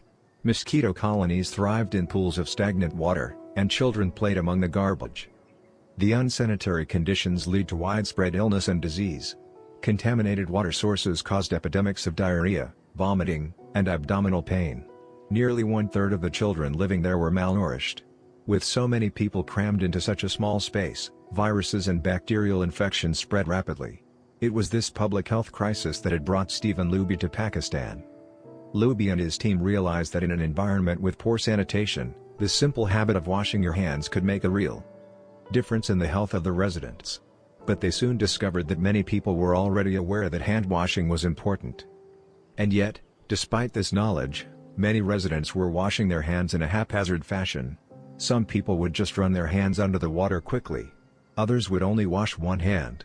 Many would simply forget to wash their hands before preparing food. Everyone said hand washing was important, but few people made a habit out of it. The problem wasn't knowledge. The problem was consistency. That was when Luby and his team partnered with Procter & Gamble to supply the neighborhood with Safeguard soap. Compared to your standard bar of soap, using Safeguard was a more enjoyable experience. In Pakistan, Safeguard was a premium soap, Luby told me. The study participants commonly mentioned how much they liked it. The soap foamed easily, and people were able to lather their hands with suds. It smelled great. Instantly, hand washing became slightly more pleasurable. I see the goal of hand washing promotion not as behavior change but as habit adoption, Luby said. It is a lot easier for people to adopt a product that provides a strong positive sensory signal, for example the mint taste of toothpaste, than it is to adopt a habit that does not provide pleasurable sensory feedback, like flossing one's teeth. The marketing team at Procter & Gamble talked about trying to create a positive hand washing experience. Within months, the researchers saw a rapid shift in the health of children in the neighborhood. The rate of diarrhea fell by 52%, pneumonia by 48%, and impetigo, a bacterial skin infection, by 35%. The long-term effects were even better. We went back to some of the households in Karachi 6 years after, Luby told me. Over 95% of households who had been given the soap for free and encouraged to wash their hands had a hand washing station with soap and water available when our study team visited. We had not given any soap to the intervention group for over 5 years, but during the trial they had become so habituated to wash their hands, that they had maintained the practice. It was a powerful example of the fourth and final law of behavior change: make it satisfying. We are more likely to repeat a behavior when the experience is satisfying. This is entirely logical. Feelings of pleasure, even minor ones like washing your hands with soap that smells nice and lathers well, are signals that tell the brain, this feels good. Do this again. Next time. Pleasure teaches your brain that a behavior is worth remembering and repeating. Take the story of chewing gum. Chewing gum had been sold commercially throughout the 1800s, but it wasn't until Wrigley launched in 1891 that it became a worldwide habit. Early versions were made from relatively bland resins, chewy, but not tasty. Wrigley revolutionized the industry by adding flavors like spearmint and juicy fruit, which made the product flavorful and fun to use. Then they went a step further and began pushing chewing gum as a pathway to a clean mouth. Advertisements told readers to refresh your taste. Tasty flavors and the feeling of a fresh mouth provided little bits of immediate reinforcement and made the product satisfying to use. Consumption skyrocketed, and Wrigley became the largest chewing gum company in the world. Toothpaste had a similar trajectory. Manufacturers enjoyed great success when they added flavors like spearmint, peppermint, and cinnamon to their products. These flavors don't improve the effectiveness of toothpaste.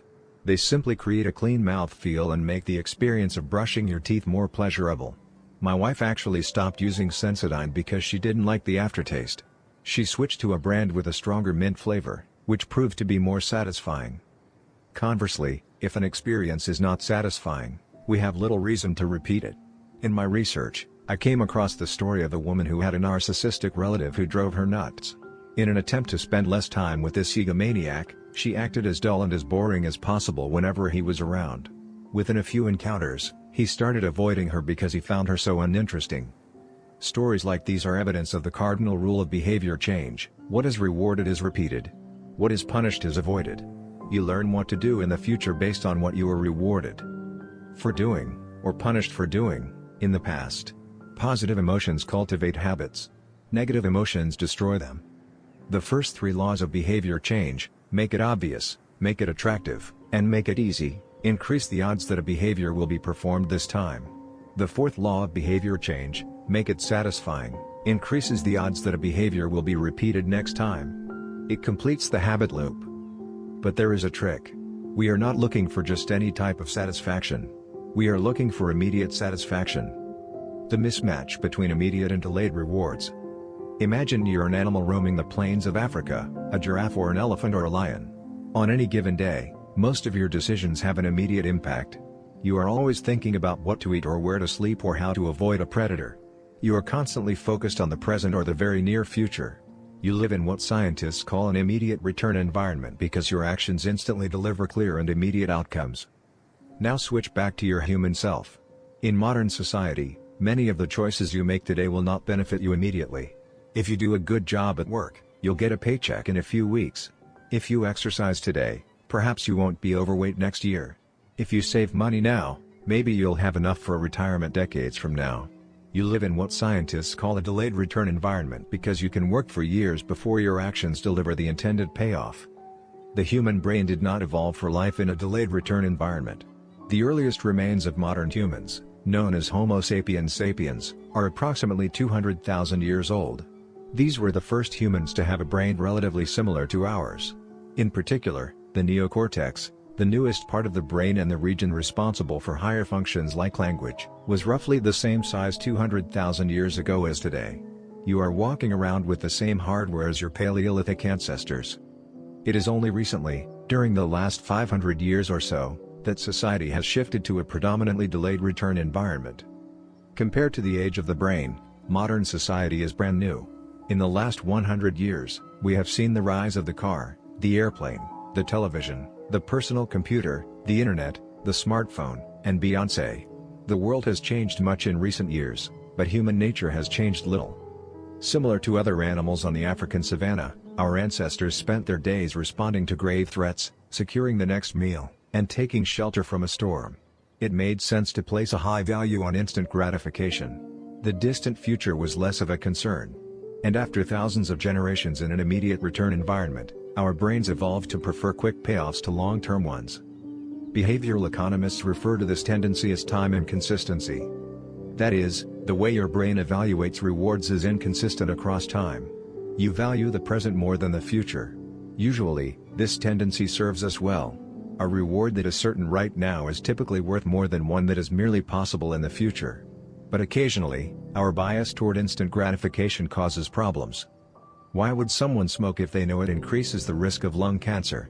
Why would someone overeat when they know it increases their risk of obesity? Why would someone have unsafe sex if they know it can result in sexually transmitted disease? Once you understand how the brain prioritizes rewards, the answers become clear. The consequences of bad habits are delayed while the rewards are immediate. Smoking might kill you in 10 years, but it reduces stress and eases your nicotine cravings now. Overeating is harmful in the long run but appetizing in the moment. Sex, safe or not, provides pleasure right away. Disease and infection won't show up for days or weeks, even years. Every habit produces multiple outcomes across time. Unfortunately, these outcomes are often misaligned. With our bad habits, the immediate outcome usually feels good, but the ultimate outcome feels bad. With good habits, it is the reverse, the immediate outcome is unenjoyable, but the ultimate outcome feels good. The French economist Frédéric Bastiat explained the problem clearly when he wrote, "It almost always happens that when the immediate consequence is favorable, the later consequences are disastrous, and vice versa often. The sweeter the first fruit of a habit, the more bitter are its later fruits." Put another way, the costs of your good habits are in the present. The costs of your bad habits are in the future. The brain's tendency to prioritize the present moment means you can't rely on good intentions. When you make a plan, to lose weight, write a book, or learn a language, you are actually making plans for your future self. And when you envision what you want your life to be like, it is easy to see the value in taking actions with long-term benefits. We all want better lives for our future selves. However, when the moment of decision arrives, instant gratification usually wins. You are no longer making a choice for future you, who dreams of being fitter or wealthier or happier. You are choosing for present you, who wants to be full, pampered, and entertained. As a general rule, the more immediate pleasure you get from an action, the more strongly you should question whether it aligns with your long-term goals. With a fuller understanding of what causes our brain to repeat some behaviors and avoid others, let's update the cardinal rule of behavior change: what is immediately rewarded is repeated. What is immediately punished is avoided. Our preference for instant gratification reveals an important truth about success. Because of how we are wired, Most people will spend all day chasing quick hits of satisfaction. The road less traveled is the road of delayed gratification. If you're willing to wait for the rewards, you'll face less competition and often get a bigger payoff. As the saying goes, the last mile is always the least crowded. This is precisely what research has shown. People who are better at delaying gratification have higher SAT scores, lower levels of substance abuse, lower likelihood of obesity, better responses to stress, and superior social skills. We've all seen this play out in our own lives. If you delay watching television and get your homework done, you'll generally learn more and get better grades. If you don't buy desserts and chips at the store, you'll often eat healthier food when you get home. At some point, success in nearly every field requires you to ignore an immediate reward in favor of a delayed reward. Here's the problem: most people know that delaying gratification is the wise approach. They want the benefits of good habits, to be healthy, productive, at peace. But these outcomes are seldom top of mind at the decisive moment. Thankfully, it's possible to train yourself to delay gratification, but you need to work with the grain of human nature, not against it. The best way to do this is to add a little bit of immediate pleasure to the habits that pay off in the long run and a little bit of immediate pain to ones that don't. How to turn instant gratification to your advantage. The vital thing in getting a habit to stick is to feel successful, even if it's in a small way. The feeling of success is a signal that your habit paid off and that the work was worth the effort. In a perfect world, the reward for a good habit is the habit itself. In the real world, good habits tend to feel worthwhile only after they have provided you with something.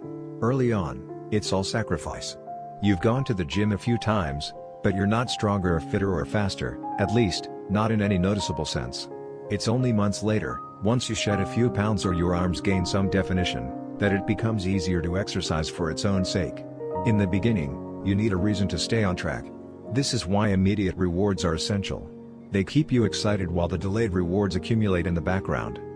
What we're really talking about here, when we're discussing immediate rewards, is the ending of a behavior.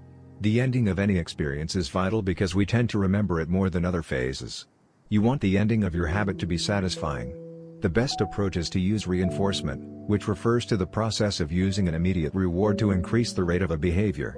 Habit stacking, which we covered in Chapter 5, ties your habit to an immediate cue, which makes it obvious when to start. Reinforcement ties your habit to an immediate reward, which makes it satisfying when you finish. Immediate reinforcement can be especially helpful when dealing with habits of avoidance, which are behaviors you want to stop doing. It can be challenging to stick with habits like no frivolous purchases or no alcohol this month because nothing happens when you skip happy hour drinks or don't buy that pair of shoes. It can be hard to feel satisfied when there is no action in the first place. All you're doing is resisting temptation, and there isn't much satisfying about that. One solution is to turn the situation on its head. You want to make avoidance visible. Open a savings account and label it for something you want, maybe leather jacket. Whenever you pass on a purchase, put the same amount of money in the account. Skip your morning latte? Transfer $5. Pass on another month of Netflix? Move $10 over. It's like creating a loyalty program for yourself. The immediate reward of seeing yourself save money toward the leather jacket feels a lot better than being deprived. You are making it satisfying to do nothing. One of my readers and his wife used a similar setup. They wanted to stop eating out so much and start cooking together more. They labeled their savings account trip to Europe. Whenever they skipped going out to eat, they transferred $50 into the account. At the end of the year, they put the money toward the vacation. It is worth noting that it is important to select short-term rewards that reinforce your identity rather than ones that conflict with it. Buying a new jacket is fine if you're trying to lose weight or read more books, but it doesn't work if you're trying to budget and save money. Instead, taking a bubble bath or going on a leisurely walk are good examples of rewarding yourself with free time, which aligns with your ultimate goal of more freedom and financial independence. Similarly, if your reward for exercising is eating a bowl of ice cream, then you're casting votes for conflicting identities, and it ends up being a wash. Instead, maybe your reward is a massage, which is both a luxury and a vote toward taking care of your body. Now the short-term reward is aligned with your long-term vision of being a healthy person. Eventually, as intrinsic rewards like a better mood, more energy, and reduced stress kick in, you'll become less concerned with chasing the secondary reward. The identity itself becomes the reinforcer. You do it because it's who you are and it feels good to be you. The more a habit becomes part of your life, the less you need outside encouragement to follow through. Incentives can start a habit. Identity sustains a habit. That said, it takes time for the evidence to accumulate and a new identity to emerge. Immediate reinforcement helps maintain motivation in the short term while you're waiting for the long-term rewards to arrive. In summary, a habit needs to be enjoyable for it to last. Simple bits of reinforcement, like soap that smells great or toothpaste that has a refreshing mint flavor or seeing $50 hit your savings account, can offer the immediate pleasure you need to enjoy a habit. And change is easy when it is enjoyable. Chapter Summary. The fourth law of behavior change is make it satisfying. We are more likely to repeat a behavior when the experience is satisfying. The human brain evolved to prioritize immediate rewards over delayed rewards. The cardinal rule of behavior change: what is immediately rewarded is repeated. What is immediately punished is avoided. To get a habit to stick, you need to feel immediately successful, even if it's in a small way. The first three laws of behavior change: make it obvious, make it attractive, and make it easy, increase the odds that a behavior will be performed this time. The fourth law of behavior change: make it satisfying, increases the odds that a behavior will be repeated next time. 16. How to stick with good habits every day. In 1993, a bank in Abbotsford, Canada, hired a 23-year-old stockbroker named Trent Dyersmith. Abbotsford was a relatively small suburb, tucked away in the shadow of nearby Vancouver, where most of the big business deals were being made. Given the location, and the fact that Dyersmith was a rookie, nobody expected too much of him. But he made brisk progress thanks to a simple daily habit. Dyersmith began each morning with 2 jars on his desk. One was filled with 120 paper clips. The other was empty. As soon as he settled in each day, he would make a sales call. Immediately after, he would move one paper clip from the full jar to the empty jar and the process would begin again. Every morning I would start with 120 paper clips in one jar and I would keep dialing the phone until I had moved them all to the second jar, he told me. Within 18 months, Dyersmith was bringing in $5 million to the firm. By age 24, he was making $75,000 per year, the equivalent of $125,000 today. Not long after, he landed a 6-figure job with another company. I like to refer to this technique as the paperclip strategy, and, over the years, I've heard from readers who have employed it in a variety of ways. One woman shifted a hairpin from one container to another whenever she wrote a page of her book. Another man moved a marble from one bin to the next after each set of push-ups. Making progress is satisfying, and visual measures, like moving paper clips or hairpins or marbles, provide clear evidence of your progress. As a result, they reinforce your behavior and add a little bit of immediate satisfaction to any activity. Visual measurement comes in many forms: food journals, workout logs, loyalty punch cards, the progress bar on a software download, even the page numbers in a book. But perhaps the best way to measure your progress is with a habit tracker. How to keep your habits on track. A habit tracker is a simple way to measure whether you did a habit. The most basic format is to get a calendar and cross off each day you stick with your routine.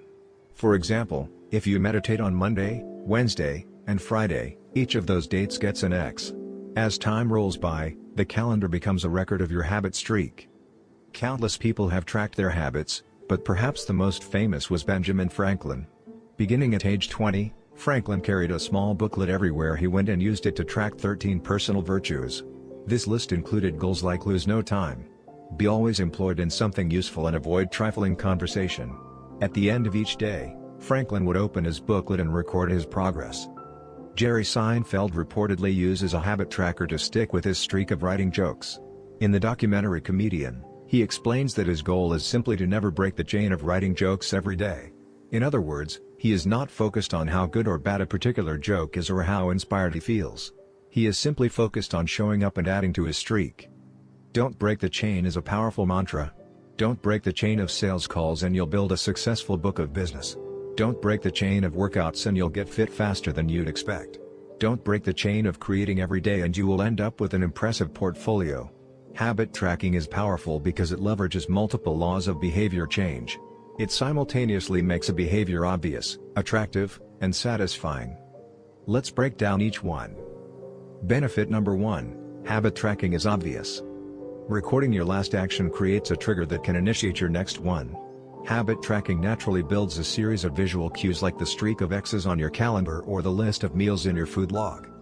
When you look at the calendar and see your streak, you'll be reminded to act again.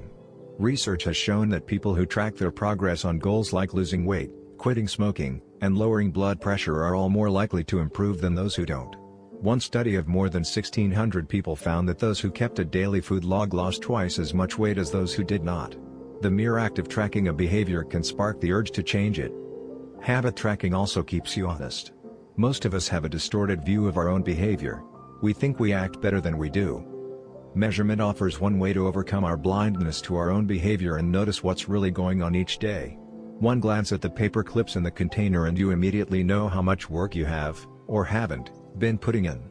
When the evidence is right in front of you, you're less likely to lie to yourself.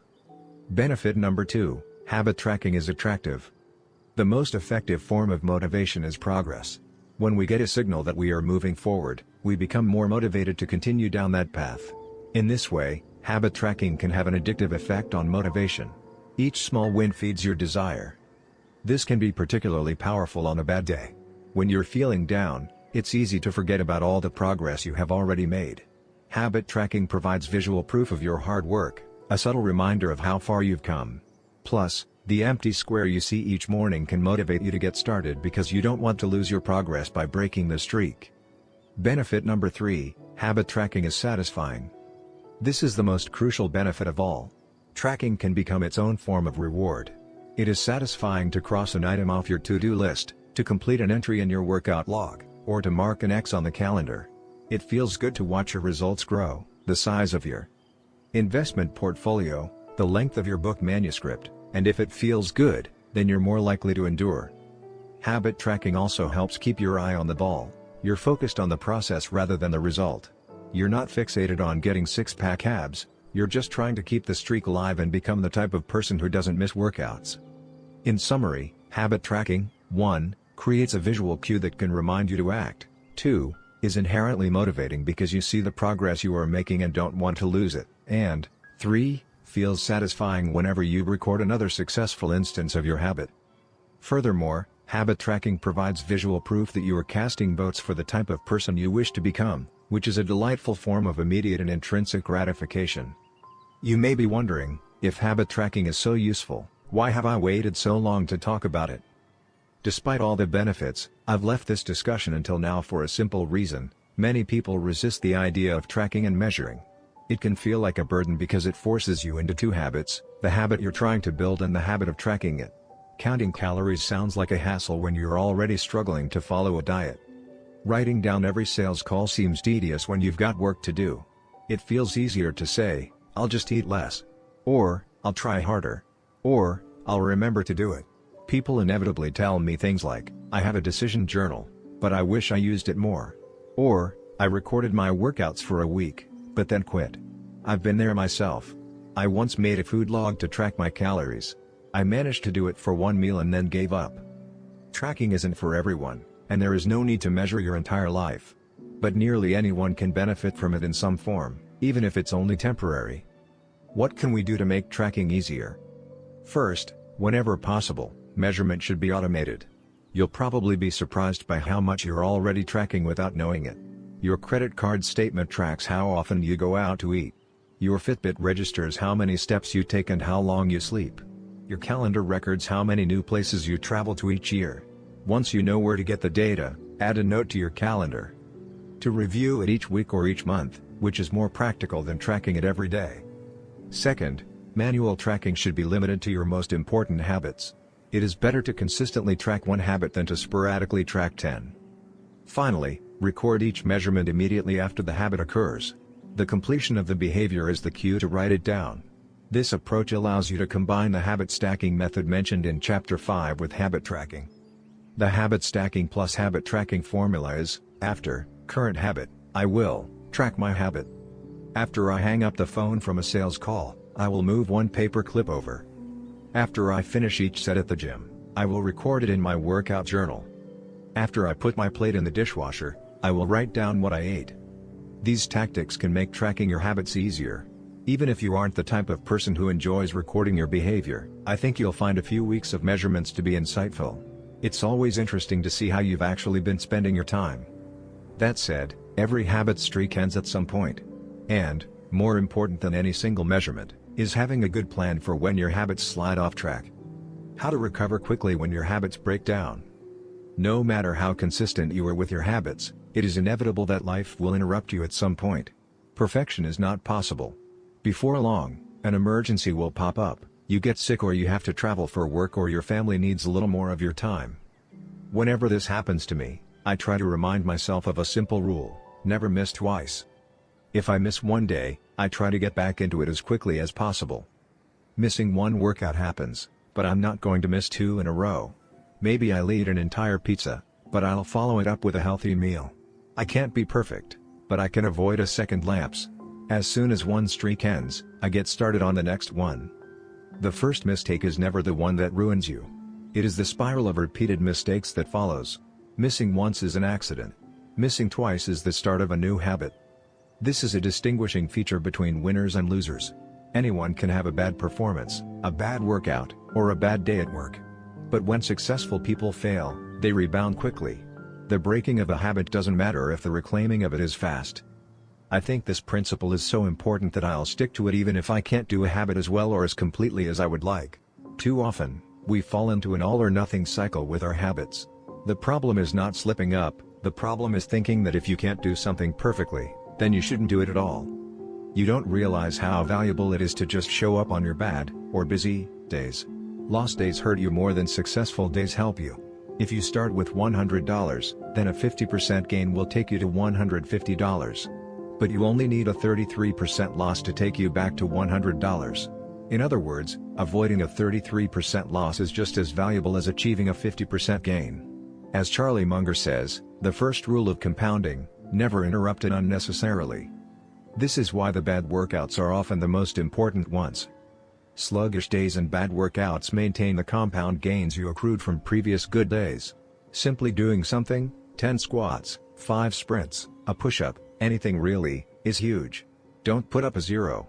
Don't let losses eat into your compounding. Furthermore, it's not always about what happens during the workout. It's about being the type of person who doesn't miss workouts. It's easy to train when you feel good, but it's crucial to show up when you don't feel like it, even if you do less than you hope. Going to the gym for 5 minutes may not improve your performance, but it reaffirms your identity. The all-or-nothing cycle of behavior change is just one pitfall that can derail your habits. Another potential danger, especially if you are using a habit tracker, is measuring the wrong thing. Knowing when, and when not, to track a habit. Say you're running a restaurant and you want to know if your chef is doing a good job. One way to measure success is to track how many customers pay for a meal each day. If more customers come in, the food must be good. If fewer customers come in, something must be wrong. However, this one measurement, daily revenue, only gives a limited picture of what's really going on. Just because someone pays for a meal doesn't mean they enjoy the meal. Even dissatisfied customers are unlikely to dine and dash. In fact, if you're only measuring revenue, the food might be getting worse but you're making up for it with marketing or discounts or some other method.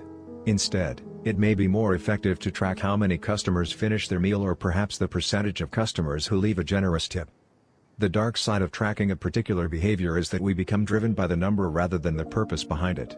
If your success is measured by quarterly earnings, you will optimize sales, revenue, and accounting for quarterly earnings. If your success is measured by a lower number on the scale, you will optimize for a lower number on the scale, even if that means embracing crash diets, juice cleanses, and fat loss pills. The human mind wants to win whatever game is being played. This pitfall is evident in many areas of life.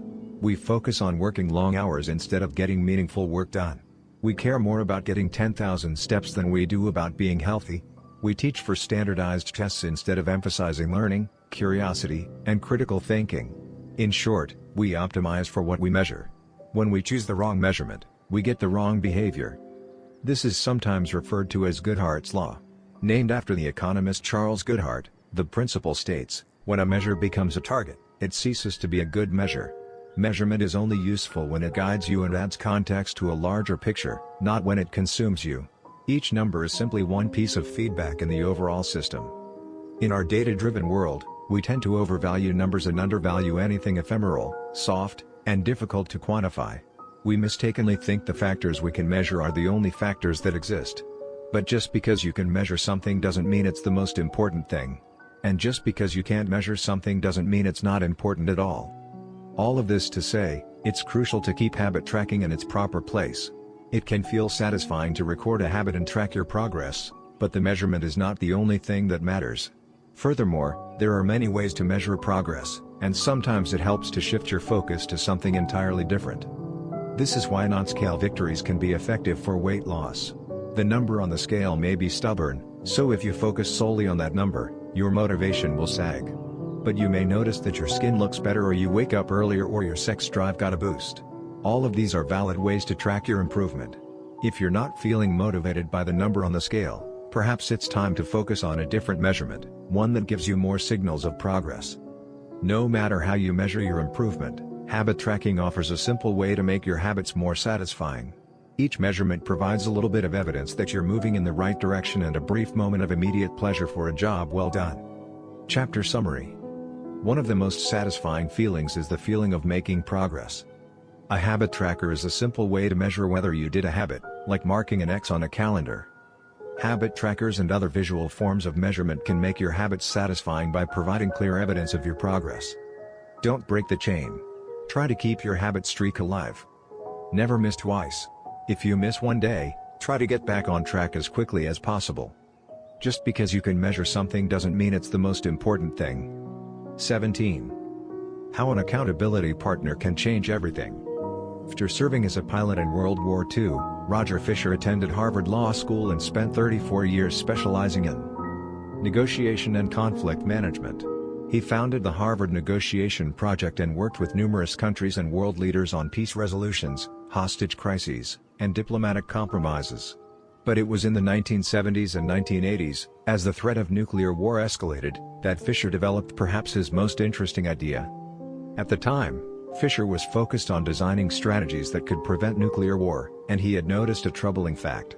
Any sitting president would have access to launch codes that could kill millions of people but would never actually see anyone die because he would always be thousands of miles away.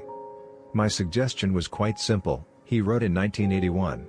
Put that nuclear code number in a little capsule, and then implant that capsule right next to the heart of a volunteer. The volunteer would carry with him a big, heavy butcher knife as he accompanied the president.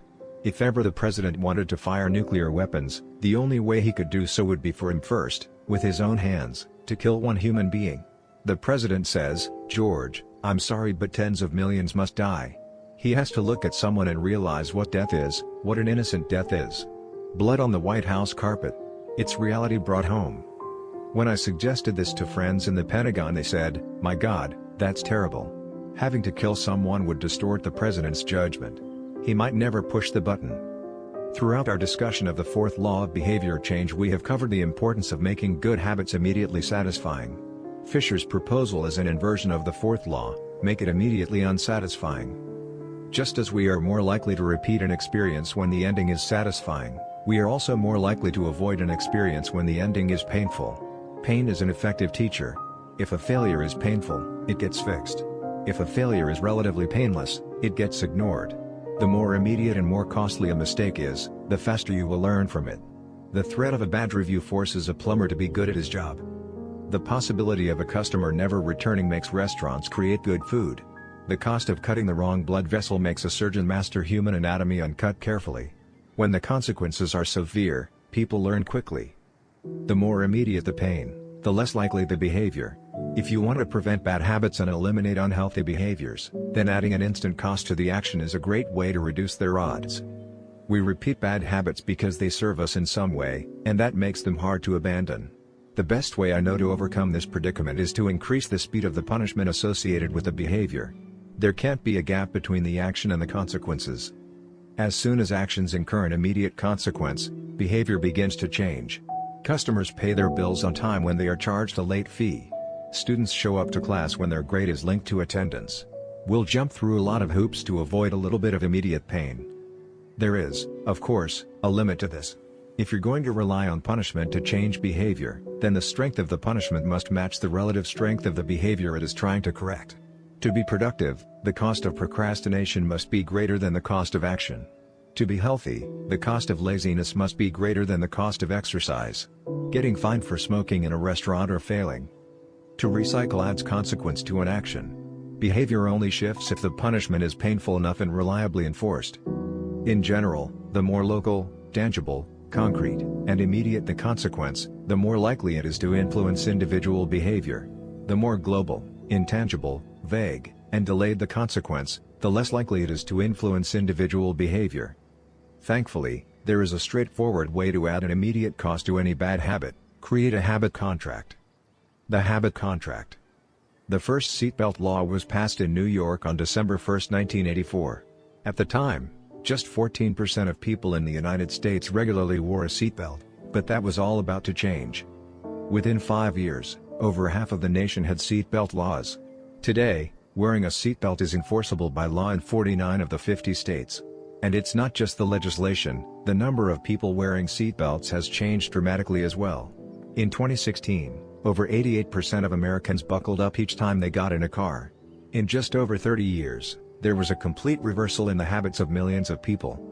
Laws and regulations are an example of how government can change our habits by creating a social contract. As a society, we collectively agree to abide by certain rules and then enforce them as a group.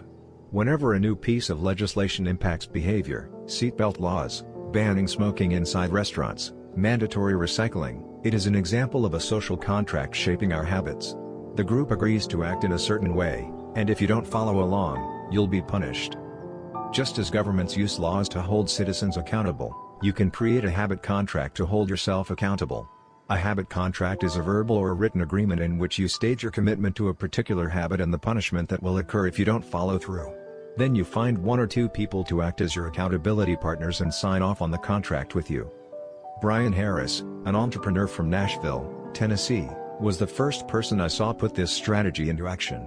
Shortly after the birth of his son, Harris realized he wanted to shed a few pounds. He wrote up a habit contract between himself, his wife, and his personal trainer. The first version read, Brian's #1 objective for Q1 of 2017 is to start eating correctly again so he feels better, looks better, and is able to hit his long-term goal of 200 pounds at 10% body fat. Below that statement, Harris laid out a roadmap for achieving his ideal outcome. Phase number 1, get back to a strict slow-carb diet in Q1. Phase number 2, start a strict macronutrient tracking program in Q2. Phase number 3, refine and maintain the details of his diet and workout program in Q3. Finally, he wrote out each of the daily habits that would get him to his goal.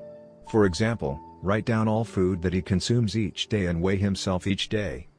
And then he listed the punishment if he failed. If Brian doesn't do these 2 items, then the following consequence will be enforced: he will have to dress up each workday and each Sunday morning for the rest of the quarter. Dress up is defined as not wearing jeans, t-shirts, hoodies, or shorts. He will also give Joey, his trainer, $200 to use as he sees fit if he misses 1 day of logging food.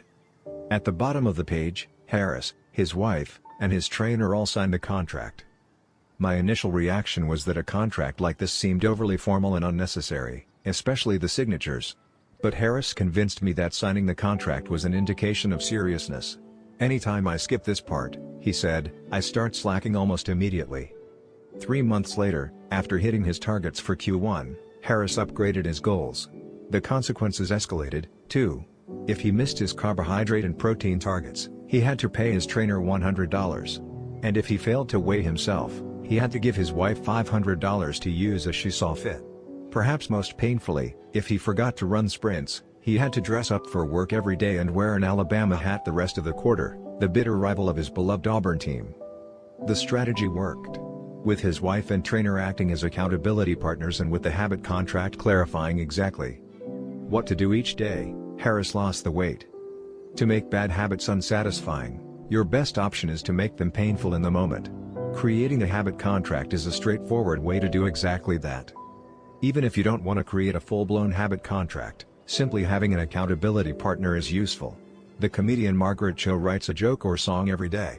She does the Song a Day challenge with a friend, which helps them both stay accountable. Knowing that someone is watching can be a powerful motivator. You are less likely to procrastinate or give up because there is an immediate cost.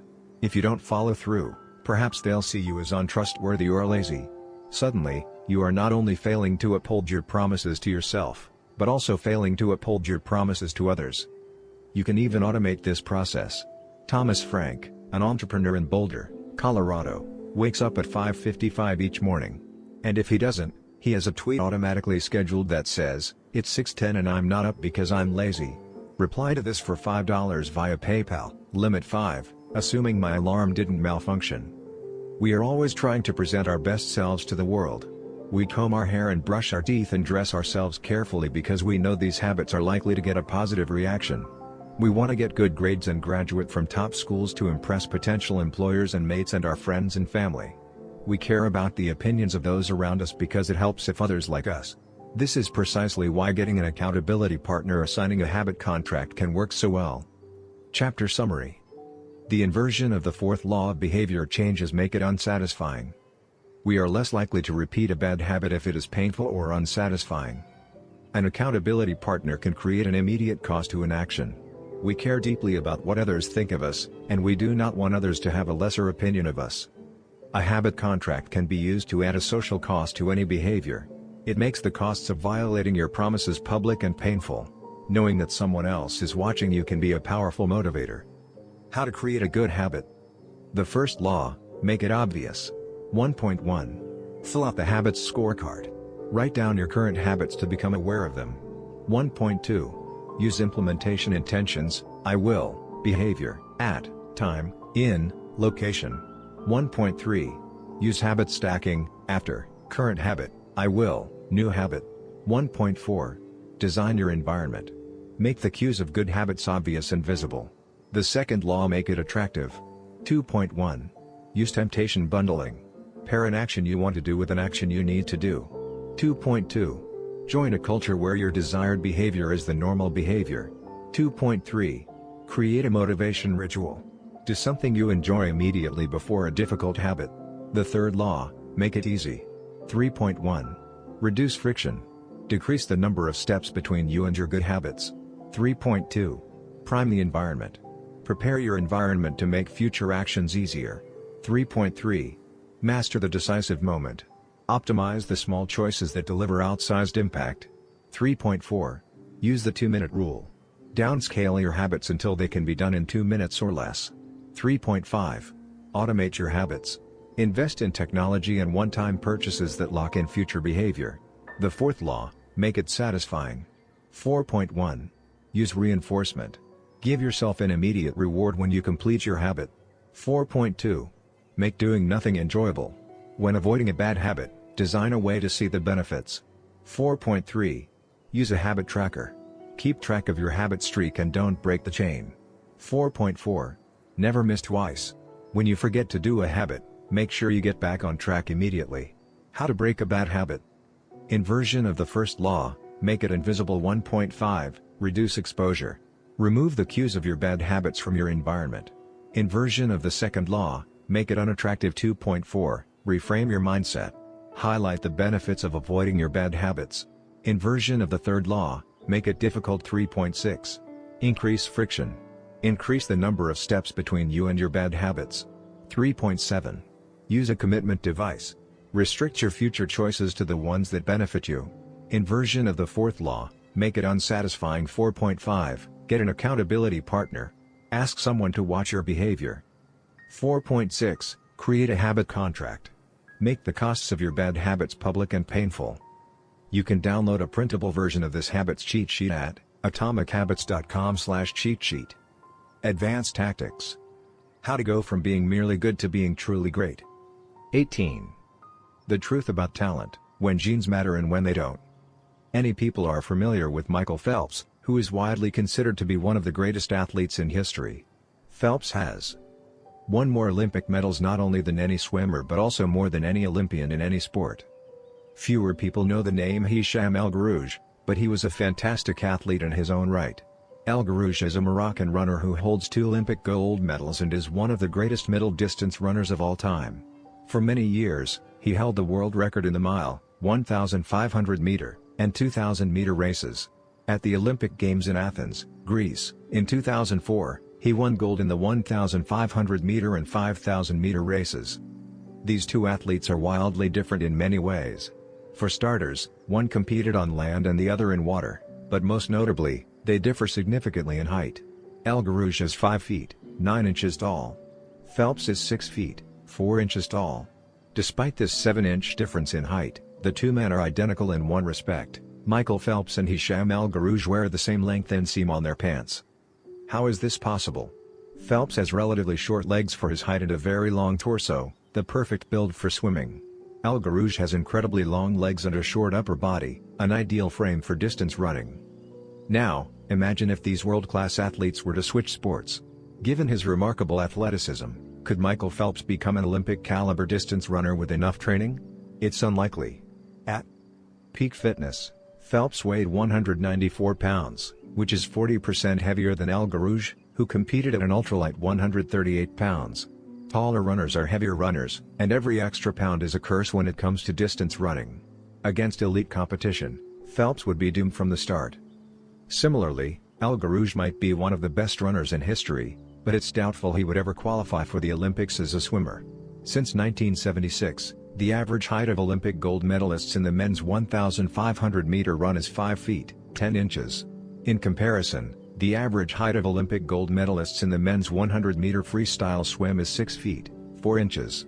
Swimmers tend to be tall and have long backs and arms, which are ideal for pulling through the water. El Guerrouj would be at a severe disadvantage before he ever touched the pool. The secret to maximizing your odds of success is to choose the right field of competition. This is just as true with habit change as it is with sports and business. Habits are easier to perform, and more satisfying to stick with, when they align with your natural inclinations and abilities. Like Michael Phelps in the pool or Hicham El Guerrouj on the track, you want to play a game where the odds are in your favor. Embracing this strategy requires the acceptance of the simple truth that people are born with different abilities. Some people don't like to discuss this fact. On the surface, your genes seem to be fixed, and it's no fun to talk about things you cannot control. Plus, phrases like biological determinism makes it sound like certain individuals are destined for success and others doomed to failure. But this is a short-sighted view of the influence of genes on behavior. The strength of genetics is also their weakness. Genes cannot be easily changed, which means they provide a powerful advantage in favorable circumstances and a serious disadvantage in unfavorable circumstances. If you want to dunk a basketball, being 7 feet tall is very useful. If you want to perform a gymnastics routine, being 7 feet tall is a great hindrance. Our environment determines the suitability of our genes and the utility of our natural talents. When our environment changes, so do the qualities that determine success. This is true not just for physical characteristics but for mental ones as well. I'm smart if you ask me about habits and human behavior. Not so much when it comes to knitting, rocket propulsion, or guitar chords. Competence is highly dependent on context. The people at the top of any competitive field are not only well trained, they are also well suited to the task. And this is why, if you want to be truly great, selecting the right place to focus is crucial. In short, genes do not determine your destiny. They determine your areas of opportunity. As physician Gabor Mate notes, genes can predispose, but they don't predetermine. The areas where you are genetically predisposed to success are the areas where habits are more likely to be satisfying. The key is to direct your effort toward areas that both excite you and match your natural skills, to align your ambition with your ability. The obvious question is, how do I figure out where the odds are in my favor? How do I identify the opportunities and habits that are right for me? The first place we will look for an answer is by understanding your personality. How your personality influences your habits. Your genes are operating beneath the surface of every habit.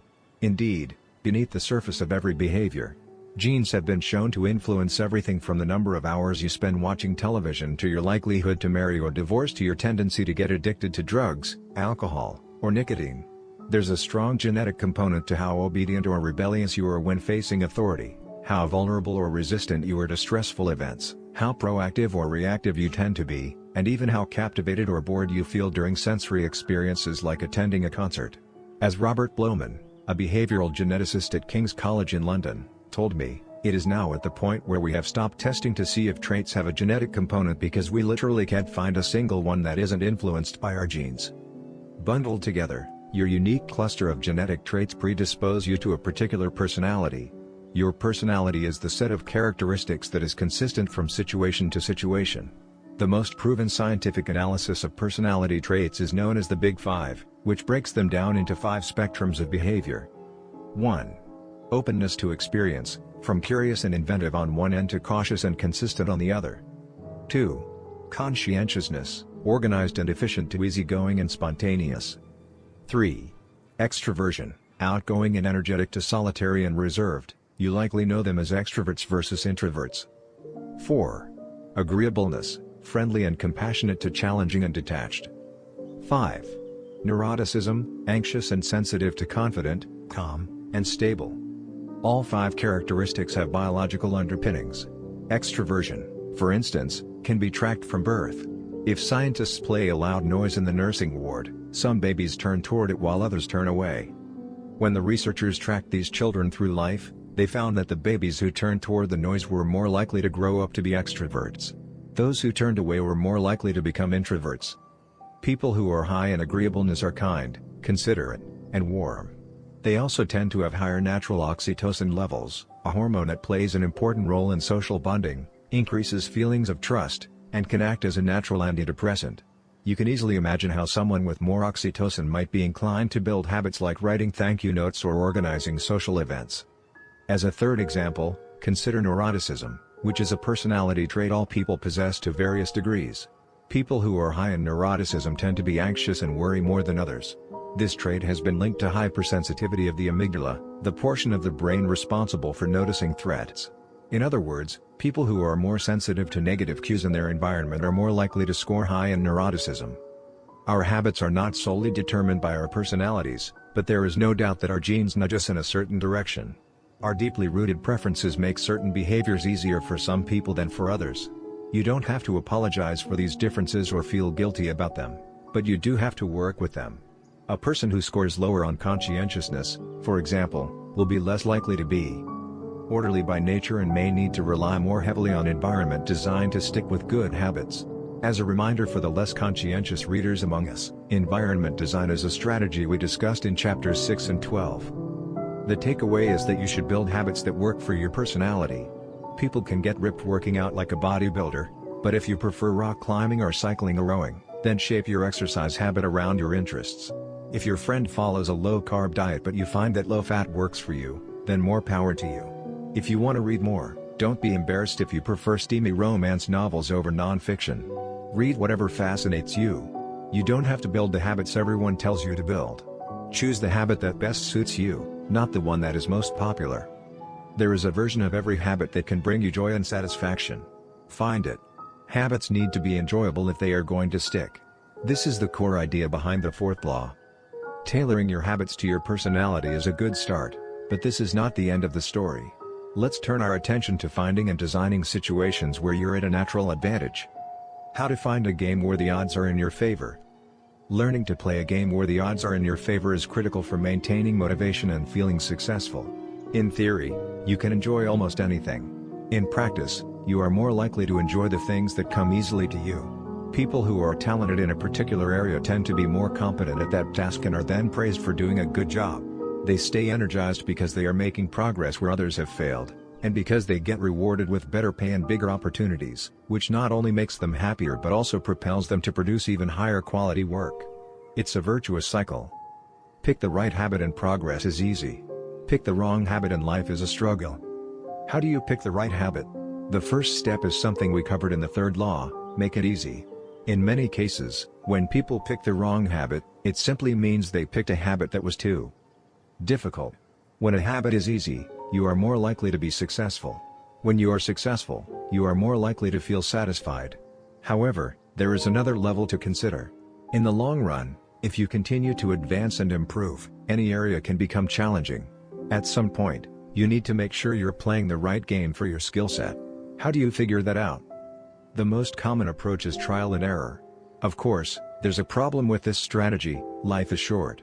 You don't have time to try every career, date every eligible bachelor, or play every musical instrument. Thankfully, there is an effective way to manage this conundrum, and it is known as the explore/exploit trade-off. In the beginning of a new activity, there should be a period of exploration. In relationships, it's called dating. In college, it's called the liberal arts. In business, it's called split testing. The goal is to try out many possibilities, research a broad range of ideas, and cast a wide net. After this initial period of exploration, shift your focus to the best solution you've found, but keep experimenting occasionally. The proper balance depends on whether you're winning or losing. If you are currently winning, you exploit, exploit, exploit. If you are currently losing, you continue to explore, explore, explore. In the long run, it is probably most effective to work on the strategy that seems to deliver the best results about 80 to 90% of the time and keep exploring with the remaining 10 to 20%. Google famously asks employees to spend 80% of the workweek on their official job and 20% on projects of their choice, which has led to the creation of blockbuster products like AdWords and Gmail. The optimal approach also depends on how much time you have. If you have a lot of time, like someone at the beginning of their career, it makes more sense to explore because once you find the right thing, you still have a good amount of time to exploit it. If you're pressed for time, say, as you come up on the deadline for a project, you should implement the best solution you've found so far and get some results. As you explore different options, there are a series of questions you can ask yourself to continually narrow in on the habits and areas that will be most satisfying to you. What feels like fun to me, but work to others? The mark of whether you are made for a task is not whether you love it but whether you can handle the pain of the task easier than most people. When are you enjoying yourself while other people are complaining? The work that hurts you less than it hurts others is the work you were made to do. What makes me lose track of time? Flow is the mental state you enter when you are so focused on the task at hand that the rest of the world fades away. This blend of happiness and peak performance is what athletes and performers experience when they are in the zone. It is nearly impossible to experience a flow state and not find the task satisfying at least to some degree. Where do I get greater returns than the average person? We are continually comparing ourselves to those around us, and a behavior is more likely to be satisfying when the comparison is in our favor. When I started writing at jamesclear.com, my email list grew very quickly. I wasn't quite sure what I was doing well, but I knew that results seemed to be coming faster for me than for some of my colleagues, which motivated me to keep writing. What comes naturally to me? For just a moment, ignore what you have been taught. Ignore what society has told you. Ignore what others expect of you. Look inside yourself and ask, what feels natural to me? When have I felt alive? When have I felt like the real me? No internal judgments or people-pleasing. No second-guessing or self-criticism. Just feelings of engagement and enjoyment. Whenever you feel authentic and genuine, you are headed in the right direction. To be honest, some of this process is just luck. Michael Phelps and Hisham El Garouj were lucky to be born with a rare set of abilities that are highly valued by society and to be placed in the ideal environment for those abilities. We all have limited time on this planet, and the truly great among us are the ones who not only work hard but also have the good fortune to be exposed to opportunities that favor us. But what if you don't want to leave it up to luck? If you can't find a game where the odds are stacked in your favor, create one. Scott Adams, the cartoonist behind Dilbert, says, everyone has at least a few areas in which they could be in the top 25% with some effort.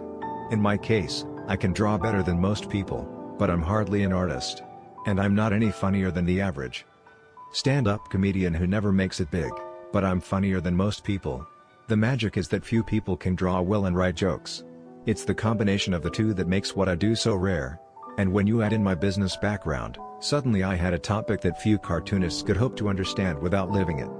When you can't win by being better, you can win by being different. By combining your skills, you reduce the level of competition, which makes it easier to stand out. You can shortcut the need for a genetic advantage, or for years of practice, by rewriting the rules. A good player works hard to win the game everyone else is playing. A great player creates a new game that favors their strengths and avoids their weaknesses.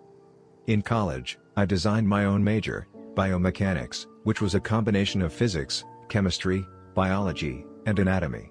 I wasn't smart enough to stand out among the top physics or biology majors, so I created my own game. And because it suited me, I was only taking the courses I was interested in. Studying felt like less of a chore.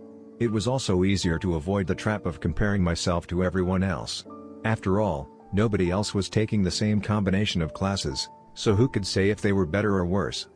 Specialization is a powerful way to overcome the accident of bad genetics. The more you master a specific skill, the harder it becomes for others to compete with you. Many bodybuilders are stronger than the average arm wrestler, but even a massive bodybuilder may lose at arm wrestling because the arm wrestling champ has very specific strength. Even if you're not the most naturally gifted, you can often win by being the best in a very narrow category. Boiling water will soften a potato but harden an egg. You can't control whether you're a potato or an egg, but you can decide to play a game where it's better to be hard or soft. If you can find a more favorable environment, You can transform the situation from one where the odds are against you to one where they are in your favor. How to get the most out of your genes. Our genes do not eliminate the need for hard work. They clarify it. They tell us what to work hard on. Once we realize our strengths, we know where to spend our time and energy. We know which types of opportunities to look for and which types of challenges to avoid. The better we understand our nature, the better our strategy can be. Biological differences matter. Even so, it's more productive to focus on whether you are fulfilling your own potential than comparing yourself to someone else. The fact that you have a natural limit to any specific ability has nothing to do with whether you are reaching the ceiling of your capabilities. People get so caught up in the fact that they have limits that they rarely exert the effort required to get close to them. Furthermore, genes can't make you successful if you're not doing the work. Yes, it's possible that the ripped trainer at the gym has better genes, but if you haven't put in the same reps, it's impossible to say if you have been dealt a better or worse genetic hand. Until you work as hard as those you admire, don't explain away their success as luck. In summary, one of the best ways to ensure your habits remain satisfying over the long run is to pick behaviors that align with your personality and skills. Work hard on the things that come easy. Chapter Summary. The secret to maximizing your odds of success is to choose the right field of competition. Pick the right habit and progress is easy. Pick the wrong habit and life is a struggle. Genes cannot be easily changed, which means they provide a powerful advantage in favorable circumstances and a serious disadvantage in unfavorable circumstances. Habits are easier when they align with your natural abilities. Choose the habits that best suit you. Play a game that favors your strengths. If you can't find a game that favors you, create one. Genes do not eliminate the need for hard work. They clarify it. They tell us what to work hard on. 19. The Goldilocks Rule: How to Stay Motivated in Life and Work. In 1955, Disneyland had just opened in Anaheim, California, when a 10-year-old boy walked in and asked for a job. Labor laws were loose back then, and the boy managed to land a position selling guidebooks for 50 cents apiece. Within a year, he had transitioned to Disney's Magic Shop, where he learned tricks from the older employees. He experimented with jokes and tried out simple routines on visitors. Soon he discovered that what he loved was not performing magic but performing in general. He set his sights on becoming a comedian. Beginning in his teenage years, he started performing in little clubs around Los Angeles. The crowds were small and his act was short. He was rarely on stage for more than 5 minutes. Most of the people in the crowd were too busy drinking or talking with friends to pay attention. One night, he literally delivered his stand-up routine to an empty club. It wasn't glamorous work, but there was no doubt he was getting better. His first routines would only last 1 or 2 minutes. By high school, his material had expanded to include a 5-minute act and, a few years later, a 10-minute show. At 19, he was performing weekly for 20 minutes at a time. He had to read 3 poems during the show just to make the routine long enough, but his skills continued to progress. He spent another decade experimenting, adjusting, and practicing. He took a job as a television writer and, gradually, he was able to land his own appearances on talk shows. By the mid-1970s, he had worked his way into being a regular guest on The Tonight Show and Saturday Night Live. Finally, after nearly 15 years of work, the young man rose to fame. He toured 60 cities in 63 days. Then 72 cities in 80 days. Then 85 cities in 90 days. He had 18,695 people attend one show in Ohio. Another 45,000 tickets were sold for his 3-day show in New York. He catapulted to the top of his genre and became one of the most successful comedians of his time. His name is Steve Martin. Martin's story offers a fascinating perspective on what it takes to stick with habits for the long run. Comedy is not for the timid.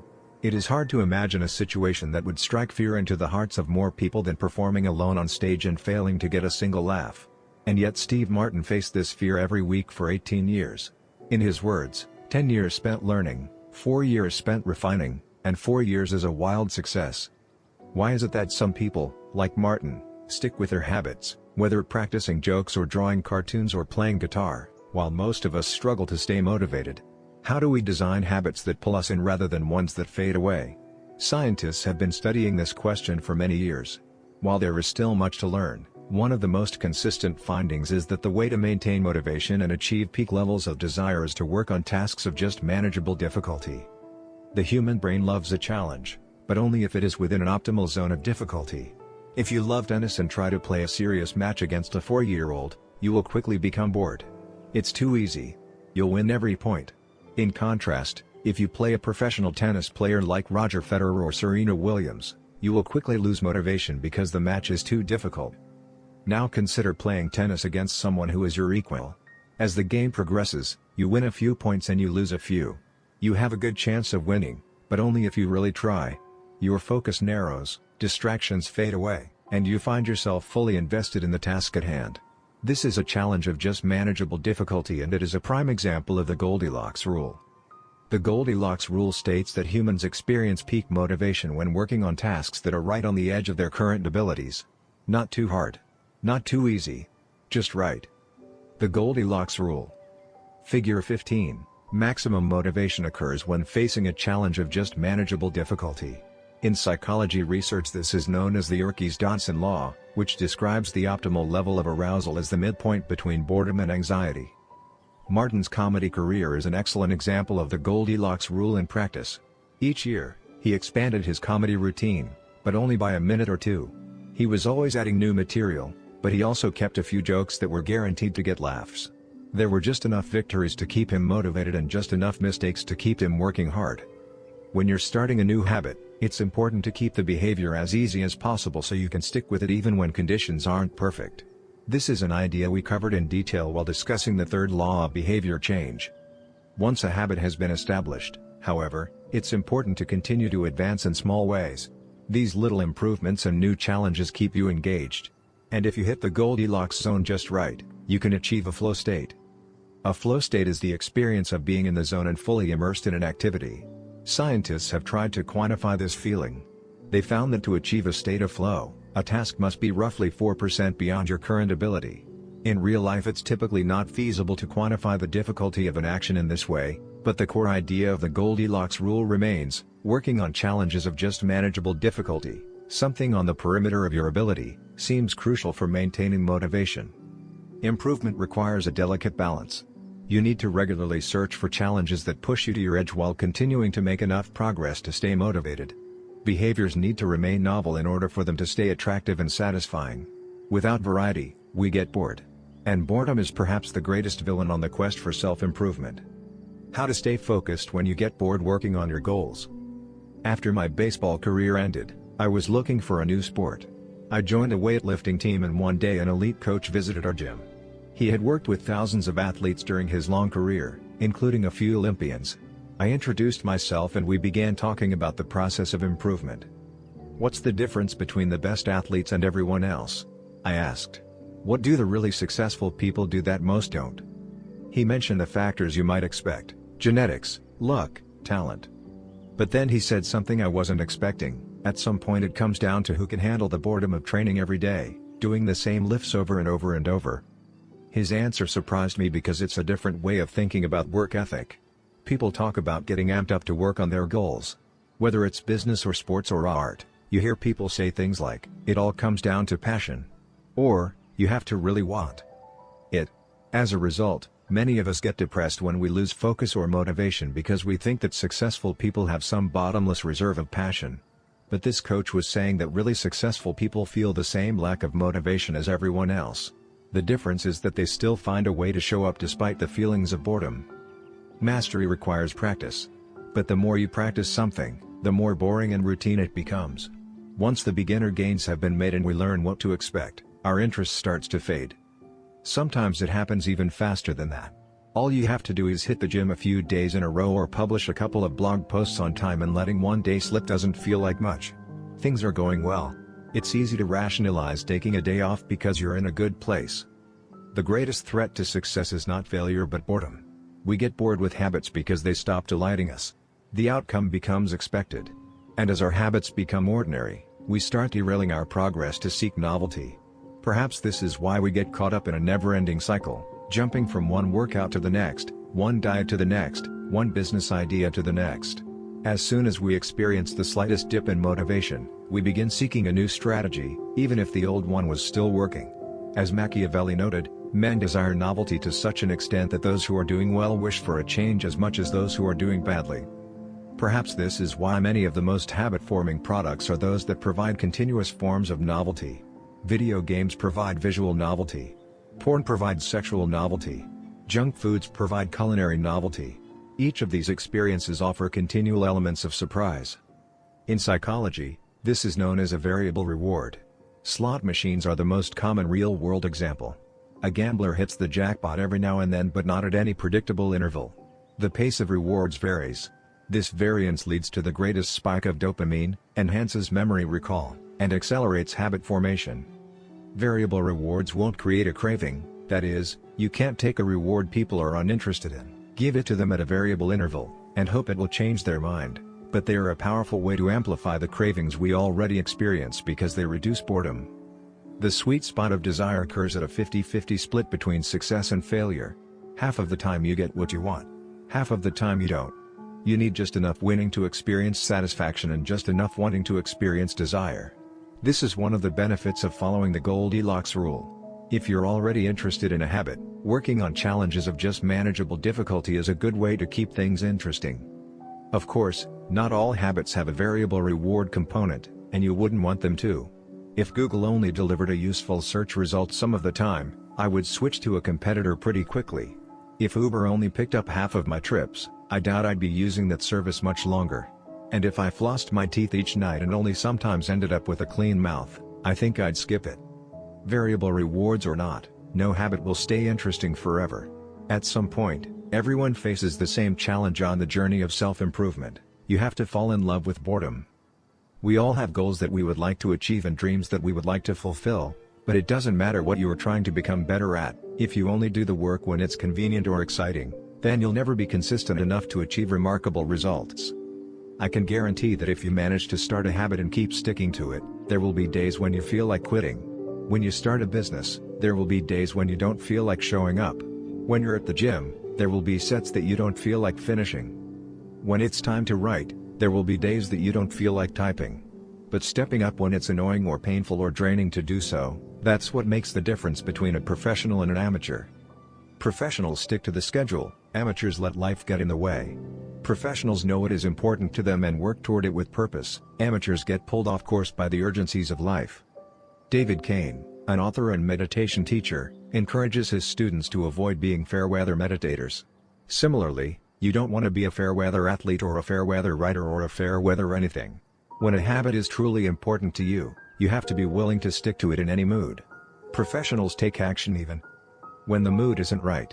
They might not enjoy it, but they find a way to put the reps in. There have been a lot of sets that I haven't felt like finishing, but I've never regretted doing the workout. There have been a lot of articles I haven't felt like writing, but I've never regretted publishing on schedule. There have been a lot of days I've felt like relaxing, but I've never regretted showing up and working on something that was important to me. The only way to become excellent is to be endlessly fascinated by doing the same thing over and over. You have to fall in love with boredom. Chapter Summary. The Goldilocks rule states that humans experience peak motivation when working on tasks that are right on the edge of their current abilities. The greatest threat to success is not failure but boredom. As habits become routine, they become less interesting and less satisfying. We get bored. Anyone can work hard when they feel motivated. It's the ability to keep going when work isn't exciting that makes the difference. Professionals stick to the schedule, amateurs let life get in the way. 20. The downside of creating good habits. Habits create the foundation for mastery. In chess, it is only after the basic movements of the pieces have become automatic that a player can focus on the next level of the game. Each chunk of information that is memorized opens up the mental space for more effortful thinking. This is true for any endeavor. When you know the simple movements so well that you can perform them without thinking, you are free to pay attention to more advanced details. In this way, habits are the backbone of any pursuit of excellence. However, the benefits of habits come at a cost. At first, each repetition develops fluency, speed, and skill. But then, as a habit becomes automatic, you become less sensitive to feedback. You fall into mindless repetition. It becomes easier to let mistakes slide. When you can do it good enough on autopilot, you stop thinking about how to do it better. The upside of habits is that we can do things without thinking. The downside of habits is that you get used to doing things a certain way and stop paying attention to little errors. You assume you're getting better because you're gaining experience. In reality, you are merely reinforcing your current habits, not improving them. In fact, some research has shown that once a skill has been mastered, there is usually a slight decline in performance over time. Usually, this minor dip in performance is no cause for worry. You don't need a system to continuously improve how well you brush your teeth or tie your shoes or make your morning cup of tea. With habits like these, good enough is usually good enough. The less energy you spend on trivial choices, the more you can spend it on what really matters. However, when you want to maximize your potential and achieve elite levels of performance, you need a more nuanced approach. You can't repeat the same things blindly and expect to become exceptional. Habits are necessary, but not sufficient for mastery. What you need is a combination of automatic habits and deliberate practice. Habits plus deliberate practice equals mastery. To become great, certain skills do need to become automatic. Basketball players need to be able to dribble without thinking before they can move on to mastering layups with their non-dominant hand. Surgeons need to repeat the first incision so many times that they could do it with their eyes closed, so that they can focus on the hundreds of variables that arise during surgery. But after one habit has been mastered, you have to return to the effortful part of the work and begin building the next habit. Mastery is the process of narrowing your focus to a tiny element of success, repeating it until you have internalized the skill, and then using this new habit as the foundation to advance to the next frontier of your development. Old tasks become easier the second time around, but it doesn't get easier overall because now you're pouring your energy into the next challenge. Each habit unlocks the next level of performance. It's an endless cycle. Mastering one habit. Mastering a field. Figure 16. The process of mastery requires that you progressively layer improvements on top of one another, each habit building upon the last until a new level of performance has been reached and a higher range of skills has been internalized. Although habits are powerful, what you need is a way to remain conscious of your performance over time, so you can continue to refine and improve. It is precisely at the moment when you begin to feel like you have mastered a skill, right when things are starting to feel automatic and you are becoming comfortable, that you must avoid slipping into the trap of complacency. The solution? Establish a system for reflection and review. How to review your habits and make adjustments. In 1986, the Los Angeles Lakers had one of the most talented basketball teams ever assembled, but they are rarely remembered that way. The team started the 1985-1986 NBA season with an astounding 29-5 record. The pundits were saying that we might be the best team in the history of basketball, head coach Pat Riley said after the season. Surprisingly, the Lakers stumbled in the 1986 playoffs and suffered a season-ending defeat in the Western Conference Finals. The best team in the history of basketball didn't even play for the NBA championship. After that blow, Riley was tired of hearing about how much talent his players had and about how much promise his team held.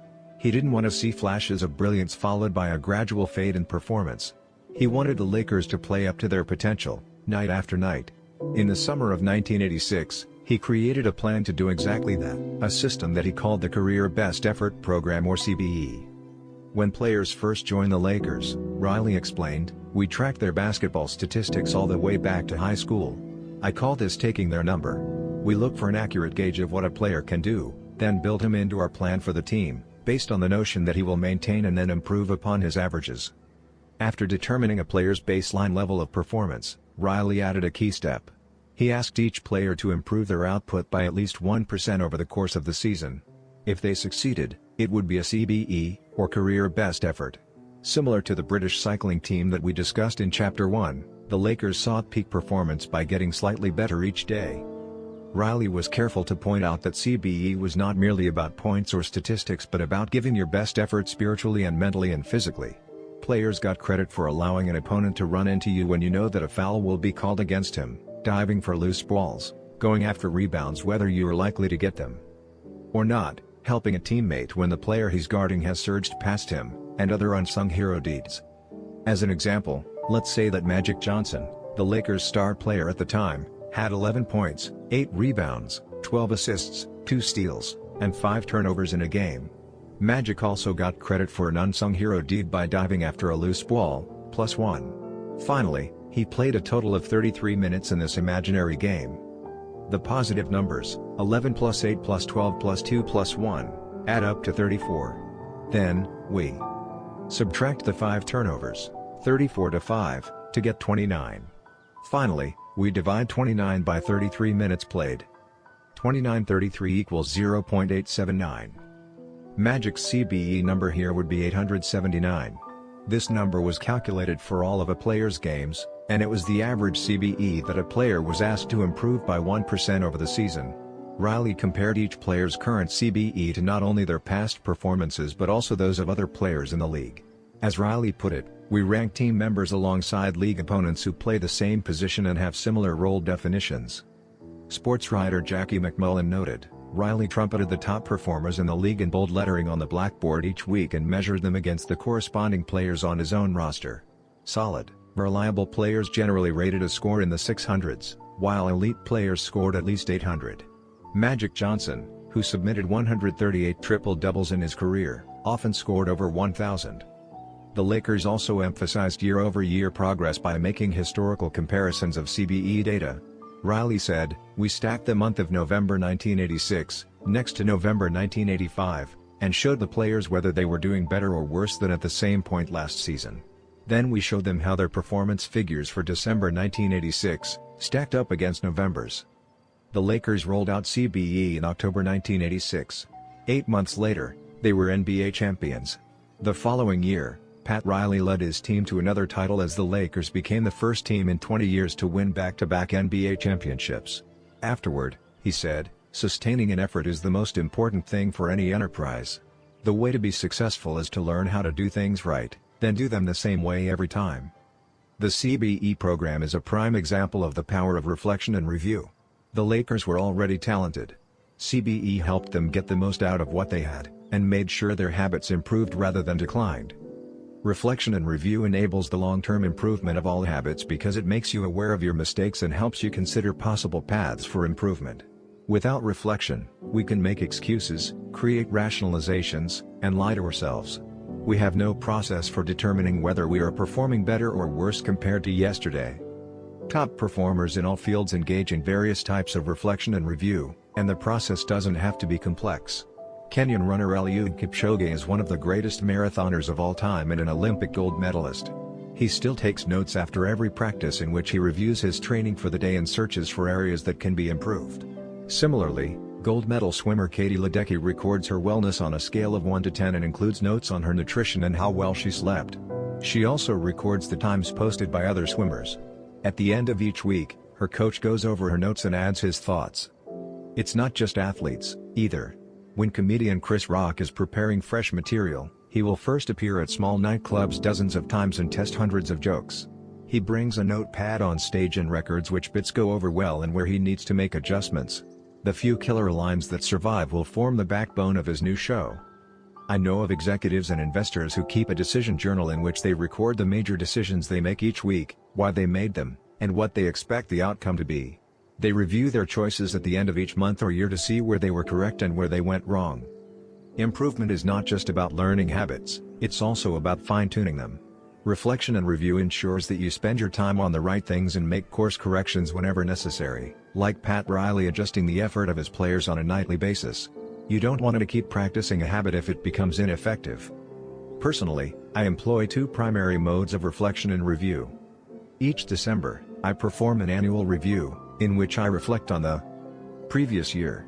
I tally my habits for the year by counting up how many articles I published, how many workouts I put in, how many new places I visited, and more. Then, I reflect on my progress, or lack thereof, by answering 3 questions. 1. What went well this year? 2. What didn't go so well this year? 3. What did I learn? 6 months later, when summer rolls around, I conduct an integrity report.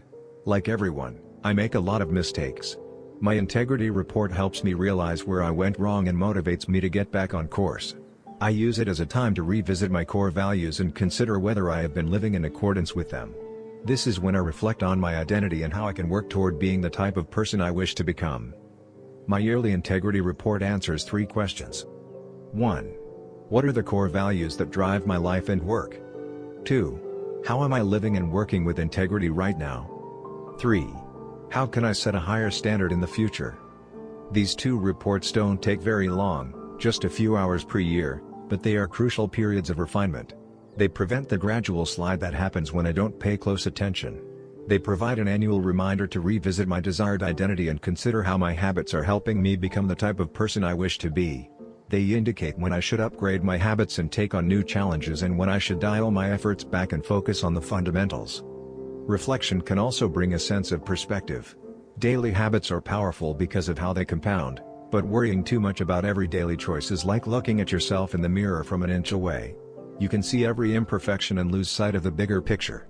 There is too much feedback. Conversely, never reviewing your habits is like never looking in the mirror. You aren't aware of easily fixable flaws, a spot on your shirt, a bit of food in your teeth. There is too little feedback. Periodic reflection and review is like viewing yourself in the mirror from a conversational distance. You can see the important changes you should make without losing sight of the bigger picture. You want to view the entire mountain range, not obsess over each peak and valley. Finally, reflection and review offers an ideal time to revisit one of the most important aspects of behavior change, identity. How to break the beliefs that hold you back. In the beginning, repeating a habit is essential to build up evidence of your desired identity. As you latch on to that new identity, however, those same beliefs can hold you back from the next level of growth. When working against you, your identity creates a kind of pride that encourages you to deny your weak spots and prevents you from truly growing. This is one of the greatest downsides of building habits. The more sacred an idea is to us, that is, the more deeply it is tied to our identity, the more strongly we will defend it against criticism. You see this in every industry. The school teacher who ignores innovative teaching methods and sticks with her tried and true lesson plans. The veteran manager who is committed to doing things his way. The surgeon who dismisses the ideas of her younger colleagues. The band who produces a mind-blowing first album and then gets stuck in a rut. The tighter we cling to an identity, the harder it becomes to grow beyond it. One solution is to avoid making any single aspect of your identity an overwhelming portion of who you are. In the words of investor Paul Graham, keep your identity small. The more you let a single belief define you, the less capable you are of adapting when life challenges you. If you tie everything up in being the point guard or the partner at the firm or whatever else, then the loss of that facet of your life will wreck you. If you're a vegan and then develop a health condition that forces you to change your diet, you'll have an identity crisis on your hands. When you cling too tightly to one identity, you become brittle. Lose that one thing and you lose yourself. For most of my young life, being an athlete was a major part of my identity. After my baseball career ended, I struggled to find myself. When you spend your whole life defining yourself in one way and that disappears, who are you now? Military veterans and former entrepreneurs report similar feelings. If your identity is wrapped up in a belief like I'm a great soldier, what happens when your period of service ends? For many business owners, their identity is something along the lines of I'm the CEO or I'm the founder. If you have spent every waking moment working on your business, how will you feel after you sell the company? The key to mitigating these losses of identity is to redefine yourself such that you get to keep important aspects of your identity even if your particular role changes. I'm an athlete becomes I'm the type of person who is mentally tough and loves a physical challenge. I'm a great soldier transforms into I'm the type of person who is disciplined, reliable, and great on a team. I'm the CEO translates to I'm the type of person who builds and creates things. When chosen effectively, an identity can be flexible rather than brittle. Like water flowing around an obstacle, your identity works with the changing circumstances rather than against them. The following quote from the Tao Te Ching encapsulates the ideas perfectly. Men are born soft and supple, dead, they are stiff and hard. Plants are born tender and pliant, dead, they are brittle and dry. Thus whoever is stiff and inflexible is a disciple of death. Whoever is soft and yielding is a disciple of life. The hard and stiff will be broken. The soft and supple will prevail. Lao Tzu. Habits deliver numerous benefits, but the downside is that they can lock us into our previous patterns of thinking and acting, even when the world is shifting around us. Everything is impermanent. Life is constantly changing, so you need to periodically check in to see if your old habits and beliefs are still serving you. A lack of self-awareness is poison. Reflection and review is the antidote. Chapter summary. The upside of habits is that we can do things without thinking. The downside is that we stop paying attention to little errors. Habits plus deliberate practice equals mastery. Reflection and review is a process that allows you to remain conscious of your performance over time. The tighter we cling to an identity, the harder it becomes to grow beyond it. Conclusion. The secret to results that last. Here is an ancient Greek parable known as the Sorites paradox, which talks about the effect one small action can have when repeated enough times. One formulation of the paradox goes as follows: can one coin make a person rich? If you give a person a pile of 10 coins, you wouldn't claim that he or she is rich. But what if you add another, and another, and another? At some point, you will have to admit that no one can be rich unless one coin can make him or her so. We can say the same about atomic habits. Can one tiny change transform your life? It's unlikely you would say so. But what if you made another, and another, and another? At some point, you will have to admit that your life was transformed by one small change.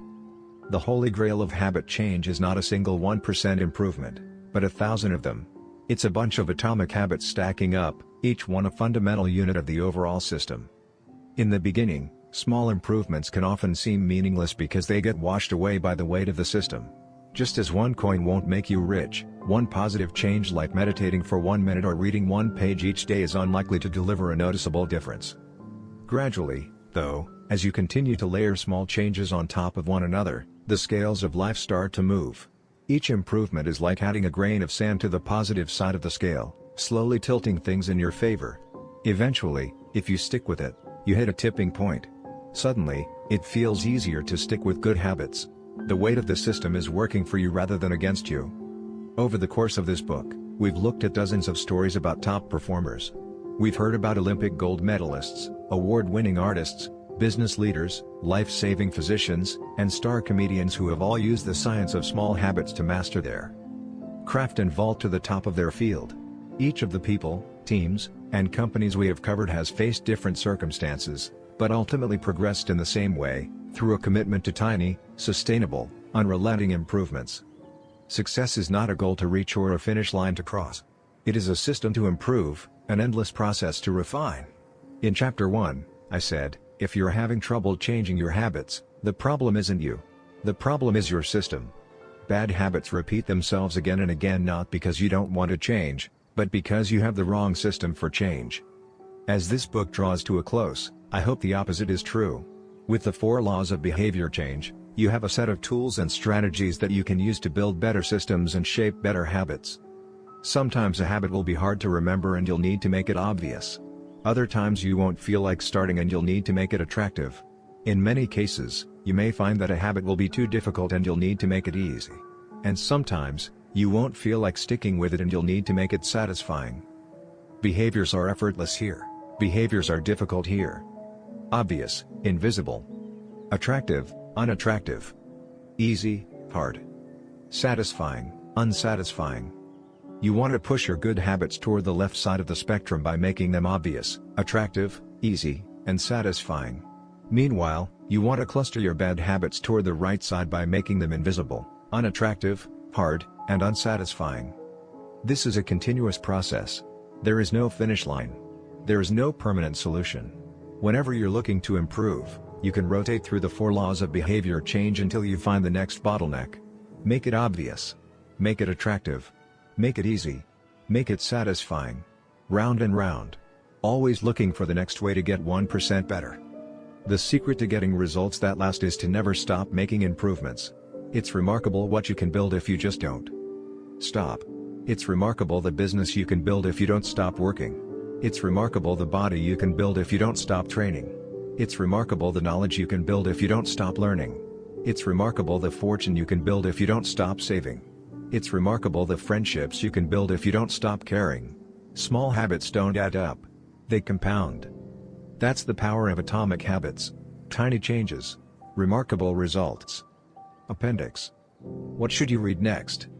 Thank you so much for taking the time to read this book. It has been a pleasure sharing my work with you.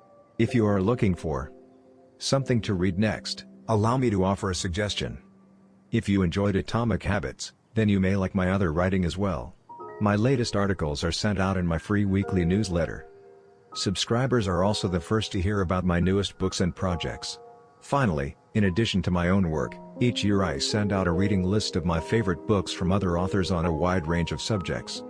You can sign up at jamesclear.com/newsletter. Little lessons from the 4 laws.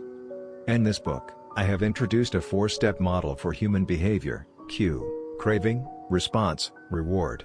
This framework not only teaches us how to create new habits but also reveals some interesting insights about human behavior. In this section, I have compiled some lessons, and a few bits of common sense, that are confirmed by the model. The purpose of these examples is to clarify just how useful and wide-ranging this framework is when describing human behavior. Once you understand the model, you'll see examples of it everywhere. Awareness comes before desire. A craving is created when you assign meaning to a cue.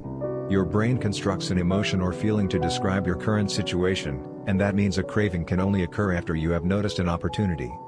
Happiness is simply the absence of desire. When you observe a cue, but do not desire to change your state, you are content with the current situation. Happiness is not about the achievement of pleasure, which is joy or satisfaction, but about the lack of desire. It arrives when you have no urge to feel differently. Happiness is the state you enter when you no longer want to change your state. However, happiness is fleeting because a new desire always comes along. As Sid Budrous says, happiness is the space between one desire being fulfilled and a new desire forming. Likewise, suffering is the space between craving a change in state and getting it. It is the idea of pleasure that we chase. We seek the image of pleasure that we generate in our minds. At the time of action, we do not know what it will be like to attain that image, or even if it will satisfy us. The feeling of satisfaction only comes afterward. This is what the Austrian neurologist Viktor Frankl meant when he said that happiness cannot be pursued, it must ensue. Desire is pursued. Pleasure ensues from action. Peace occurs when you don't turn your observations into problems. The first step in any behavior is observation. You notice a cue, a bit of information, an event. If you do not desire to act on what you observe, then you are at peace. Craving is about wanting to fix everything. Observation without craving is the realization that you do not need to fix anything. Your desires are not running rampant. You do not crave a change in state. Your mind does not generate a problem for you to solve. You're simply observing and existing. With a big enough why you can overcome any how. Friedrich Nietzsche, the German philosopher and poet, famously wrote, "He who has a why to live for can bear almost any how." This phrase harbors an important truth about human behavior. If your motivation and desire are great enough, that is, why you are acting, you'll take action even when it is quite difficult. Great craving can power great action, even when friction is high. Being curious is better than being smart.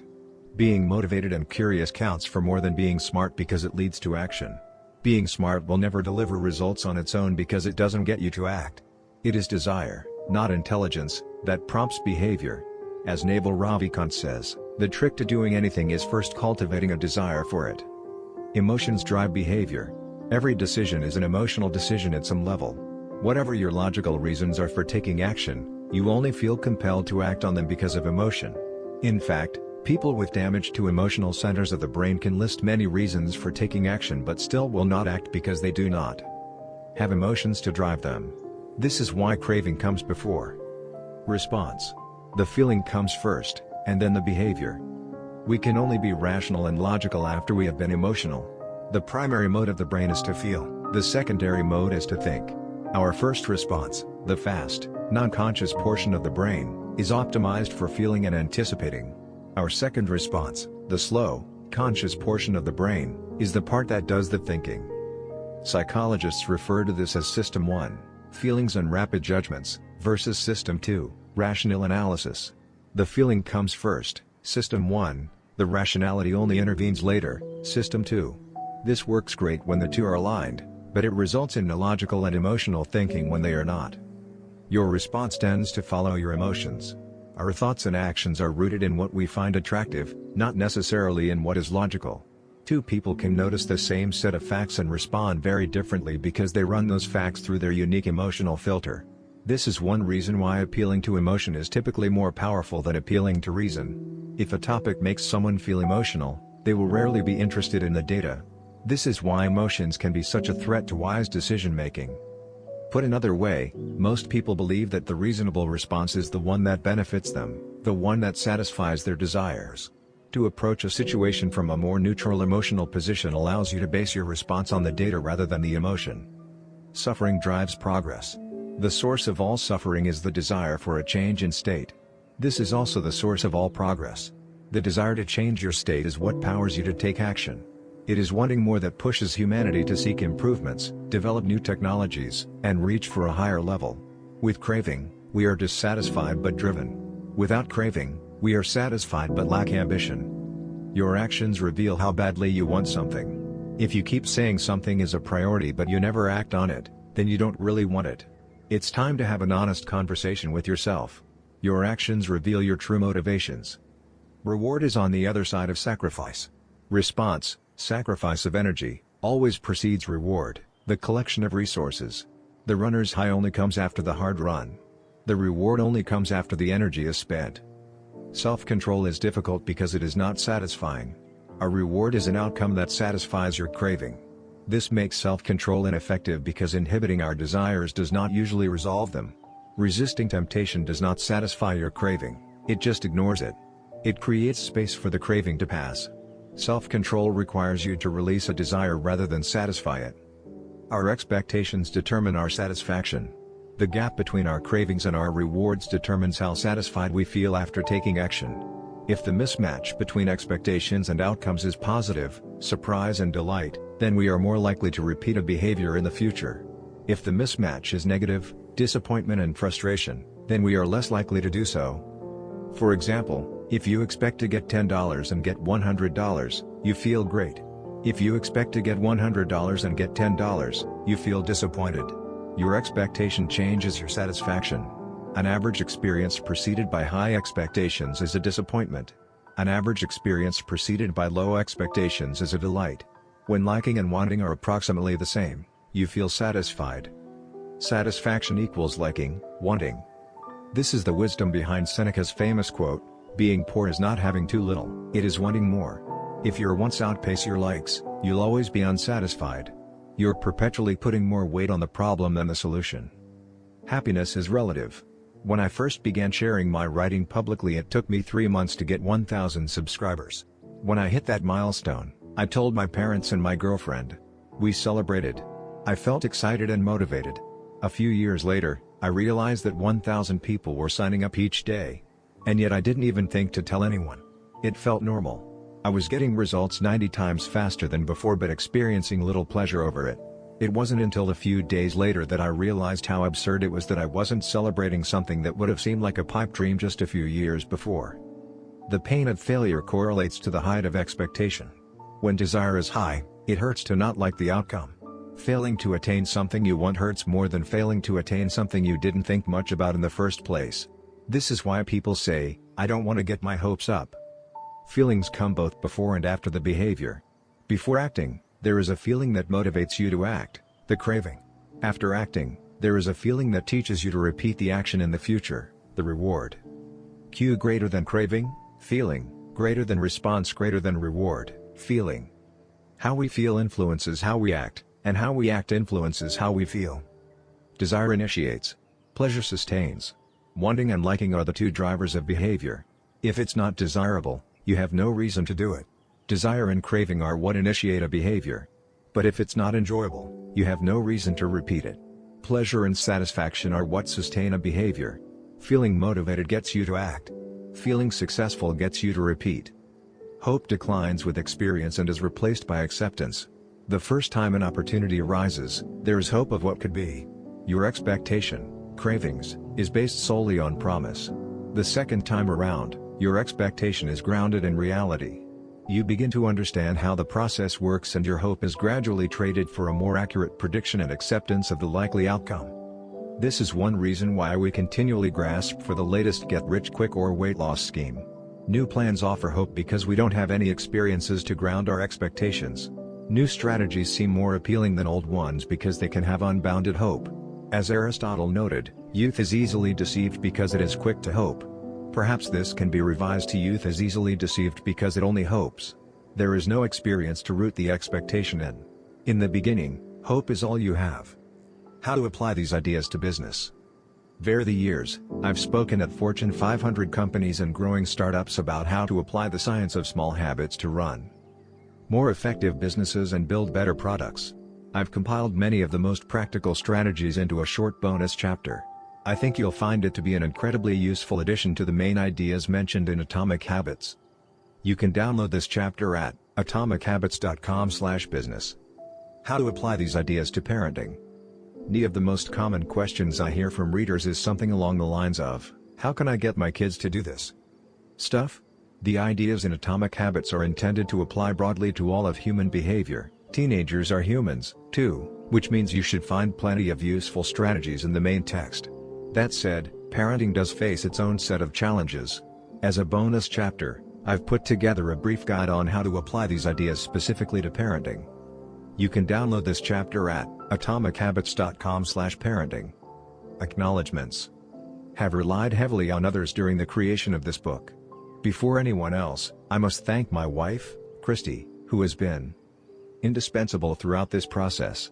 She has played every role a person can play in the writing of a book: spouse, friend, fan, critic, editor, researcher, therapist.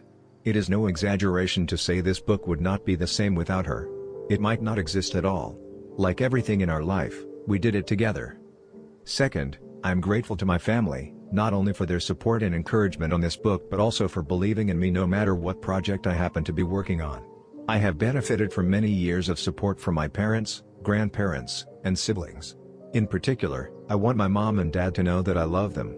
It is a special feeling to know that your parents are your greatest fans. Third, to my assistant, Lindsay Knuckles. At this point, her job defies description as she has been asked to do nearly everything one could imagine for a small business. Thankfully, her skills and talents are more powerful than my questionable management style. Some sections of this book are as much hers as they are mine. I am deeply grateful for her help. As for the content and writing of the book, I have a long list of people to thank. To start, there are a few people from whom I have learned so much that it would be a crime to not mention them by name. Leo Babauta, Charles Duhigg, Nir Eyal, and B.J. Fogg have each influenced my thoughts on habits in meaningful ways. Their work and ideas can be found sprinkled throughout this text.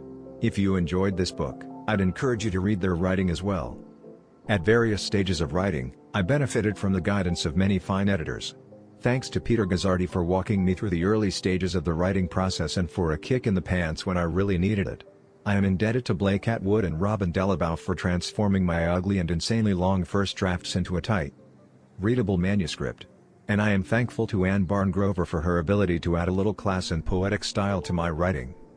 I'd like to thank the many people who read early versions of the manuscript, including Bruce Ammons, Darcy Ansell, Tim Ballard, Vishal Bardwaj, Charlotte Blank, Jerome Burt, Sim Campbell, Al Carlos, Nikki Case, Julie Chang, Jason Collins, Deborah Croy, Roger Dooley, Diago Forte, Matt Gartland, Andrew Girer, Randy Giffen, John Gigandi, Adam Gilbert, Stefan Guillenay, Jeremy Hendon, Jane Horvath, Joachim Jansen, Josh Kaufman, Ann Kavanaugh, Chris Klaus, Zeke Lopez, Katie Macon, Sid Madsen, Kira McGrath, Amy Mitchell, Anna Moise, Stacey Morris, Darren Nicole Nelson, Taylor Pearson, Max Shank, Trey Shelton, Jason Shen, Jacob Zangelides, and Aries Elmanau. The book benefited greatly from your feedback. To the team at Avery and Penguin Random House who made this book a reality, thank you.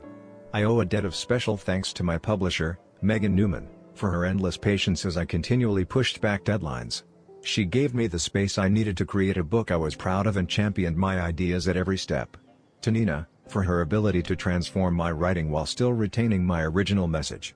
To Lindsay, Farron, Casey, and the rest of the PRH team for spreading the message of this book to more people than I could ever reach on my own. To Pete Garceau, for designing a beautiful cover for this book. And to my agent, Lisa DeMona, for her guidance and insight at every step of the publishing process. To the many friends and family members who asked how's the book going? And offered a word of encouragement when I inevitably replied slowly thank you. Every author faces a few dark moments when writing a book, and one kind word can be enough to get you to show up again the next day. I am sure there are people I have forgotten, but I keep an updated list of anyone who has influenced my thinking in meaningful ways at jamesclear.com/thanks. And finally, to you. Life is short and you have shared some of your precious time with me by reading this book. Thank you. May 2018